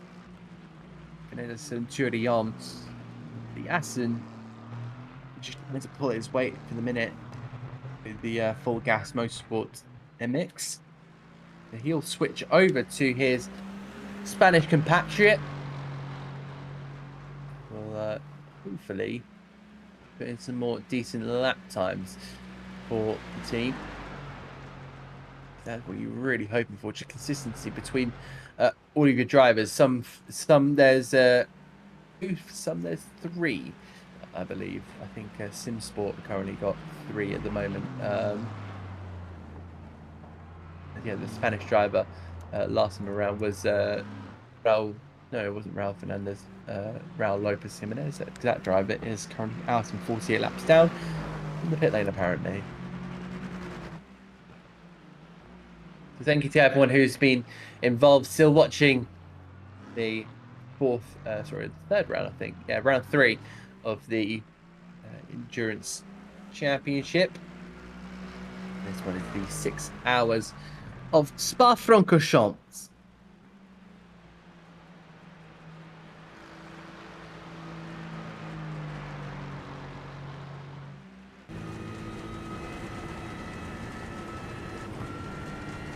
On board with the Aston Martin of Fernando Centurion, he'll switch over to his teammate probably closer to that to the mark.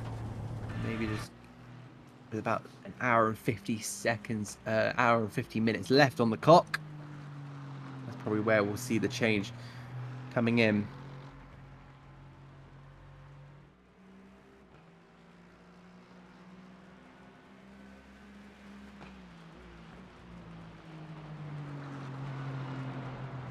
But yeah, massively interesting on the Formula 1 sprint race. I think that's going to be the talk at the moment, it seems. Because immense. Yeah, immense action, it seems.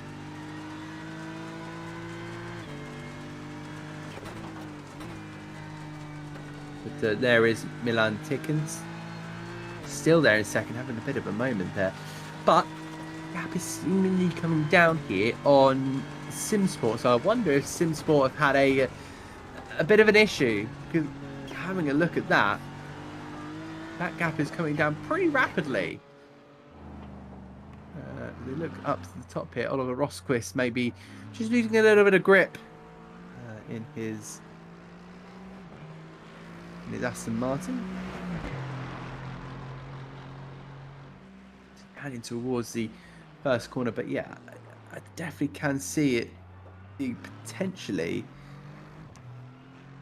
something to keep an eye out for, that gap, because you know it's gone up and down and up and down. There's still like massive potential for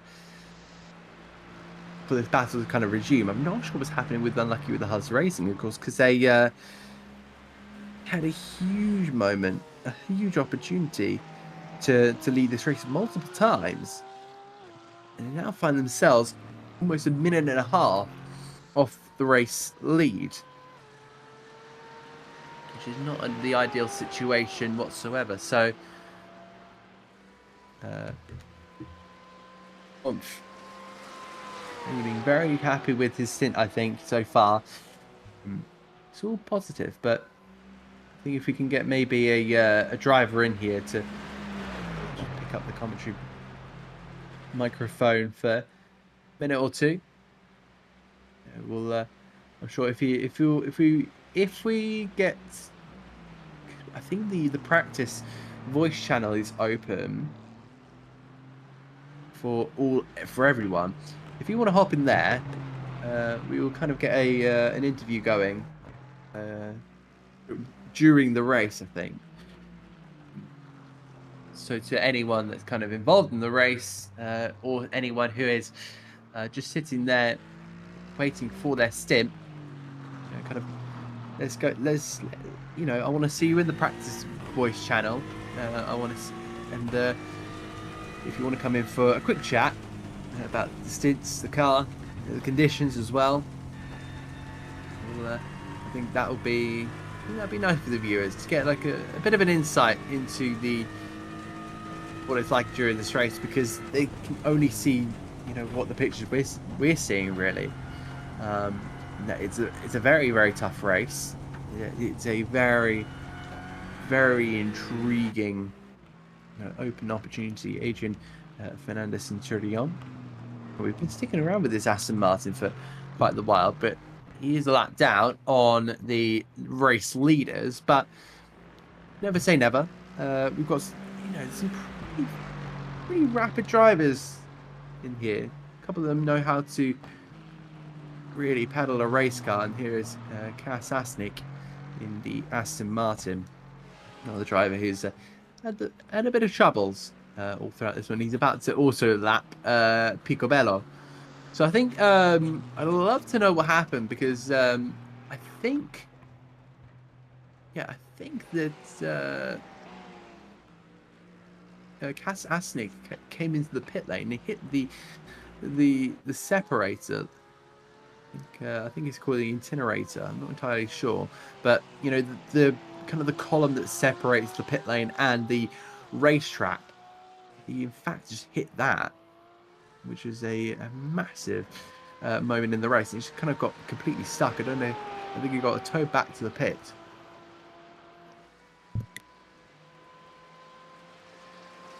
so he got towed back to the pits, and then he continued on his way after picking up some damages. The FZR team are getting in more support. It looks like Tobias coming in chat. I think one of our drivers, not entirely sure. I don't remember that name being on the map on our timing screens, but I'm sure that FZR are really keeping themselves in check here. 8th and 1st for these two cars, and again, looks like VDLMT Racing and the BMW trying to close back in. They've shut that gap down by 5 seconds last time I looked at, from 46 to 41.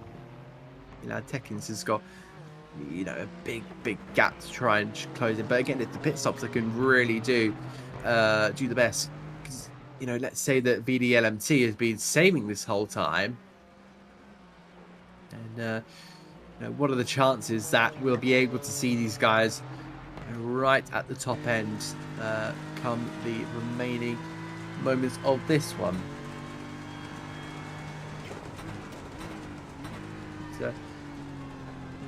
He does have like a really nice kind of ring to this race. We did have to, in the background, we did have to cut it from a 12 hours to a 6 hours, but it's been worth it.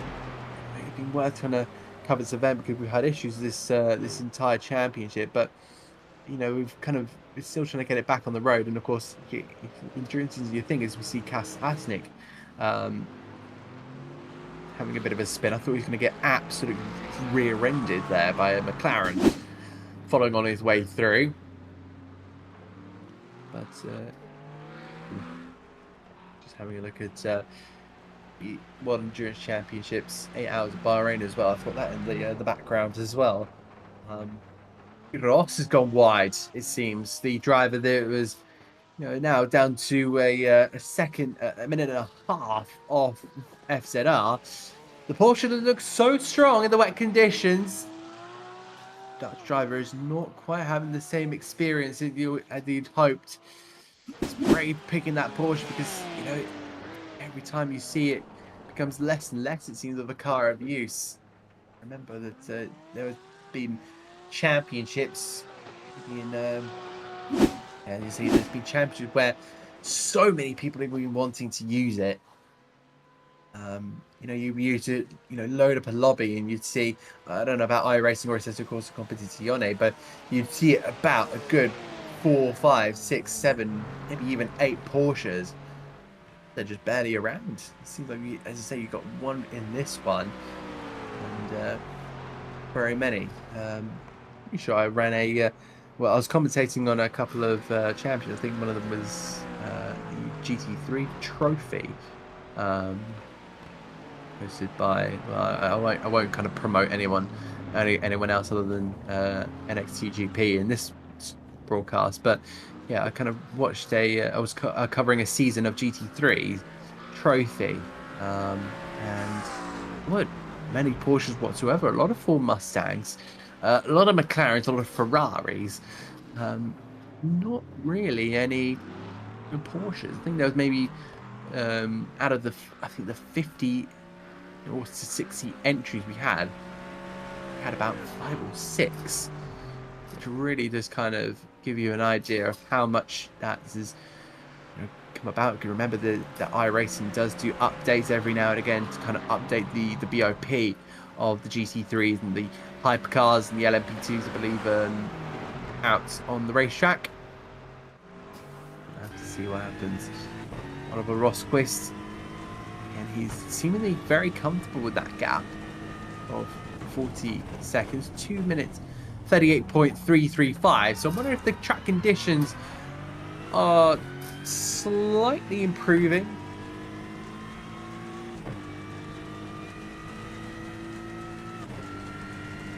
I don't know either, but I kind of wanted to put it forward just because looking at the timing, because now I think the LMT might be able to go for a lap that's quicker. If we stick here with Oliver Rosquist, we'll get an idea of where VDLMT is. So, because now they are just crossing over the line, 237.7. So Rosquist is coming into the Locom chicane as Teekins is heading down the hill or heading over the start-finish line. So there is quite a big gap, but you know, we've had a further gap. Remember, it's over 2.5 minutes in the wet conditions to get these cars around this racetrack. And you can really tell that Deakins was, man, that was right on a mission. Trying to shut that gap down, it's so difficult, but you know, once we get into maybe the 39-second barrier and he manages to maintain that, it's going to be one where a bit of a light at the end of a dark tunnel here for the VDLMT racing team. With Tim, of course, as the driver. Comes with another car, it seems like. Potentially a couple of incidents going about session as well. Can you look at the incidents in 81 last corner? Netchev. Entirely sure if we. I'm not entirely sure if we saw that one. Collision with another car. May have been. That may have been commented when just after I kind of joined the broadcast back. Ollie's goated, coming in from Patrick Starr. No, don't worry, the mythical SpongeBob creature isn't, hanging out in chat, but it does seem like the way it's kind of going that there's some drivers that have really pulled their weight in this one. Hopefully, we get a bit more of an idea. Fernandez Centurion have really been pushing the limits as well. So it's been positive seeing all these drivers hang around. It does seem like VDLMT are now in the 39s. That was kind of show you there's a bit of a positive going into this one. Sure. Keep with this race. There's still plenty of things that can happen. It's just all about trying to see if you can maybe make it at some stage. We had a replay of Ferdinand Mulder. Who just went off the track. So I've had a bit of a freeze. So this is the third time it's happened to me. But what I will do is we'll try and keep on top of the YouTube stream, because that's really my only way. And hopefully my co-commentator Dan Van Zupfen can come back pretty soon, because I'd like to get this reset, unless potentially get this reset very, very soon. So I'm kind of having to make a split decision here. Wait for Dan or get the laptop reset. See how dark it is out on the circuit, because this is going to get pretty challenging. This is the darkest it's ever been during this one. And our drivers will continue to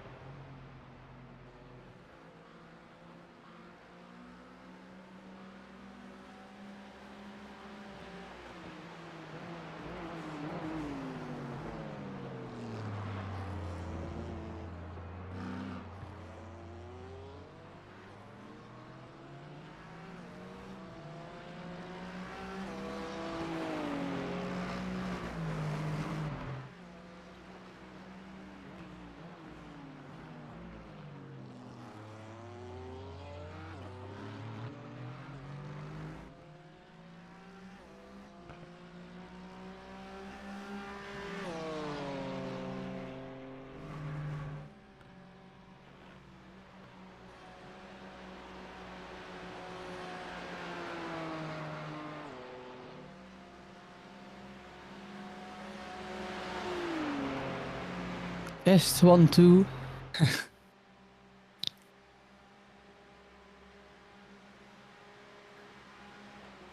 Alright, well, I've heard we've just lost Adam, and, well, what a time to rejoin, I guess. Luckily, my break is over, so I'll be joining you once again for the remaining 2 hours. I want to say 2 hours, a little bit less than 2 hours of this race. 1 hour and 55 minutes to go before the finish flag will fall here at a very dark Spa-Francorchamps.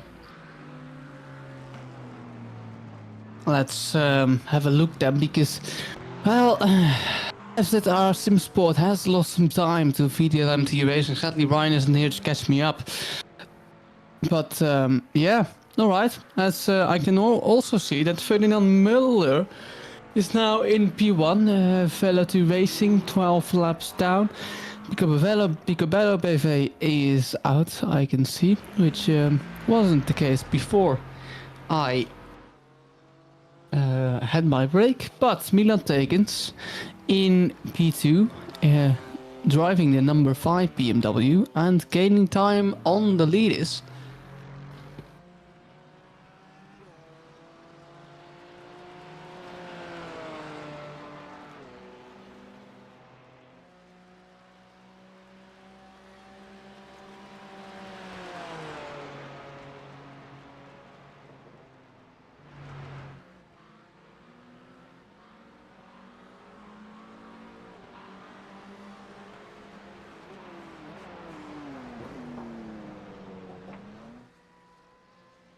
Alright, Jeffrey Rosten in P3.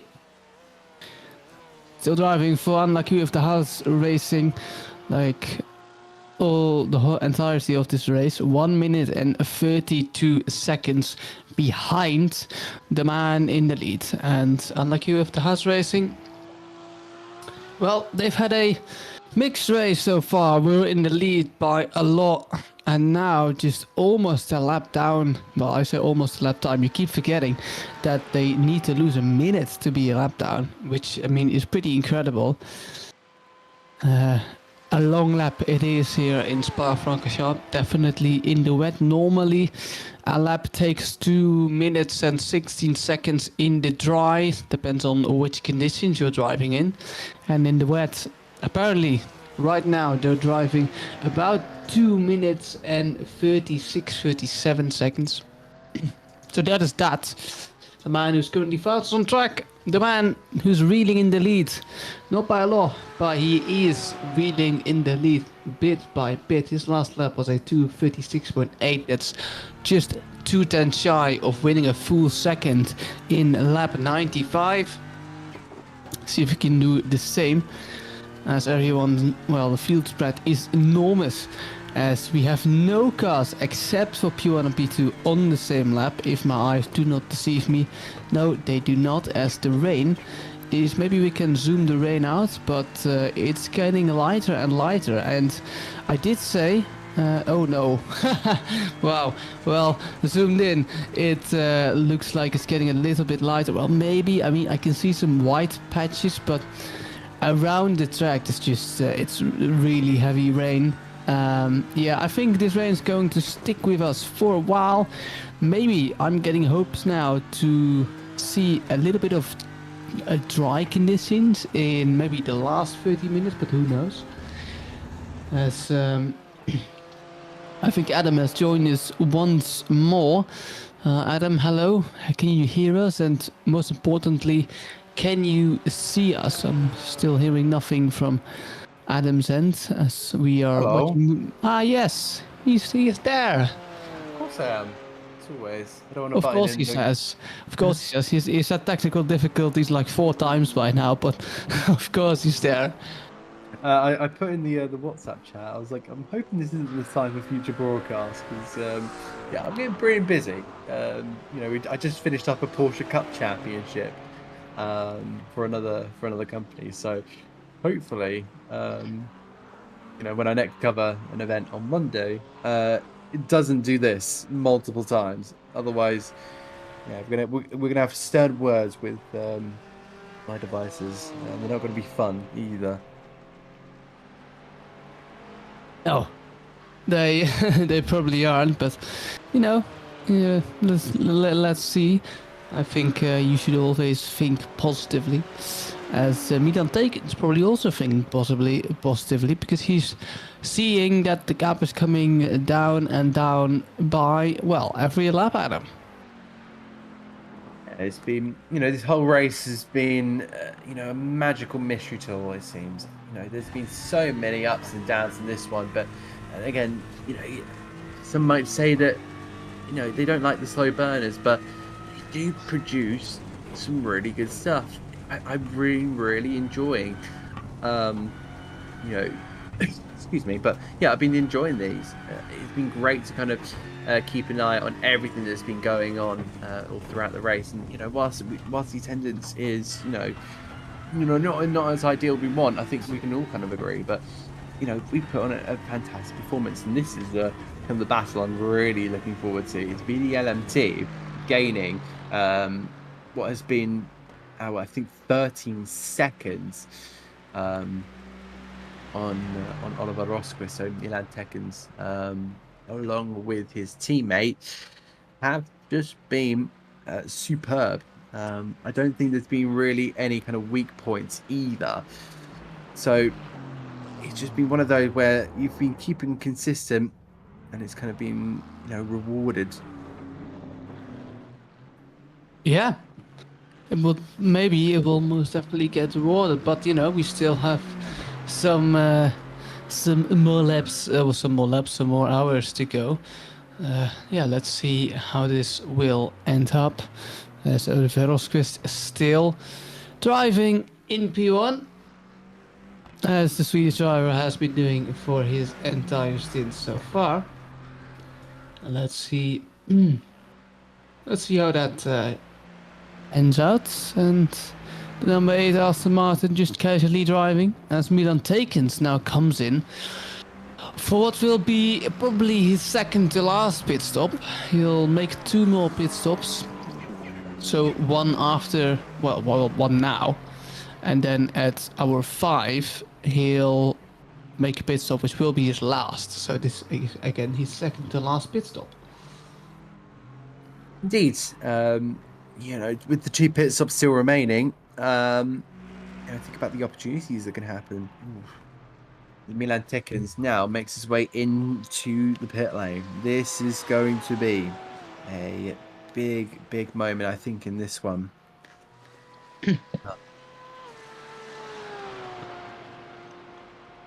Coming through the bus stop now, Jeffrey Ross. Let's see, Milan Tekens will, of course, Jeffrey Ross will still need to make a pit stop. They have the edge a little bit over Milan, the car that's currently being driven by Milan Tekens. And I say this because they can drive more laps, or stay out on track longer. And this will, I'm trying to figure out my worst here, but this will basically mean that once they reach their final pit stop, they have to take on less fuel, which means you'll gain time in pit lane. I touched on this early in the race, and they'll just win guaranteed time on Milan Tekens, and maybe it's enough to, alive the battle for P2. Maybe it's not, who knows, but it's definitely going to be interesting to watch. It will be. It'll be plenty of opportunities. Sorry, I've just been trying to get an idea. Spoilers for the F1 sprint race. Just trying to check if Gabriel Bortoleto is being cleared to race, and he has been. So he's been checked out medically and cleared to race, which is exactly what we want. Of course, again, apologies for the spoilers. I'm not going to say what happened, but that's what you need to know. Milan Tekens comes out in 3rd place, 1 minute 50 seconds behind FZR Simsport. I wonder if there's been any kind of any moments in that one where he's maybe done a lot of saving in these early stages, and then maybe just pushed to try and just to close down that gap. Asnik going very, very wide on the exit of Stavolo, and he'll reverse back onto the open space and on toward the racetrack. So yeah, Cass has not had the best in his stint so far. He has had a really, really difficult time, and yeah, he will probably not want to continue with that at all. But you know, he'll probably hand over the car very, very soon. He hopes. You are Jeffrey Ross in his Porsche. He's been brought up to second, but do you really think that can maybe make the crack the top two? The podium is definitely there. You know, one of 3 drivers that are remaining on the lead lap. Overall, this is going to be one of those where it's a big question of if you can stay on the lead lap. That will be the best positive you can get out of this race. Pigeon Racing Global have gone into the pit lane here. The McLaren now already exits, so that was a very, very clean stop as well. Yeah, I just had a bit of a scare there with Team Endurotech, who've found their way. Bear in mind, they're up to 7th. So pretty darn good job for Team Endurotech, and they're coming into the pits as well, which is going to be a mighty run for them. We'll have to see if they switch drivers as well.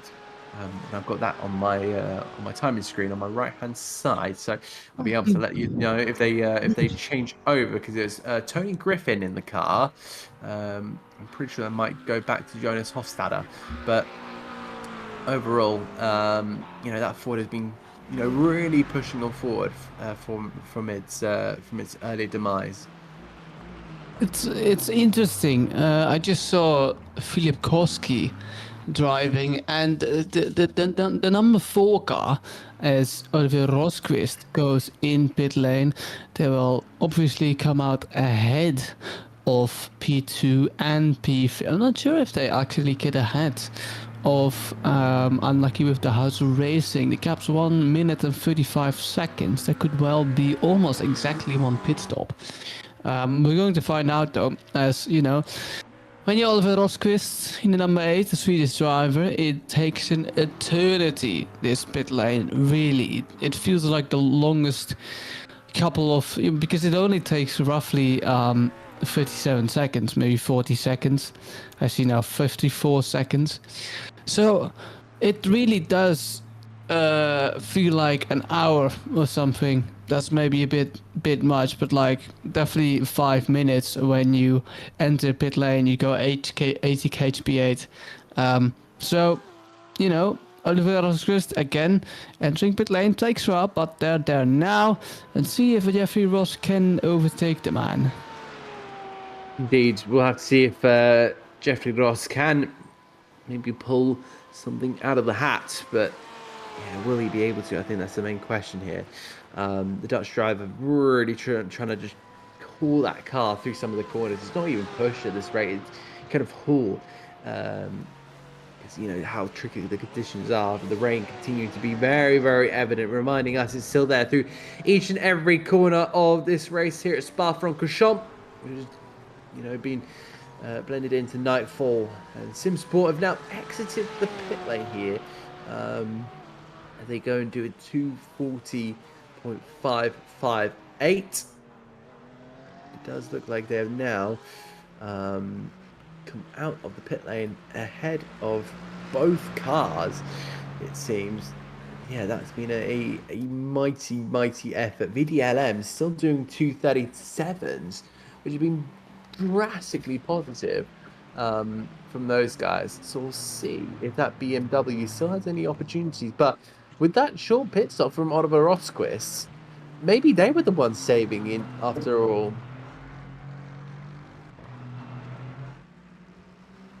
Yeah, who knows? Adam just cut out there for a second, but yeah, let's see how that pans out. As I was watching the Delta and not the screen over here. Let's see if Adam's all right, or if he has a. I'm okay. Okay. Oh, you're all right. Yeah, I heard some really weird robot things that you said, but it's fine. We'll continue watching Oliver Rosquist. Well, yeah, I may be slightly robotic apparently, but I can assure you that I'm not. I'm not a robot every single time I enter one of those, have one of those questions up. So don't you worry. I'm not like an AI random voice or a robot voice or whatever. So yeah, just kind of, I think it's just microphone tweaks that I need to be making. Just technology isn't sometimes always nice to you. And I'm sure some of these drivers have had it before where they've had equipment failures. Trust me, I've seen my plenty amount. I've seen a plenty amount of failures with He's seen it equipment. all. He's seen I've it all, man. I've seen it all. you know. Meanwhile, Rosquist, 14 seconds ahead of Unlucky with the Huz Racing. That Porsche still really working away, but that gap seemingly extending, which I think is down to the brilliant pace of Rosquist. The Assen, of course, that didn't qualify so well. It qualified fourth during that qualifying stage, but it's seemingly built and set up for the endurance.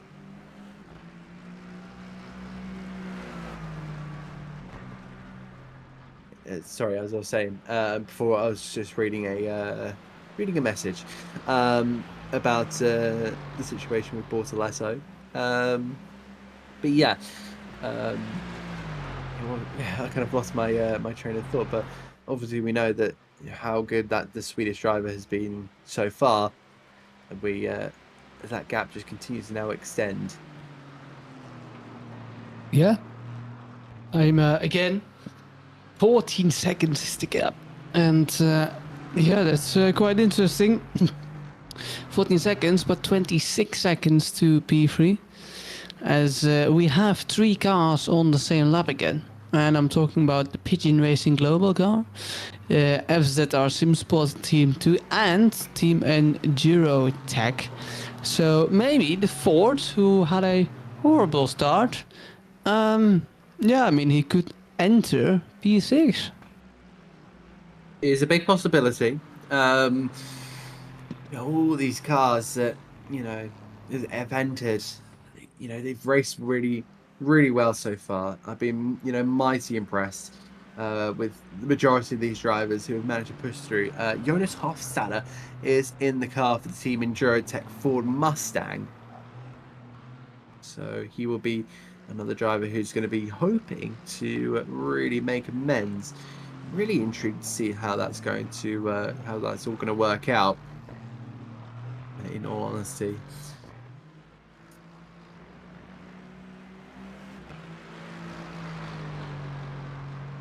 It's top 4, the number 4 who's currently in P4, the number 14 who's currently in P4, Full Gas Motorsport E-Mix, so they'll lose 1 lap. See where they will end up. Yeah, maybe Velocity. I'm always thinking about the actual esports team Velocity Racing. It's so weird, but Velocity Racing 127 still in P5 then, and probably making also going in pit lane. So that's their scheduled pit stop window with 4 hours and 23 seconds. Minutes actually. We have raced, I want to say already, but 4 hours and 23 minutes out of them is quite a long time. Yeah, it's still plenty of time left to get into proceedings. Of course, yeah, it kind of doesn't really help that the clock ticks up, so we kind of have to do our own mental calculation. But I can assure you that we do have 1 hour 37 minutes left on the clock, so still plenty of time left in this race. I do really sense that we got Anthony Sieber, who is new to this race. I haven't seen his name on our timing screen, but the American who has gone off, and that's why he's in the last stage, of course, over in America. So whether that be the West Coast or the East Coast, it's still pretty much either middle of the day or still pretty. No, it's going to be about middle of the day if no matter where he is in the States. yeah, you know, he's still going to be having the sun up. So very smart thinking, I think, from the number 2 Sport 7 of Veloci Racing, putting their American driver in a completely different time zone, who's going to be fresh as a daisy at this time during the race, kind of in the car. What about Milan Tikens, who now finds himself 23 seconds behind FZR Simsport. So over the course of the pit stop phase, has in fact gained. Remember that gap fell from what was about it fell from about 47 seconds to about the mid 30s. It's now been chopped by the VDLMT team. So that number 5 BMW is coming back, and unlucky with the Huz Racing is pretty unlucky during this account. That Porsche needs to be making a few things up on this run here. So I have to see what the Porsche decides to do all throughout this rest of the stint. And again, we do approach that kind of an hour 30 remaining on the clock. Still so much that can happen here.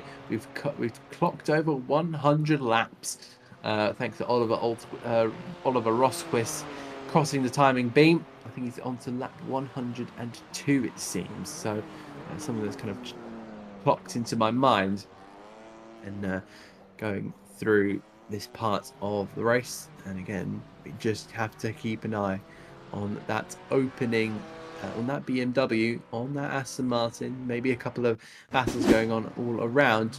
Replay here of Lucas Filipkowski heading in towards Bruxelles. Has he lost the rear? Yes, he does. Simple spin on a patch of water. Oh, Liam de Kock replay and, well, spins around once more. Liam de Kock, how long has he been in this car? Is he doing the entire 6 hours, or am I... No, because I think... Wait, is he? No, I'm getting crazy. I am. Yeah, I think... We've had another driver in that car. Yeah, we've had... it's doable, 6 hours alone. I've done it once.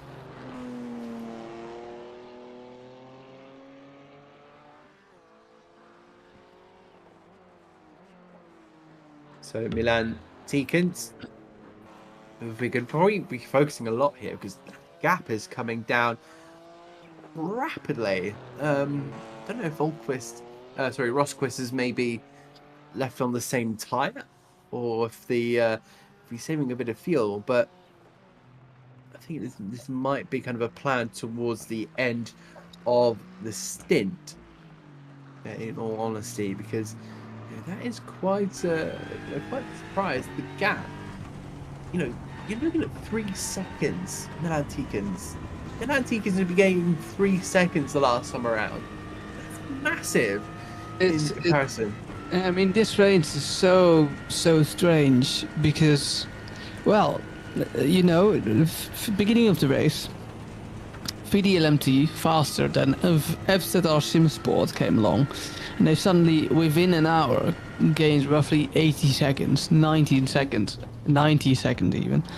And now VDLMT is on an absolute charge, which is incredible. I mean, it's coin tossing between which driver can find a rhythm and which doesn't, because that's all that matters apparently in the 6 hours race. Can you find a rhythm, and can you then capitalize and utilize the rhythm you found and gain not only just a second or two, but like tens of seconds?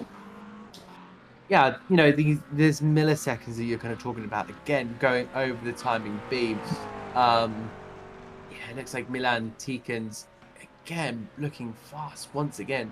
2.8 seconds was taken out by the VDLMT Racing driver. We look back here with Jan Schronsfeld in the Pigeon Racing Global team. That car has been, has ups and downs, but it's kind of leading the group that is 4 laps down two McLarens involved in that one, as well as the Team Eurotech. So if you are Team Eurotech here, are you going to be hopeful for trying to take a sixth place, or maybe even a fifth place? Maybe this is Anthony Sieber in the Velotti Racing 247 again. Has he made another mistake? This is very early on in his stint as well. So the Aston making potentially more errors. Oh, is he just kind of just? I don't know. He stopped. He stopped on the track. That is hugely confusing. And he's getting a tow back to the pits.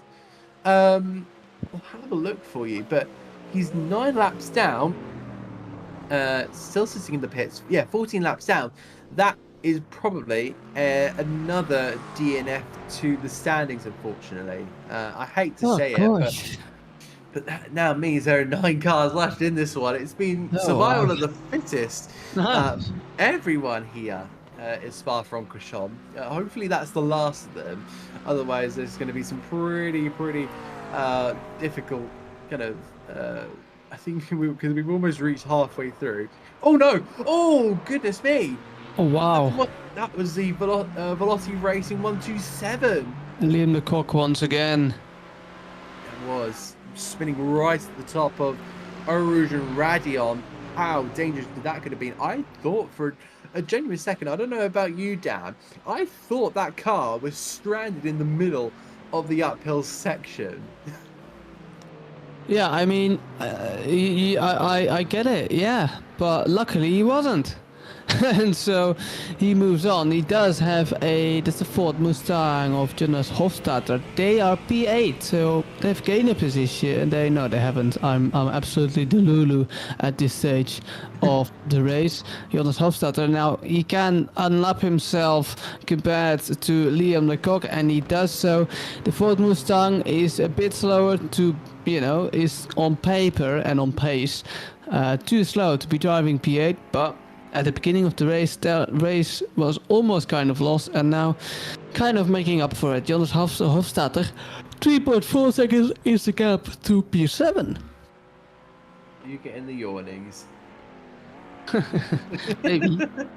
Maybe. just a cute maybe.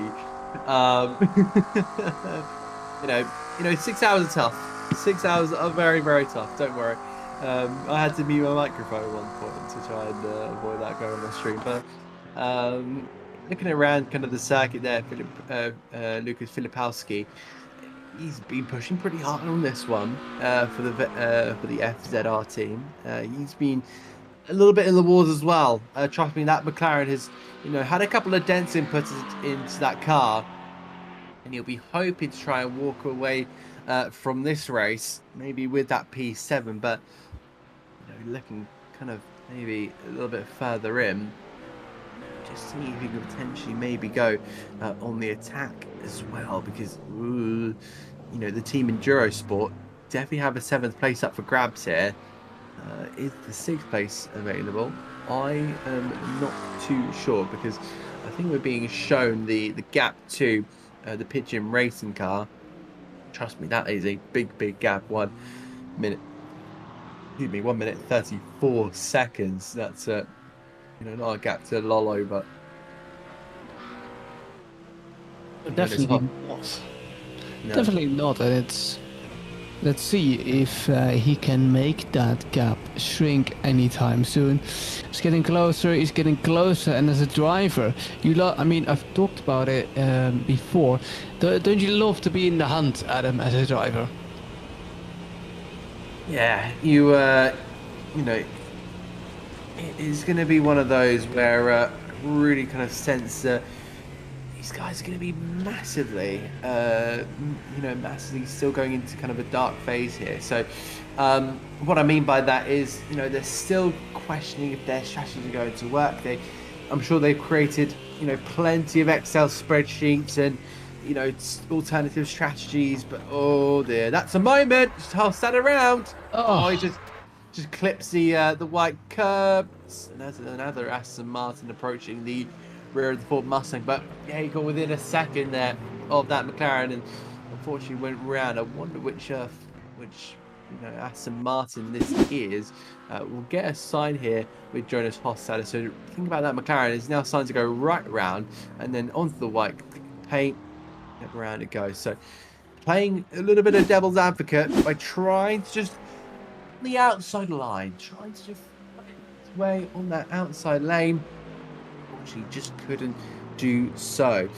So now looking at what is potential in this race. You see there, Velocity Racing, just maybe trying to do whatever he can. Liam Koku's had plenty of skirmishes, and I kind of wonder what could have been the potential for him if the mistakes were a lot less. Maybe he could have been definitely past full gas motorsport, because they were ahead before they went into the kind of the pit stop phases for the first time.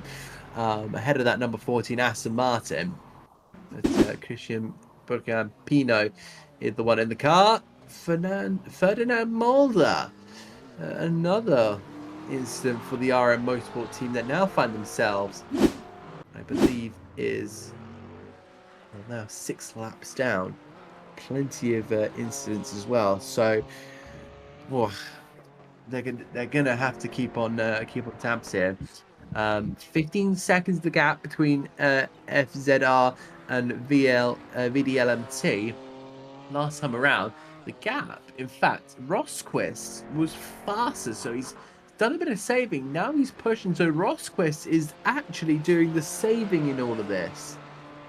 Yeah, incredible. How the tables turn, they say. And so now it's Oliver Rosquist who can build on that. He probably needs confidence as well. And if he can keep this up, he'll be getting through the first. Yes, he's going over the line now. Oof, 241.4 though. See what the man in P2 can do. Milan Tekens. This is again Jonas Hofstadter in P8, and Milan Tekens. What does Milan Tekens put on the board? At 236.031.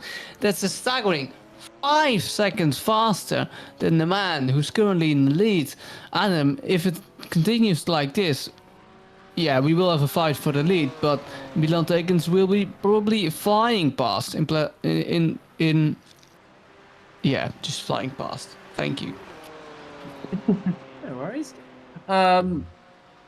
This race, going pretty fast. It felt like that kind of race start and that 10 minutes of qualifying and the introduction would be about within the last hour, but no, we have absolutely flown by this race to the point where now, oh gosh, Deacons still sliding around, still trying to find the grip, still looking to find speed as well in that BMW M4 GT3, which has been designed for both real life and sim racing as well. BMW taking their sim racing massively properly as well. So when they had to make an Evo version, they came up with the interesting kind of front grille, which I'm pretty sure a lot of people were a little bit confused with, but I can assure you it's kind of made a bit of sense, especially with their kind of futuristic design they're making it for their road cars. We've got an hour and 22 minutes left on the clock. We'll still have those plenty of opportunities. I did kind of give a call for drivers to come into the practice lobby and an interview or kind of a live give us a bit of an idea on what's happening with this race. But it looks like nobody's kind of turned up, unfortunately. We're still trying to really grow the NXTGP iRacing base here. Of course, when you've got other championships going on, cough cough wet, it's not the easiest by any stretch of the imagination, but yeah, we are always working on it alongside with Sim Racing Centre and NXTGP. We're really working hard to continue to make this a top kind of racing league as well. Jonas Hofstadter still now gaining onto the back here of the FZR Sim Sport Team 2 in the McLaren. So let's try this again, shall we? All right, this is going to be interesting. Jonas Hofstadter then P8 currently. Can he overtake the Polish driver in front of him? He can't lose it anywhere in the circuit, anywhere on the circuit, if he wants to get a position up. You know, again, bad start, now trying to redeem themselves worthy of their pace. Alright, Jonas Hofstadter, will you overtake in double course? It seems risky and thinks the better of it as well.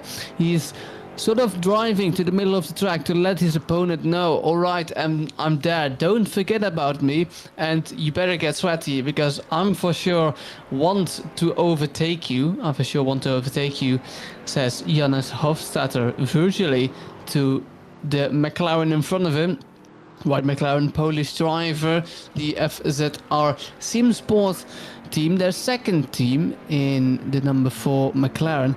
They're not really satisfied with their pace, I think. I mean, they at some point they were running, I think, as high as P4 if I'm not mistaken, and now just P7, 4 laps down. Yeah, I mean, it's just not the race for them, Adam. It's just been a massive struggle, you know, and as I'm sure there's drivers that may be using this championship as kind of an improvement. Ooh, wow, traffic during this one, which is being avoided there by the McLaren. I wonder who that was. That looks like another McLaren. I wonder, or maybe Team RM Motorsport.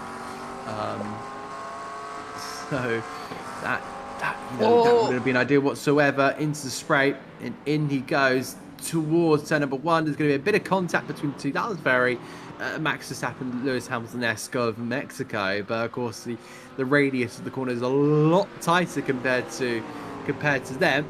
But it looks like Filip Kowski has been dropped there by the Endurotech team that goes up into 7th place. Meanwhile, we'll get a slowdown here for Oliver Rosquist, the Swedish driver, now starting to feel the pressure. Look at that gap now dying down. It's 9 seconds, but that's okay, because you're now trying to get it to a point where, you know, by the time we go into that final maybe 50 minutes or 45 minutes left of the race, you're gonna want to have that you know, that BMW still behind, but you make sure that pit stop is as short as possible, so you can run all the way to the end at max chat. Well, we've seen an on-track overtake since, well, the last 2 hours. That was probably the last time we actually saw an on-track overtake, if not longer ago. But great to see some action on track again, as we will probably see some more action pretty soon on track as well, because Milan Tekens is still reeling in the car of FZR SimSport. We have entered lap 108 with 4 hours and 42 minutes driven here at the Belgium track in the Belgian Ardennes. Obviously beautiful. If you've ever been there, you know what I'm talking about. The beautiful mountains, the beautiful walking paths surrounded by trees. Really, you'll get there. What you'll get there in the Ardennes is a peace of mind. Although this is something completely different in the middle of the Ardennes. We're racing here with Bruce Doyle race cars, which well, you don't really You don't really come here to hear the birds sing. No, you don't. You're here for the absolute brilliant race cars that surround the circuit. Of course, Spa-Francorchamps has hosted a massive amount of championships over the year, over a calendar year. You know, you got Formula 1 that gets supported by Formula 2 and Formula 3. The World Endurance Championship goes there, along with the European Le Mans Series. Plenty of international championships. Or sorry, should I say feeder series, like the GB3 Championship went there for their annual visit, as well as Euro Cup 3. I think Frecker also goes to the Ardennes Forest, as well as I think the French F4 Championship goes there as well. I might need to ask one of their former drivers turned Porsche driver if that's a true fact, but yeah, we'll have to see. But yeah, as I said, Francorchamps really hosts a massive amount. Of course, who can forget the very famous Spa 24 Hours? But there's even a prologue for it. I think we reached the record. I think 61 GT3s around last. Should I say this year's Spa 24 Hours. That really just shows kind of, the amount of drivers that want to enter that big race. I think there's also a Fun Cup event that is 25 hours, strangely enough. Just throw in a big, throw in another hour, because why not? Why not? I mean, 24 hours is already long enough, but, the Fun Cup needs to be 25 hours long. Would you survive 24 hours, 25 hours, Adam? Yeah. Thank you very much for the kind of the facts and figures of Spa-Francorchamps. But another figure is that gap being 6.7 seconds between FZR, SimSport, and VDLM Racing Team. So, just kind of for the viewers out there, so don't expect, these guys to, as I say, don't expect these guys to, to be. Yes, his brain is fried. We've done it. Yes, finally. All right. Well, without Adam Reed, we can continue. No, go on. What I was trying to say, don't be surprised if these get featured for the entire hour, because this is a huge battle that's been closing, but we've known that the Swedish driver in the lead of the race has just been saving that whole entire time. I don't know what about what Tikins has done, but you can just see there the battle first has been absolutely mighty, and the gap is just continuously going down and down and down, and it's getting to a point where I personally think that maybe the Aston Martin might have to react with a pit stop very, very soon. But when you've got an hour and 13 minutes left to go, you want to be making sure that you can last that entire stint. So, Milan Tikins has been the driver that has gone as far as the only driver to set a 217. That is a massive amount of a massive achievement for them. Meanwhile, Toyota off in wet, nothing major, just something that kind of really caught my eye in the corner of my vision. You can see that gap again going down 237 to 36.2. So that means another 1.6 seconds being gained on by the Aston Martin. So by this kind of logic, it should be catching it before the 5-hour mark. Meatball flag for Fidelity Racing. If you haven't noticed, they haven't DNF'd because they're still in pit lane. So yeah, they might actually get going again. It might be. I mean, they had a meatball flag, so something must have happened. We saw Anthony Sieber go and stand just still in the middle of the track, but they're not out of the race. Is Team Raul Lopez Jimenez out of the race? Because you can already also see them have apparently are in pit lane, but maybe they've been for the whole race. I'm not sure. So, VDLMT, I've said it so many times, just coming closer and closer to the lead in this dark. Well, I mean, it's just night at this point. For me, I'm not sure if it's already dark in the UK, but it's already dark in the UK, and which means that if you're a driver and you have like windows, you have always light coming in your room, and you're driving. And driving in the dark while it's light is something different than driving in the dark while it's also dark at your own place. It just makes you really tired at some point during the race. So the question now is, can these drivers keep focused now? Because for most of them, it's completely dark. Yep. So I really feel that as you say, the dark conditions really kind of getting these drivers into a point where they do become tired. So the last hour will be absolutely grueling. Again, you know, these kind of potential changes. And I will say about Velocity Racing and Saber, yeah, I feel like I've had my kind of, you know, my saying of you know, that I've kind of doused the flame by, you know, giving the American who's, you know, based in the middle of the day a run of the car. That car has been sitting there for, I think, over 7 laps now in the pits. So you could technically, Raul Lopez Jimenez is still sitting in the pit lane. Think of that what you will. Indeed, indeed. All right. Number 5 car in P2 as we switch over to Oliver Rosquist, which is 3.4 seconds behind lap 111, which is a great number. I think we'll touch about. We still have an hour to go, right? I thought I made a prediction. 135 laps. I think we'll touch on the 135 laps total, if not more. So we now approach that final 1 hour, 9 minutes left of the race. The rain will continue to stay with us throughout the majority of this one, so don't expect it to go. I think that when we last actually spoke to, because kind of the rain is already set. Yeah, it doesn't go away, does it?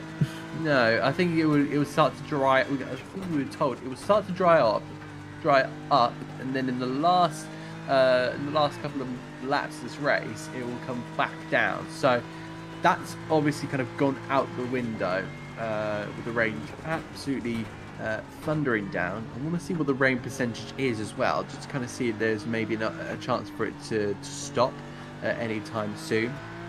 So I'm sure when we get the opportunity, we'll bring that kind of graphic up that shows us everything on the right hand side. 2.8 seconds is the gap there between the Aston Martin and the BMW. There is the gap. So there's all our kind of timing. So it is currently 8:24 in Belgium.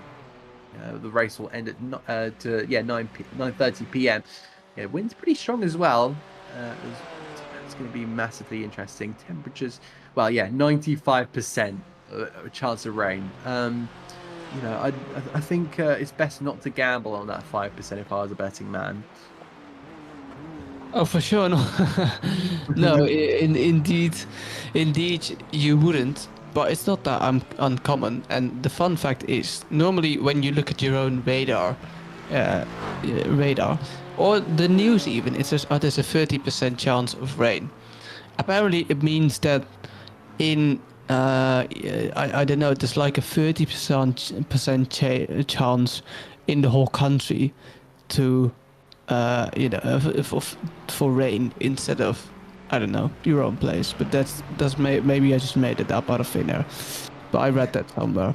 You know, you have to keep talking about someone. We have to keep ourselves awake, and currently Milan Tegens is doing that because he's currently 1.3 seconds, only 1.3 seconds off the leader of this race. You can see him, the Aston Martin of FSR SimSport is still, you know, in front of the BMW, and that BMW getting all the spray now from the FSR SimSport Aston Martin, number 8 Aston Martin. 1.5 seconds, so he's lost a bit.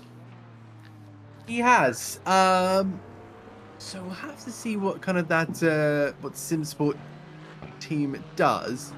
So of course they can make a pit stop very, very soon, but I think I did kind of predict that Aston Martin would be caught by just before the 5th hour, and that's indeed exactly what has happened. They've got no cars in between them. And we'll now see what happens. Change for the lead. And that's it. Oliver Rosquist goes wide at Pool 1. And that was a very, very sudden change. That gap did kind of look around about, second and a half. And we'll see it right here. Massive, massive drift onto the inside there. So I wonder if he hit a curve or something. And Rosquist will just see that red BMW fly on by. That's enough for Formula Drift, I think. Get the entry in, send it through. Oliver Rosquist to Formula Drift. Here we go.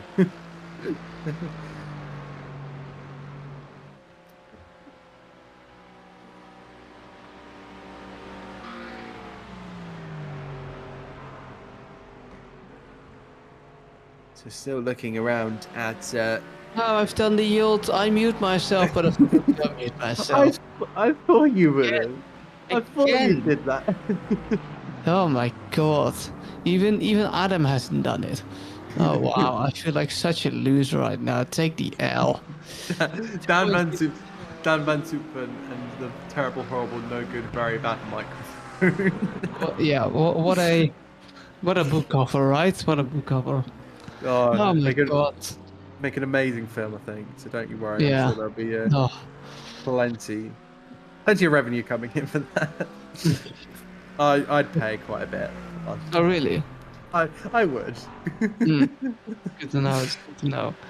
Well, 1 hour and 5 minutes to go in this 6-hour-long race, and you've really, when you're a VDLMT racing, you've won a whole day. But if you're someone like, well, Picobello BV, you've really lost the whole day. Although they aren't racing anymore. The likes of Team RM Motorsport, we've barely seen number one though, a little bit, but now in P9, last of the current running cars, and in front of that is FZR SimSport McLaren. Yeah, it's funny how this qualifying happened, because in quali the McLarens seem to dominate and then the Aston Martins seem to struggle, but now in the long runs it's the Aston Martins who, well, I'm not saying dominate because they aren't leading, but they're definitely doing better than all the McLarens. Yeah, so we'll have to see how, everyone goes about kind of this final hour race. And I think I've just heard a firework. Yes, I definitely hear fireworks outside of my residence. So not surprised, in all honesty. It's kind of been a whole week of that. So, it's not going to be a surprise to me. I didn't really think about it. I didn't really take into consideration that I might be hearing fireworks at this time of the day, whilst commentating on a 6-hour sim racing event. So better now, Mulder. Looking pretty good, but again, still 7 laps down, which is never where you really want to be. Oliver Rosquist, I think, is struggling a little bit in that car. Of course, with a 2.8k I rating, it is trying to get onto that 3k. Hopefully manage to do it after this race. I don't think this will allow him to get into that fabled 3000 I rating, but Milan Takens with over 5, that is a big result to have, I think. Massively impressed with some of these drivers out here. Have been really working around this Spa-Francorchamps circuit, and I think that lead change, I don't know about you, Dan, but that lead change came earlier than I expected. I thought this would be a proper, handled in the pit stops, maybe overtake just before or after, but it came pretty unexpectedly. Bit of an anticlimax, wasn't it?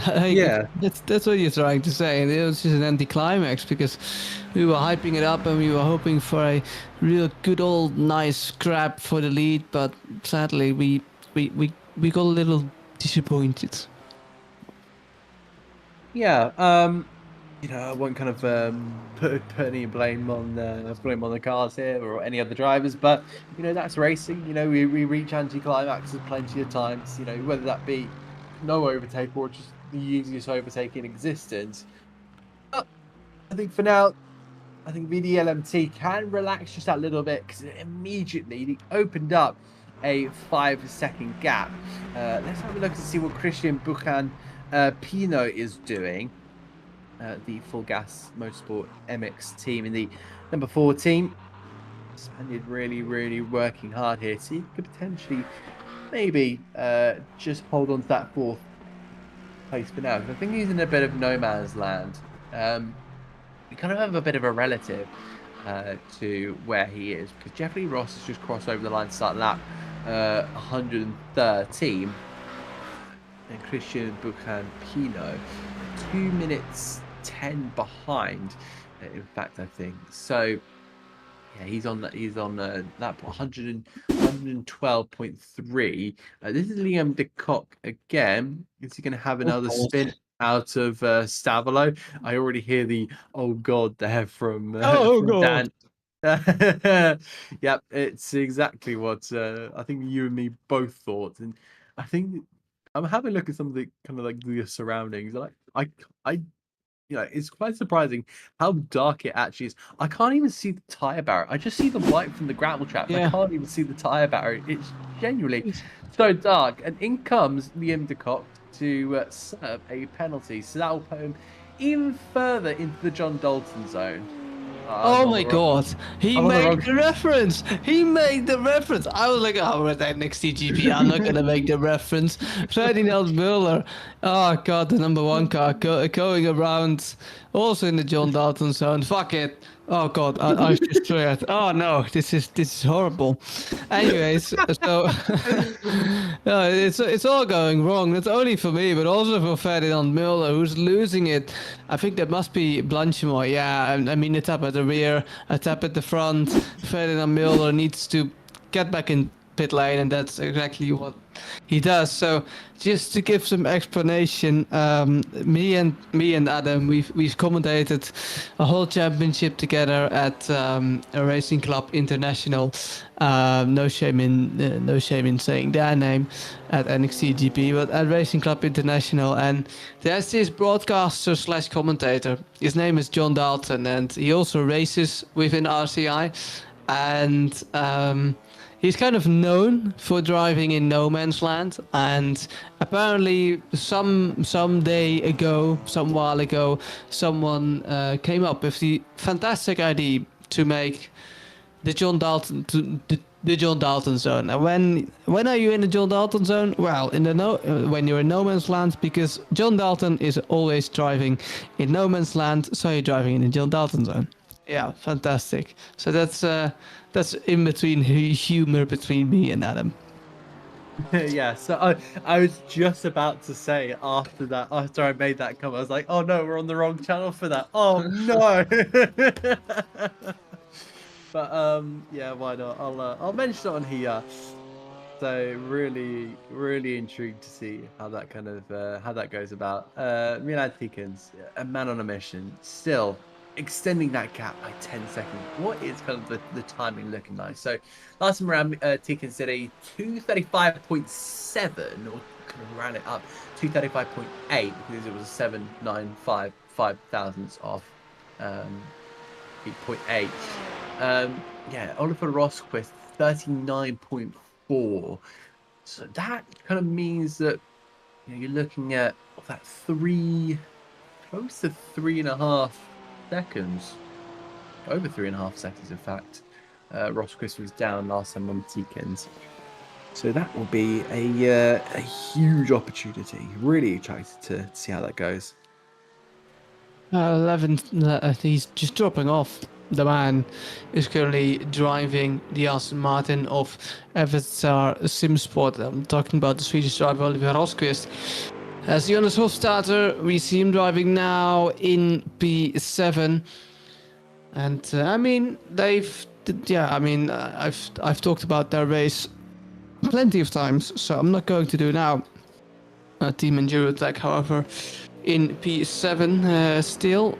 P9 is not driving, so I'm afraid we've just lost another one. We have. That seems to be Team RM Motorsport. So just as we said, I hope this is the last of our DNS. It looks like it's the end of the road for Team RM Motorsport. We've lost half of the cars. And Ferdinand Mulders, yes. I was going to mention that we've lost how many cars? That 1, 2, 3, 4, 5, 6, 7 cars, Yeah, close seven. to half. So if we lose one more, we've lost over half the cars. In these Oh, very God. tricky conditions, the dread, I'm sure, on the faces of us as commentators. I don't know how Dennis is feeling. You might have to drop a little WhatsApp message. Just He for... can just put the broadcast on autopilot and I was about to swear, but he can just put it on autopilot. Oh, he's there. He's there. Well, I mean, he's still there. I don't know if the stream can hear him, but then it's just your opinion. What do you think of this race?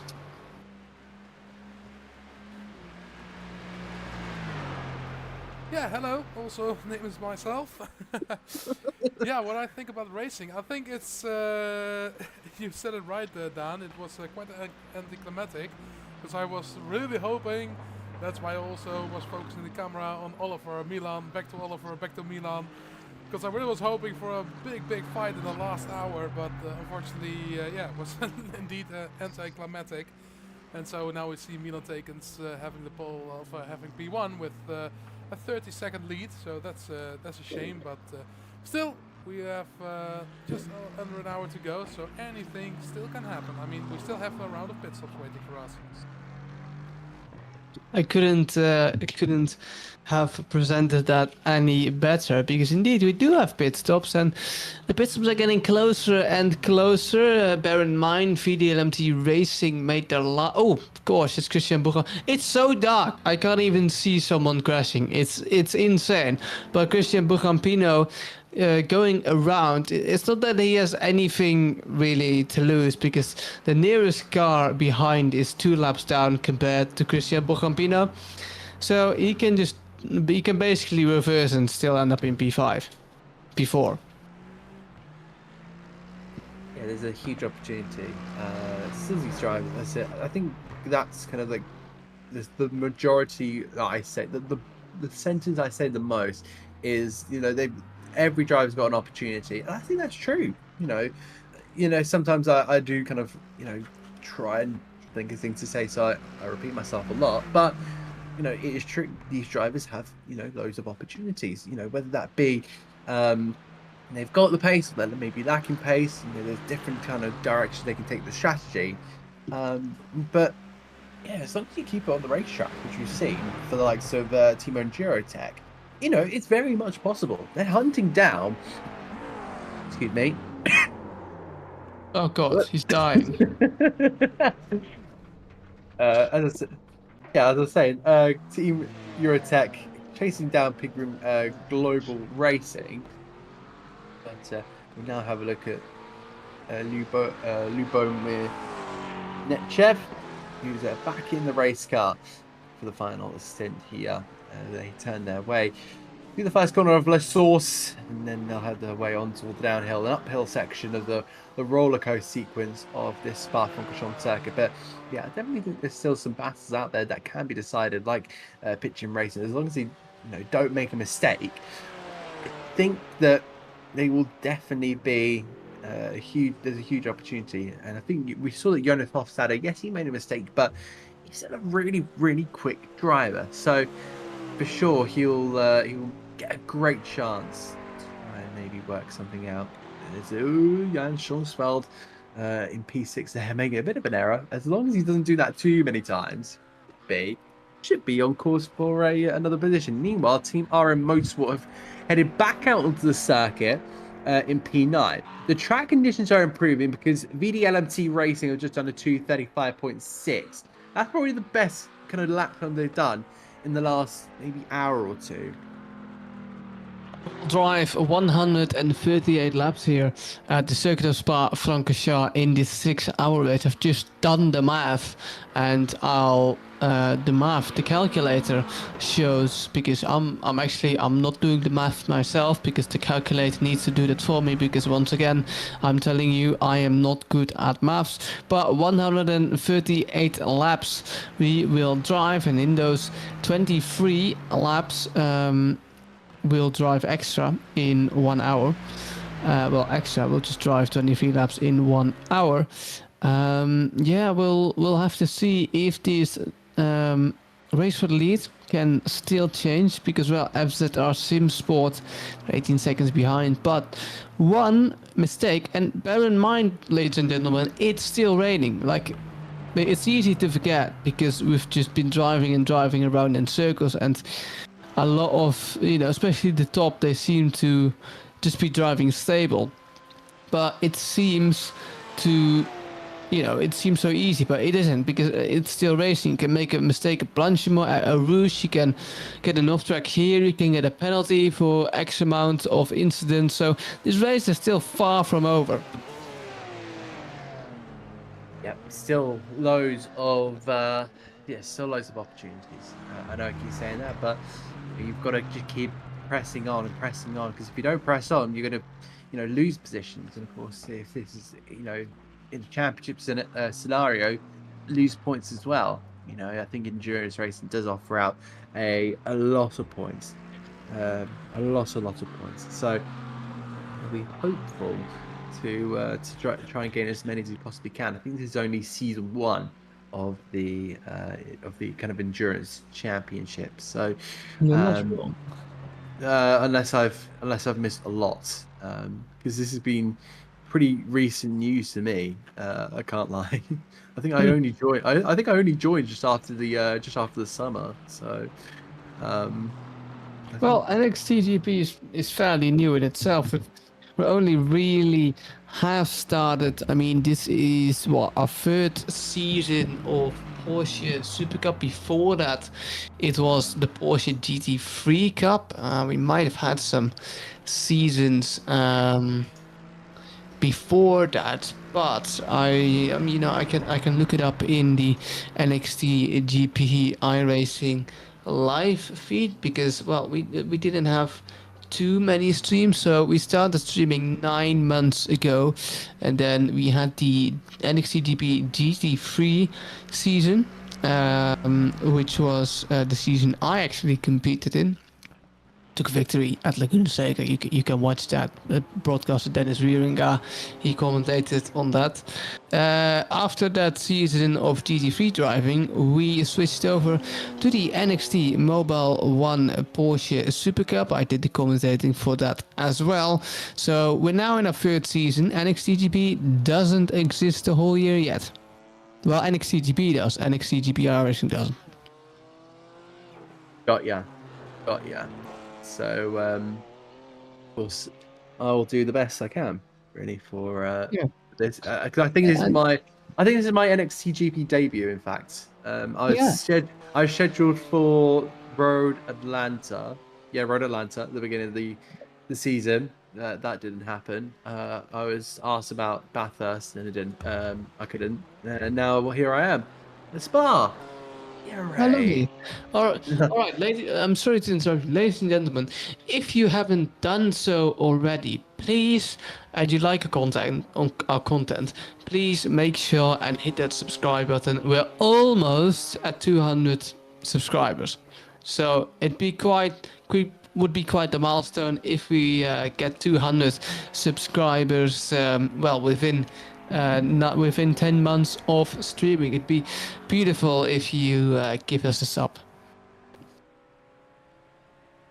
Yeah, that'd be perfect. But in Armada, 9 laps down, difficult race for the RM Motorsport team, but they push on, use this as maybe a bit of a training session for the wet and dark condition. Because I think if there's a condition you don't want in motor racing, that is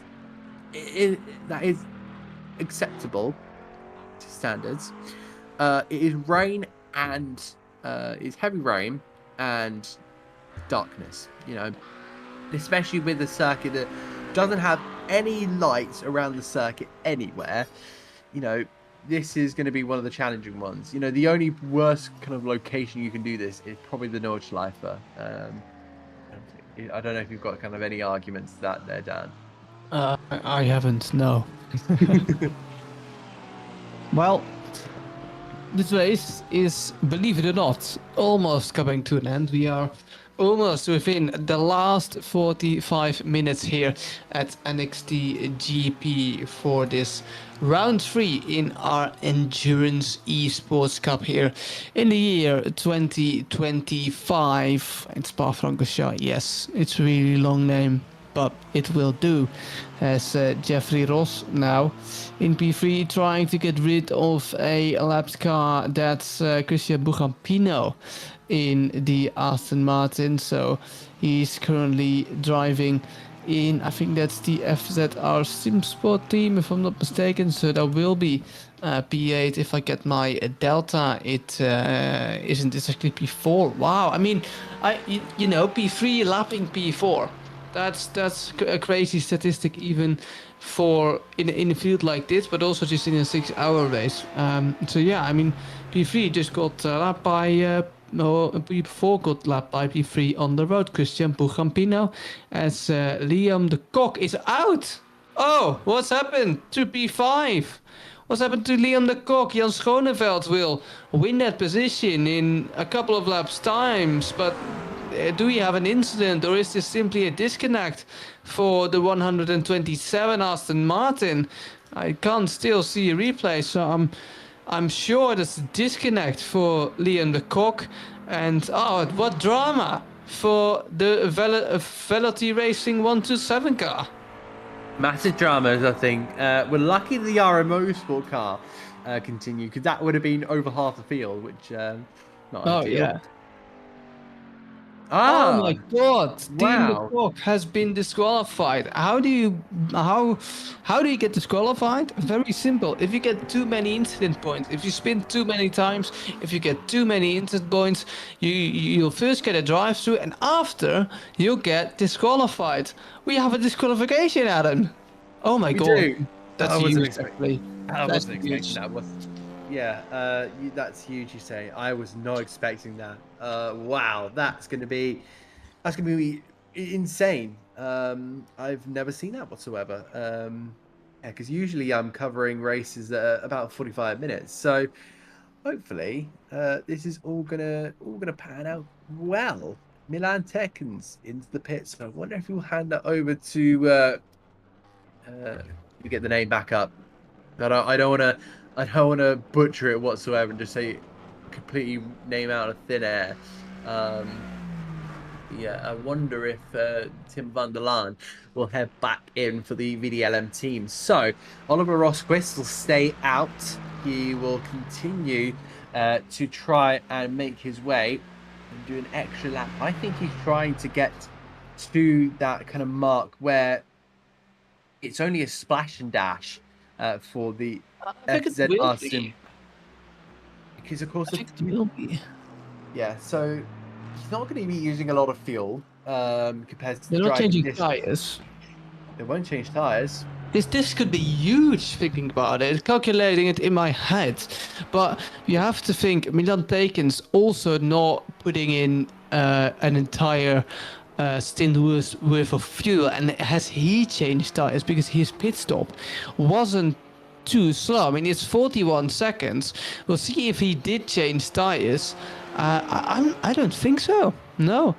But yeah, who knows? I think him changing tire and not changing tires will have a bigger effect than Oliver Rosquist not changing tires, because they've pitted later in the stint, obviously. So, you know, they'll have less difficulties with tire wear. Yeah, indeed. So I think the man of the moment to keep an eye out for is Oliver Rosquist in the FZR SimSport, because that car is, of course, now 45 seconds ahead of VDLM's T. And remember, they're in cold conditions. They are going to be running around in cold conditions. So it is about who can manage their gap.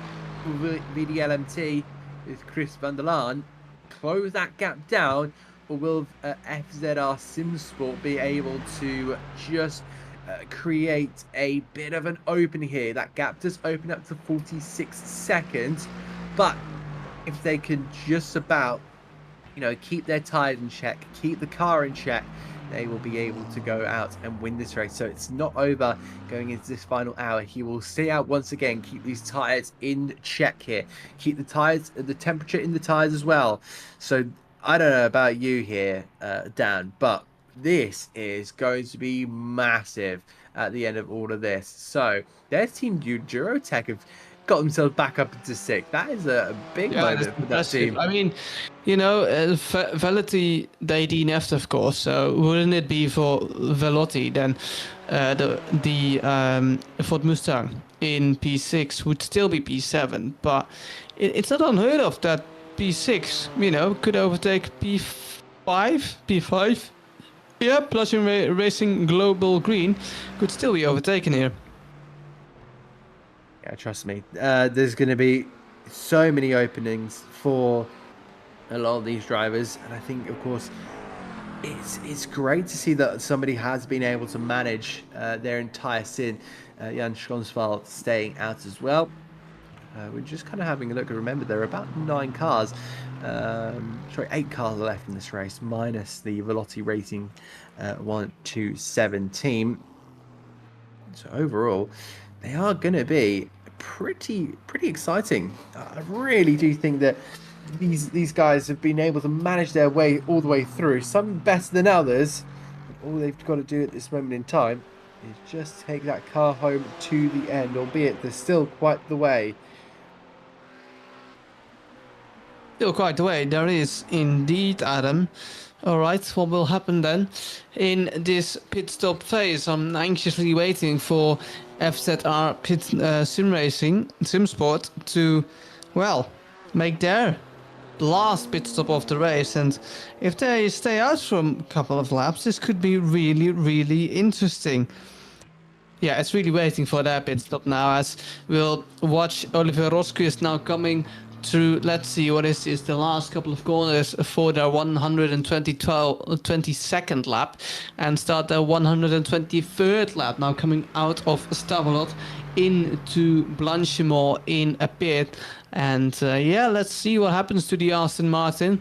Not the favorites to claim the victory, however, VDLMT is. And Milan Tekens currently on the wheel of that car. I'm quite curious what will happen to Olivier Rosquist. Will he enter pit lane? He'll definitely take the wet line, so no confusion there. And no, he will stay out, Adam, for one more lap. And that's one lap of fuel gain. That's great for them. Yep, that is going to be crucial. It's just all about, you know, can you manage the end? And look at that gap. Still 46.4 seconds. That is the gap we're keeping an eye out for. It doesn't like the chat is starting to I was going to say it's starting to get a bit active, but it doesn't seem like it anymore. I just saw I scrolled down, saw one comment from our admin, and that was about it. But yeah, we are still powering all the way through onto this one. 1 hour 38 minutes left to go of this well, not even an hour, 36 minutes left to go on the clock here. And I'll be very much surprised to see how long can SimSport extend their sim, because this is the win of the race. Tim van der Leen really trying to get that car rotated. It seems a bit sluggish trying to get that car in towards La Source. It's got a little bit of a toe here, and that gap again opening up 47 seconds. This could be it.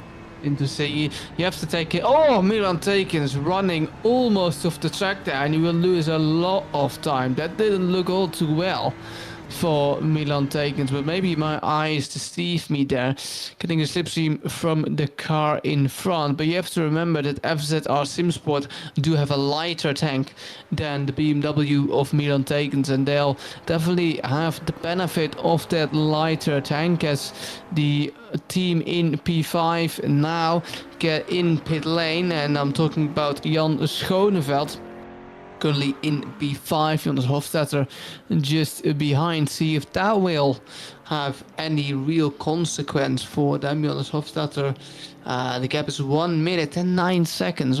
That's going to be interesting at the end of this race. But 47 seconds is the gap from Milan Tekens to FZR Simsport. Let's go to FZR Simsport because, well, P1 is almost at the end of their lap. They are coming through Blanchimont now. Don't lose it in Blanchimont. It's so easy to lose it right there at that spot. And now the Swedish driver, will he gain another lap, which will be crucial for them? I'm definitely quite sure. And this is their stint length as well. And now they come in. FZR Simsport make their decisive pit stop.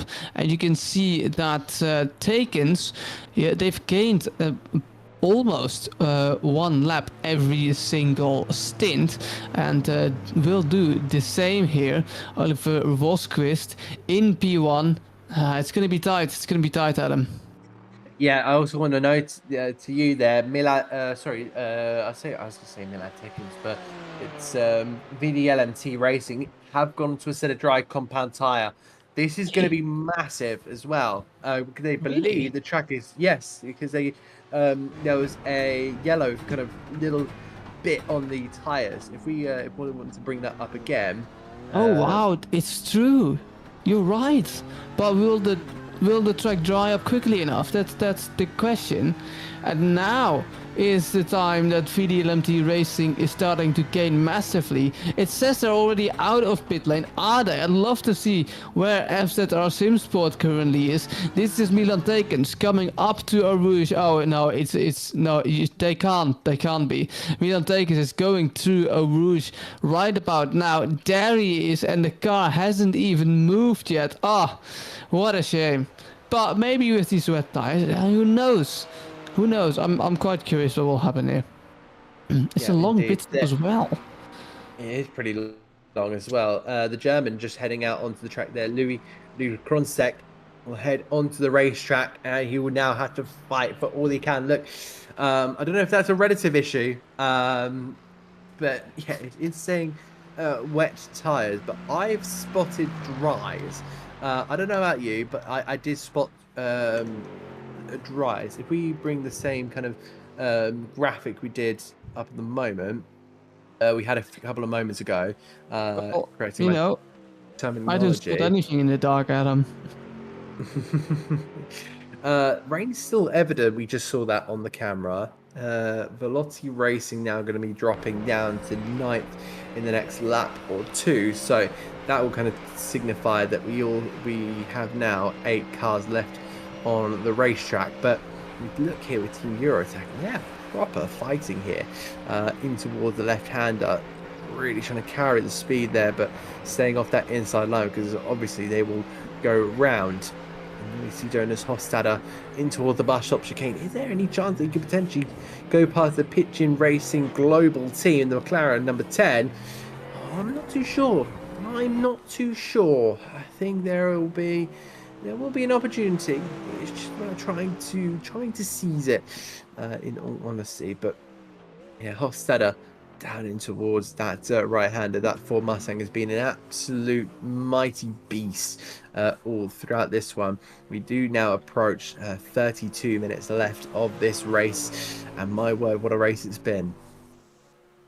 What a race it's been. It's been a long race for sure, with 33 minutes left, and Milan Tekens still in the lead of that race. Unlike UF Haas Racing, hasn't pitted yet, and despite that, they're in P3. I say despite that, but I mean even because they haven't pitted, they're even in P3. Normally they'd be ahead of these guys, so they've lost just a little bit of time this stint. Fugas Motorsport E-Mix might actually, depends how far they are lapped, have a chance for a P4, because, well, I mean, Jeffrey Ross still needs to pit, and the gap is 34 seconds. It depends how long he stays in pit lane. I wonder where Fugas Motorsport is currently driving.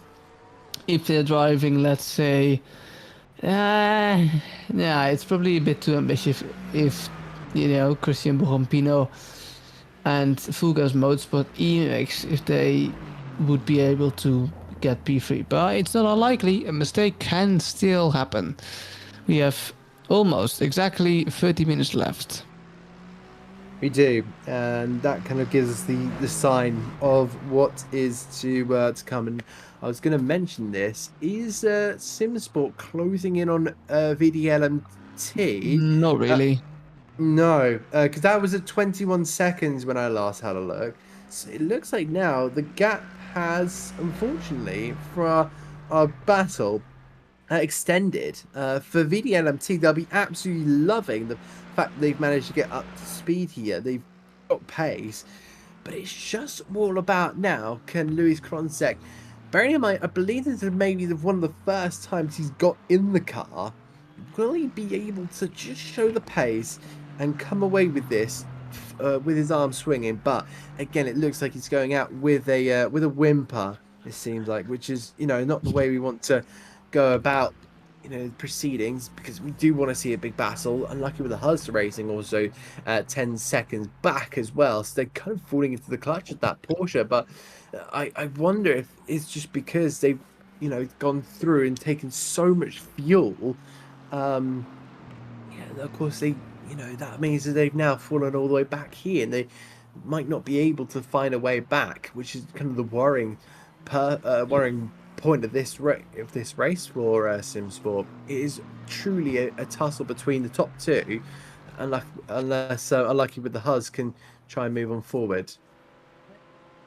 Well, it's looking unlikely, isn't it? And Ferdinand Mulder, back in P8, 9 laps down, just overtook Velotti Racing 127. The Velotti Racing cars now in P9, P10, but driving no more. Oh gosh, there goes Ferdinand Müller off the track, and it doesn't help him. He goes off the track. I wonder how many incident points the man in P8 currently possesses. Who knows, maybe a qualification or a disqualification or a drive-through still hangs in the air. Let's see if we can find that out, actually. Who knows, maybe, yeah, maybe not. Maybe we can. But anyway, Jeffrey Ross now coming in pit lane will lose a lot of time. But his pit stop won't be that big though. It's happened again. It's happened again. Technical issues. It's happened again. That's a football shanty or something? Yes, but I have technical issues again. He has technical issues. Well, I mean, you fix your technical issues again, Adam Reed, and then he'll of course be back. Of course. Well, ladies and gentlemen, this race is almost coming to an end with 29 minutes left in this race. We've completed we haven't really completed. We've completed the first 5 hours and 31 minutes of this race, and Lyubomir Nenchev will probably think the same. I'm 1 lap down on Team Endurotac. I'm 4 laps in the front of P8. Well, when does this race end? Well, lucky for you, the man in the form McLaren, it only lasts 28 minutes, and you can already hear that my brain is kind of getting fried here after 6 hours of commentary. Well, Milan Tekens in P1 still driving the wet line as usual, given it's still a wet race, and it has been a wet race since, well, hour 1, I want to say. It's always been relatively wet, but it's really been pouring down since hour 1, and it hasn't stopped pouring down since then. And so as we now look, I mean, it hasn't stopped pouring down. It will stop pouring down in a little bit. Yeah, I mean, what can we say? What can we really predict in the dry? Will this dry driving change anything with we'll probably get 20 minutes of dry conditions here, because the dry track still needs to dry up if it eventually stops raining, which it isn't at the moment. We'll stay on board Milan Tekens because the radar is showing us that almost past Eau Rouge is not raining anymore. Going through Eau Rouge up to Radillon, still needing to take the wet line. Milan Tekens is, and then we should see the raindrops stop, starting to fall about now. Definitely when we enter La Combe. However, yeah, you can see that the track is now starting to dry after Eau Rouge.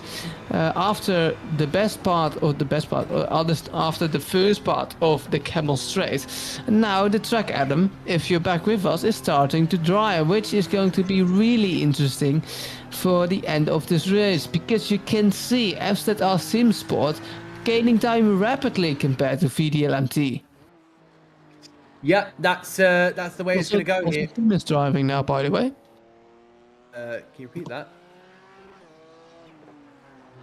Oh, Tim is driving. Yeah, Tim is driving. Yes. Yeah, we did realise that. So Tim van der Laan is now driving here for the VM DLT, but look at that gap now.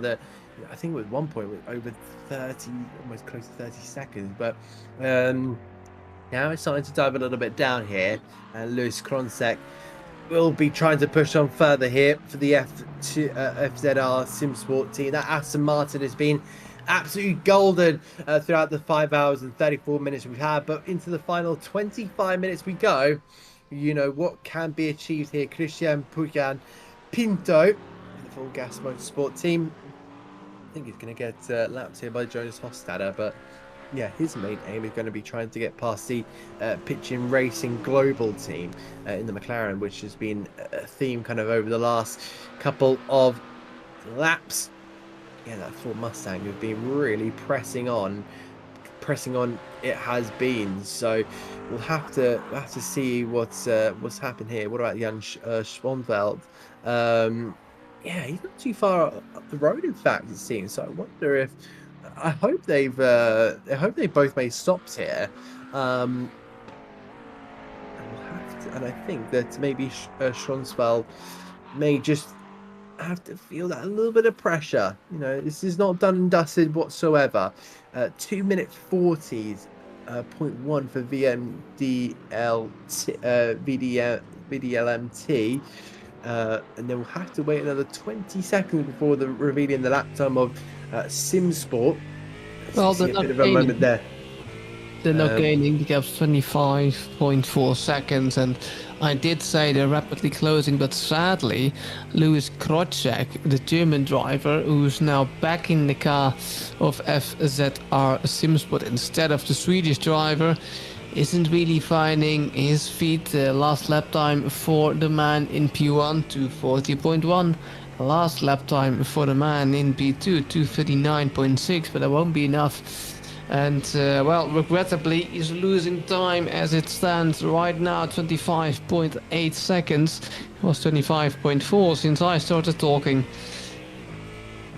Yeah, so you know he has been gaining, especially with him going into the 39s rather than the VDLMT racing 1 minute, 2 minute 40s.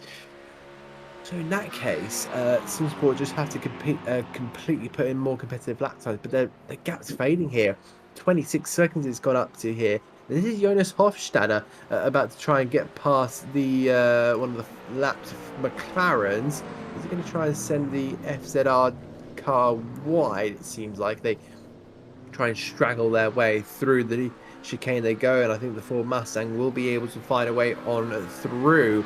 Don't worry, that is not the Pitching Racing Global team. That is in fact FZR SimSport Team 2 that is being put a lap down, so on that Ford Mustang. So they've still got a little bit of time. It's just going to be that very difficult task, just trying to see if you can potentially just find a way. But again, I'm still keeping an eye on that gap between VDLMT Racing and SimSport, because you know if any of those guys start saving, that will be, you know, either game on or victory secured. I think if there's any team out there that might struggle in maybe the last 10 minutes of this race, I think it will be VDLMT. Will it be?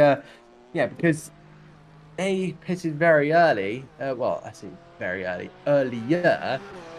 to say the least. And they're kind of the ones that have been, put under a bit of pressure. So they may even have to. They may even have to try and maybe do a bit of saving, maybe with the fuel, maybe with the tires, or something along those lines, just to put themselves into a place where they can go out and win at this race comfortably. We'll have to only wait and find out, because waiting we will do for roughly 22 minutes. The last 20 minutes of this 6-hour race are almost big. Oh, what's happened to FZR SimSport? 42 seconds is the gap between VDLMT and FZR. Some maybe damage for Lewis Crosscheck coming to the... Oh no, does he hit the wall? Oh, he keeps it out of the wall on the exit of Stavelot, losing the car then staying stationary for quite a long while before resuming his way. And now I must declare, I'm sorry, but the fight for P1 definitely seems to be over. Yeah, and I think that's kind of... I think that's okay to It's admit. really how this race went, isn't it? Yeah.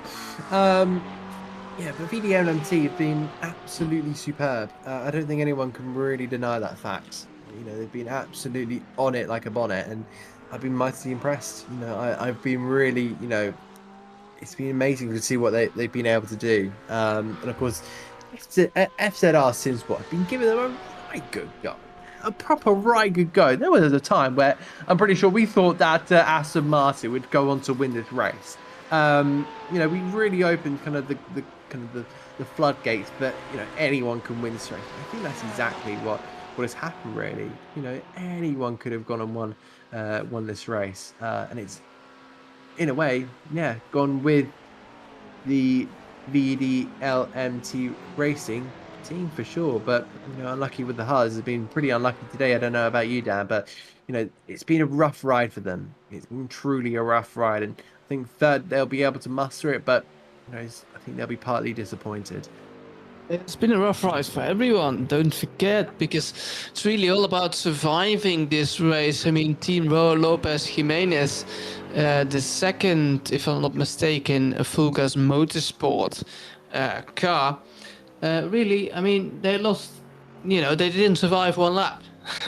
which is disappointing, but it is true. They did not survive one lap, and you just have to survive, really. That's all. I mean, if you survive this race, Team RM Motorsport does survive this race. They're 9 laps down, but if you survive this race, you're within the top 8.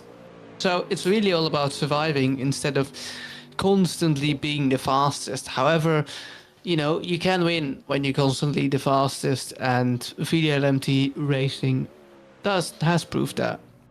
Oh no, Ferdinand Mulder.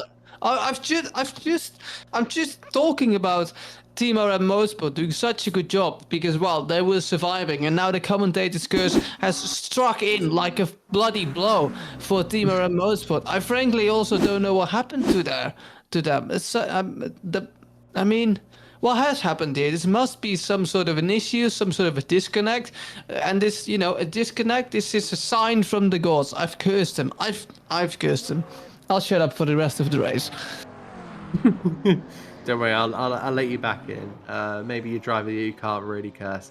Milan Tickets has been, as I say, mighty, but that gap is starting to come down.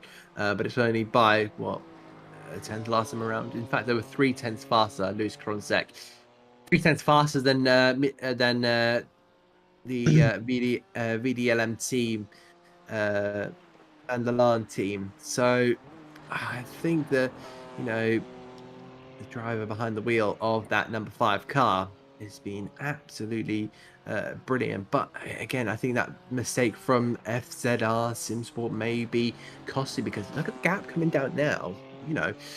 We'll have a look at it when we go across the line. Jeffrey Ross, in fact, he's been quite under the radar, but he's done a 37.5 last time around. So he'll be tough to catch, but he's in a little bit of a zone on his own. But you really do get a sense that he'll be able to pick this back up and maybe to put himself under a minute is very questionable. Bearing in mind, VDLMT has probably gone over the line already. FZR Simsport are going to be heading over the line very, very soon as well. So they're really trying to push the boundaries of what they could possibly do with this team. But when you put in 37.5, I don't want that to go unnoticed. There you go. Tim van der Laan has just gone over the line. That's set at 239.7. And we'll see how that kind of regards to the next two teams because they've both been pretty quick. I think, in fact, Ross has gone a little bit faster because he's shut that gap down by another second. And that Porsche looked to be coming back into his own. But I want to throw into the situation that rain is still on the horizon. We've had a look through the simulation of the rain, and I think there is a big chance the rain could return, in which this might appear out of context, but I'm going to call it the Nürburgring situation. And to kind of fill you in, I had a race on Gran Turismo 7. I was covering a race on Gran Turismo 7, right? Gran Turismo 7. Get out of here. That's no real sim, but do go on. So basically, it was dry the entire race. You head through that final chicane, the rain lashes down. The one of the leaders decides to stay out. Then the next car decides to stay out. No, sorry. No, the leader pits for wet tires. The three drivers behind, all in a gaggle fighting about 10 seconds behind the leader, stay out. And by the time they get into turn number 1, the track is an absolute ocean, and they all go sliding off. And the guy who was who was the championship leader at the time, who pitted onto wet tires, went on to win the race by about, I think it was 30 seconds, because the drivers who decided to stay out just made the complete wrong choice. So what I'm getting into this is, could they potentially be able to, is there an opportunity that it will, you may have to make a pit stop in the last lap?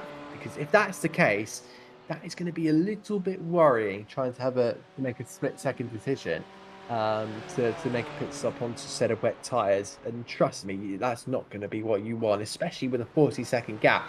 So many things can happen over the spread of 40 minutes. I can only agree with you on that, as the gap is now 39.8 seconds between FZR Simsport, which will be delightful for them to, stay out of that 40-second barrier. But Adam, 14 minutes to go of this 6-hour race. They've been driving in the dark for, I can say, the majority of the race, haven't they? They have indeed. It's been that has been a tough kind of adventure, and maybe a leap in the dark for the majority. I wouldn't be surprised if a lot of our viewers has gone away, because it's the start of the Formula One Brazilian Grand Prix qualifying. So, god damn you, F1, having to steal our viewerships. I mean, there are like hundreds of viewers stolen from NXTGP, but I do wonder now. We're talking about it anyway. Well, we're not talking about it anyway, but it's getting late here. It's just 1 minute over 7, which means it's 1:06 p.m. In the UK. Adam, the big question everyone's waiting for. Are you ready? Oh. What's for dinner? I've not been informed. I have absolutely no idea. All right. What do you hope is for dinner? Something nice. Well, God damn it, Adam, what's something nice? What's something nice? What is something nice? Yes. It depends on what your taste palette is. Well, I'm talking about your taste palette. My taste palette. Your taste palette. What's something nice? I really fancy maybe a Chinese chicken curry. I don't know about it. Chinese chicken curry. Yeah. I've never had that before. Curry is Thai. How do you make a curry Chinese? I don't know. Genuinely, I don't know who to ask. I'm googling it here. Chinese curry chicken. There's no Chinese curry chicken.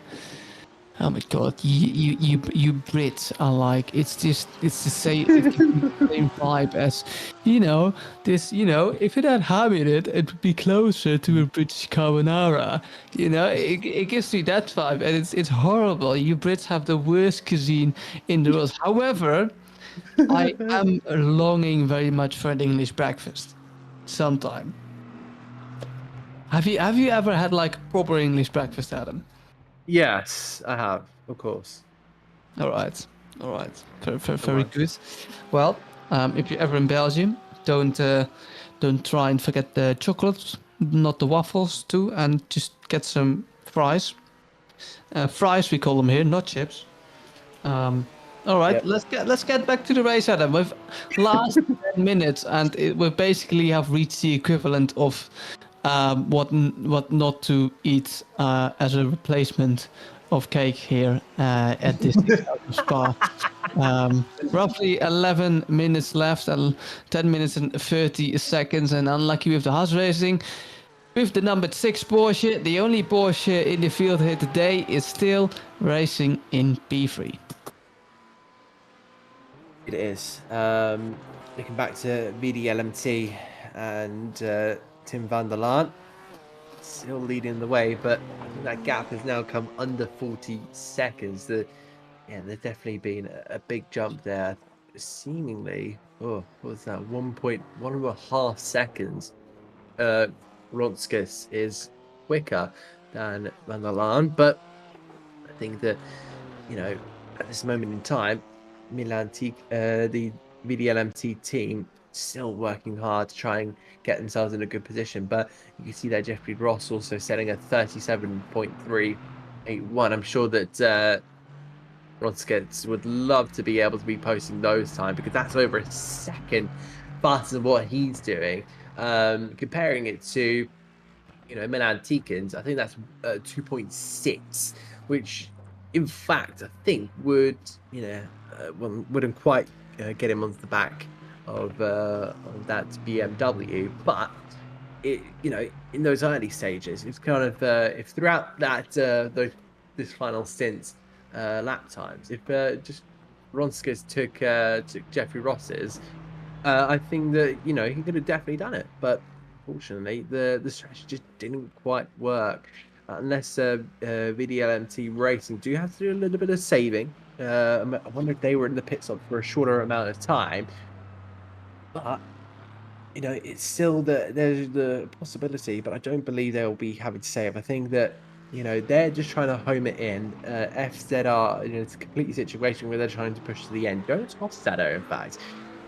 Is that the number 10, in fact? It looks like it, yes. Dennis in my ear just saying that this is a battle here for P5 between Pigeon Racing Global and Team Enduro Tech. So this is what happens when you, even though you do make a mistake in the early stages, if you can just stay in those, stay on the track, follow the leaders, copy their pace, copy their lines, you end up with an opportunity to fight for P5 at the end of this race here. So this. I'm sorry, but this is great. Team Endurotech, who had such a bad beginning, have now the opportunity to end up P5. Does he choose the inside? Yes, he does choose the inside. Down the inside, the Ford goes on the McLaren, but it's not enough. And now it's a run after Stavalo. That's really important for this Ford Mustang. Does he have to run? Can he get the traction down on towards Blanchimont? Surely you won't try it in Blanchimont. The Ford Mustang can be patient, but it seems like he has a better straight line speed. The McLaren not going for the defensive line because he knows he can't attack coming into Blanchimont. But now the bus stop chicane, he can definitely send one not only down to the inside but also down to the outside. This McLaren is defending for what he is worth. Pigeon Racing Global Green desperately wants to keep hold of that P5, but Team Endurotech determined to make up for that bad start, that they can all be decided decided in the end of this race. The fourth giving the McLaren a little look on the inside just to show him, I am here, I want to overtake you and I am ready. But this is maybe the most important corner on the whole track. If you get a good run out of Rouge, out of Red Bull, with the momentum of the slipstream, then you maybe can be able to get an overtake, but that's a huge correction for the Ford Mustang, and thus he will lose a lot of straight line speed. But look at the power, he's already coming closer, and it would be oh so ballsy to send one down the outside. It's not unheard of, but the gap is relatively large, and so the Ford Mustang for now stays behind. But it won't take long for the Ford to plan an attack here, maybe coming out of Lecom. It doesn't seem to have the speed, and now they go into Bruxelles. He's looking, he's giving the McLaren a look, but it's just not enough so far. Yeah, just not quite there for Jonas Hofstadter, and he'll try and see if he can take that white and blue Ford Mustang past the McLaren. But this is a completely different opponent compared to the ones he's been around. But you've seen all the drivers there just kind of falling off the cliff, it seems, and just falling out with the race. Let's say 8 cars left on this racetrack, and we have 2 battling for position quite tentatively. Now we see Hofstadter trying to go for that outside line, but gets blocked there. Tried that outside line. Is it going to be on the inside for the next part of the pit chicane? Buttons his way through. Hofstadter up into P5. Great move there from the Ford Mustang. He'll defend that inside line going up towards the right-hander, and he just a bit of a snap there away from Jan Sponsfeld, and he just managed to squeeze on through. It was a big move there for the German on the Dutchman, and the team Endurotech could take 5th place. Fantastic stuff. It wasn't made easy for the Ford Mustang. We have a race replay here. Impressive from Jonas Hofstadter to go completely on the outside of the McLaren, keeping up with the McLaren and getting a nose in for the inside. Beautiful replay here, but I think it's just a puddle on the right-hand side. No, he just overshot the corner, Jonas Hofstadter, almost losing the rear end of that Ford. Look at the correction he has to make, and that gives the McLaren the opportunity to sort of cut back on the German driver, but touching the curb, it's a battle lost for Jan Schoneveld in the number 10 McLaren, who just gets demoted to P6, and Team Endurotech gets promoted to P5 by their own doings. Really happy with that for sure, the number 2 Ford, but maybe they will. That could be looked at the stewards, but I think that's just racing. Yeah, that's, in single seaters that would be completely frowned upon. In GT racing, I wouldn't say that it would be, approved or what's the word I'm kind of, what's the word I'm looking for? It wouldn't be, advised or anything, but, it would be kind of allowed. They'd be more lenient on the type of racing like that. I wonder if we could potentially get a map up to see where each of the drivers are. And I think also the rain is, started to get a bit more, evident here. Here is Milan Tikens, who's going to now head around the bus stop chicane. And we've now got 4 minutes. 3 minutes left on the clock. 3 minutes. Do your maths, Adam. Even I could calculate 3 minutes. You did say that you kind of couldn't do maths earlier, so Apparently I can. We have a beautiful mini map added now, and well, we can see where every car is again. P6 and P5 being close to each other. It's P3 now driving in no man's land with 2 minutes and 30 seconds to go. FZR SimSport closing the gap, but it's not going to be enough. You can't close 33 seconds unless Milan Tekens absolutely throws it away at a Rouge, and even then maybe you could crawl to first place. And well, Jonas Hofstadter, the man who just overtook P6, promoted himself up to P5, will be really happy. Made the most of their dire situation, and lost 3 laps at the beginning, then lost 1 lap on relatively on pace.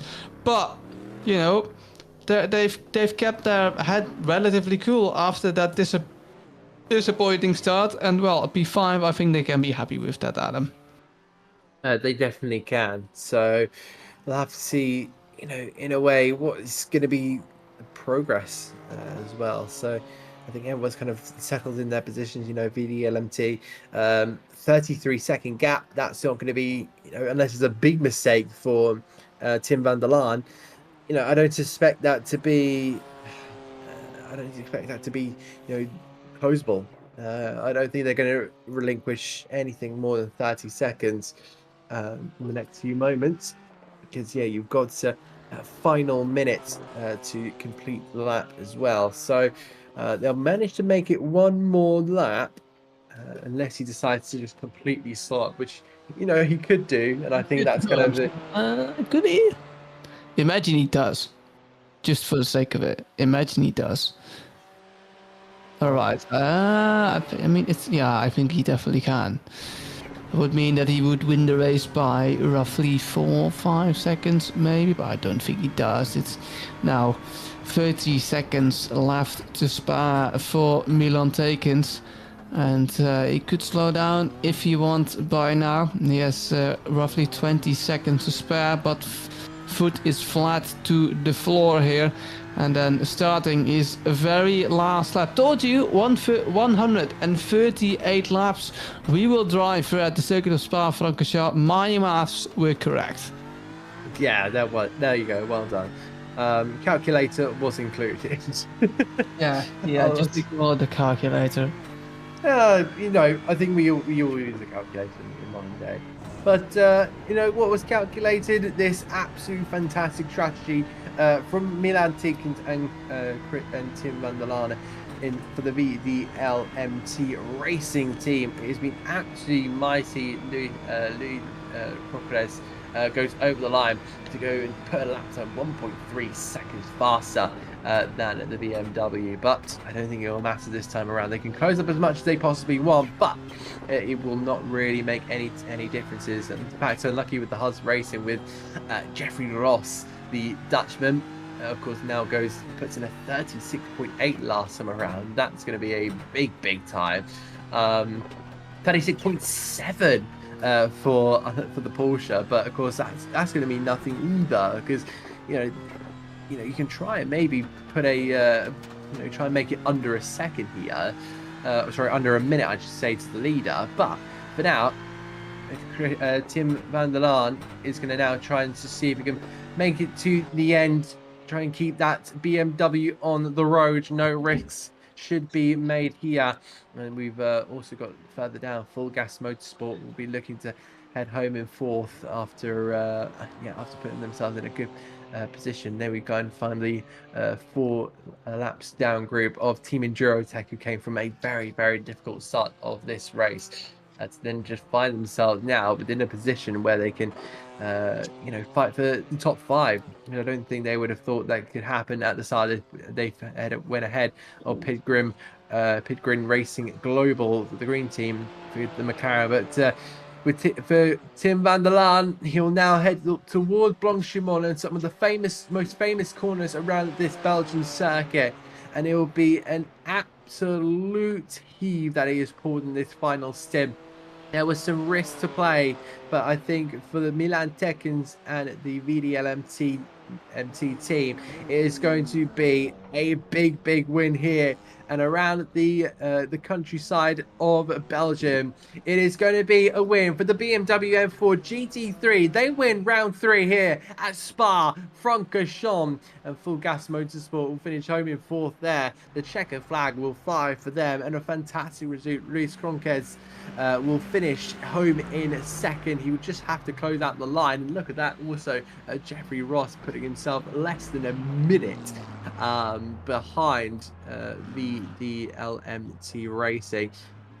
The Aston Martin team putting in a fantastic result to finish home in second, and they'll be pretty happy with themselves. It could have been the win, but I'm sure the second place will be good enough. Maybe try and go one better next time around. Yeah, I had to laugh there because Full Gas Motorsport, they just wouldn't bother to drive one more lap in what they call probably dreadful conditions and just slowed down for the leader, and we're done with this race. But it's unlucky with the Haas Racing. They had P1 for a while, they'll finish P3 and they'll probably be delighted. Perhaps a better strategy for them next time. This is Christian Bucampino, the car that finished P4, just awaiting P1 to come across the line because, well, they just weren't bothered to drive any more of this 6-hour race. Can you really blame them as well? They're absolutely done with it, the Spaniards are, and Christian Bucampino therefore finishes in P4, 2 laps down. In P5 it's Team Endurotech. Well, take a bow for Team Endurotech. They have done well. They have done a well recovery in 6 hours. Ferdinand Müller last, he will finish in the field. P8 will be the last finisher, and P7 FZR SimSport Team 2 will actually, I think, finish behind them. Indeed, Ferdinand Müller will come across the line as the ones who will finish as last place, and FR SimSport Team 2, they will finish in P7. Ljubomir Nenchev will take their car home across the checkered flag, across the white, across the finish line. My brain is fried, Adam. Back to you. Yeah, that's it. The race is finished here at Spa-Francorchamps, and wow, what an amazing finish we had here. You know, the Ardennes countryside did not falter us. It was VDLMT Racing to win ahead of FZR SimSport. Then came unlucky with the Haas, who just finished within a minute of the leaders. Full Gas Motorsports finishing home in P4, 2 laps down ahead of Team Endurotech, albeit 4 laps down. It was still a massive effort to get to P5. Then we got Pigeon Racing Global ahead of FZR SimSport. We put in a stonking result ahead of the 2 Veloci Racing cars, the 127 ahead of the 247. And then we find Picobello PV in P11, their Ferrari, with Luke van Weingarten just unlucky to not be able to finish this one. Ahead of Ross Young, Raul Lopez Jimenez, and then Marvin, and then the team Ridline, and then at the bottom is Jason Hatzima in his Ferrari. Well, that seems to be it. I don't suppose we have normally we've had interviews at this stage of this work, but I don't think so this time around. No, but well, I mean, I can't blame them. After 6 hours of racing, they'll probably want to get to bed in a bit. Indeed. So I think it will be time to kind of round this out, just in case nobody else comes in. I can wait maybe a couple of minutes or two. But yeah, this has been the Spa circuit of Spa-Francorchamps. From myself, Adam Reed, alongside Dan Van Zutphen, and thank you very much to Dennis Boringa for the wonderful broadcast. But from us here, we'll take care. See you later. Good night. Good night. Godverdomme, Jezus, wat een shit.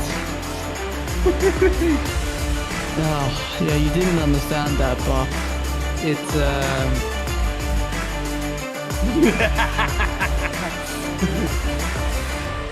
I'm done. I'm done.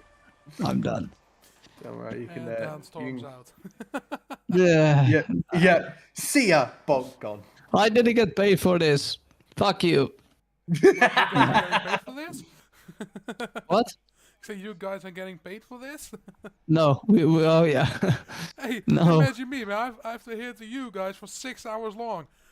Oh yeah. Oh yeah. Oh, jeez. Sure. No. At one point, I'm not gonna lie. At one point, I had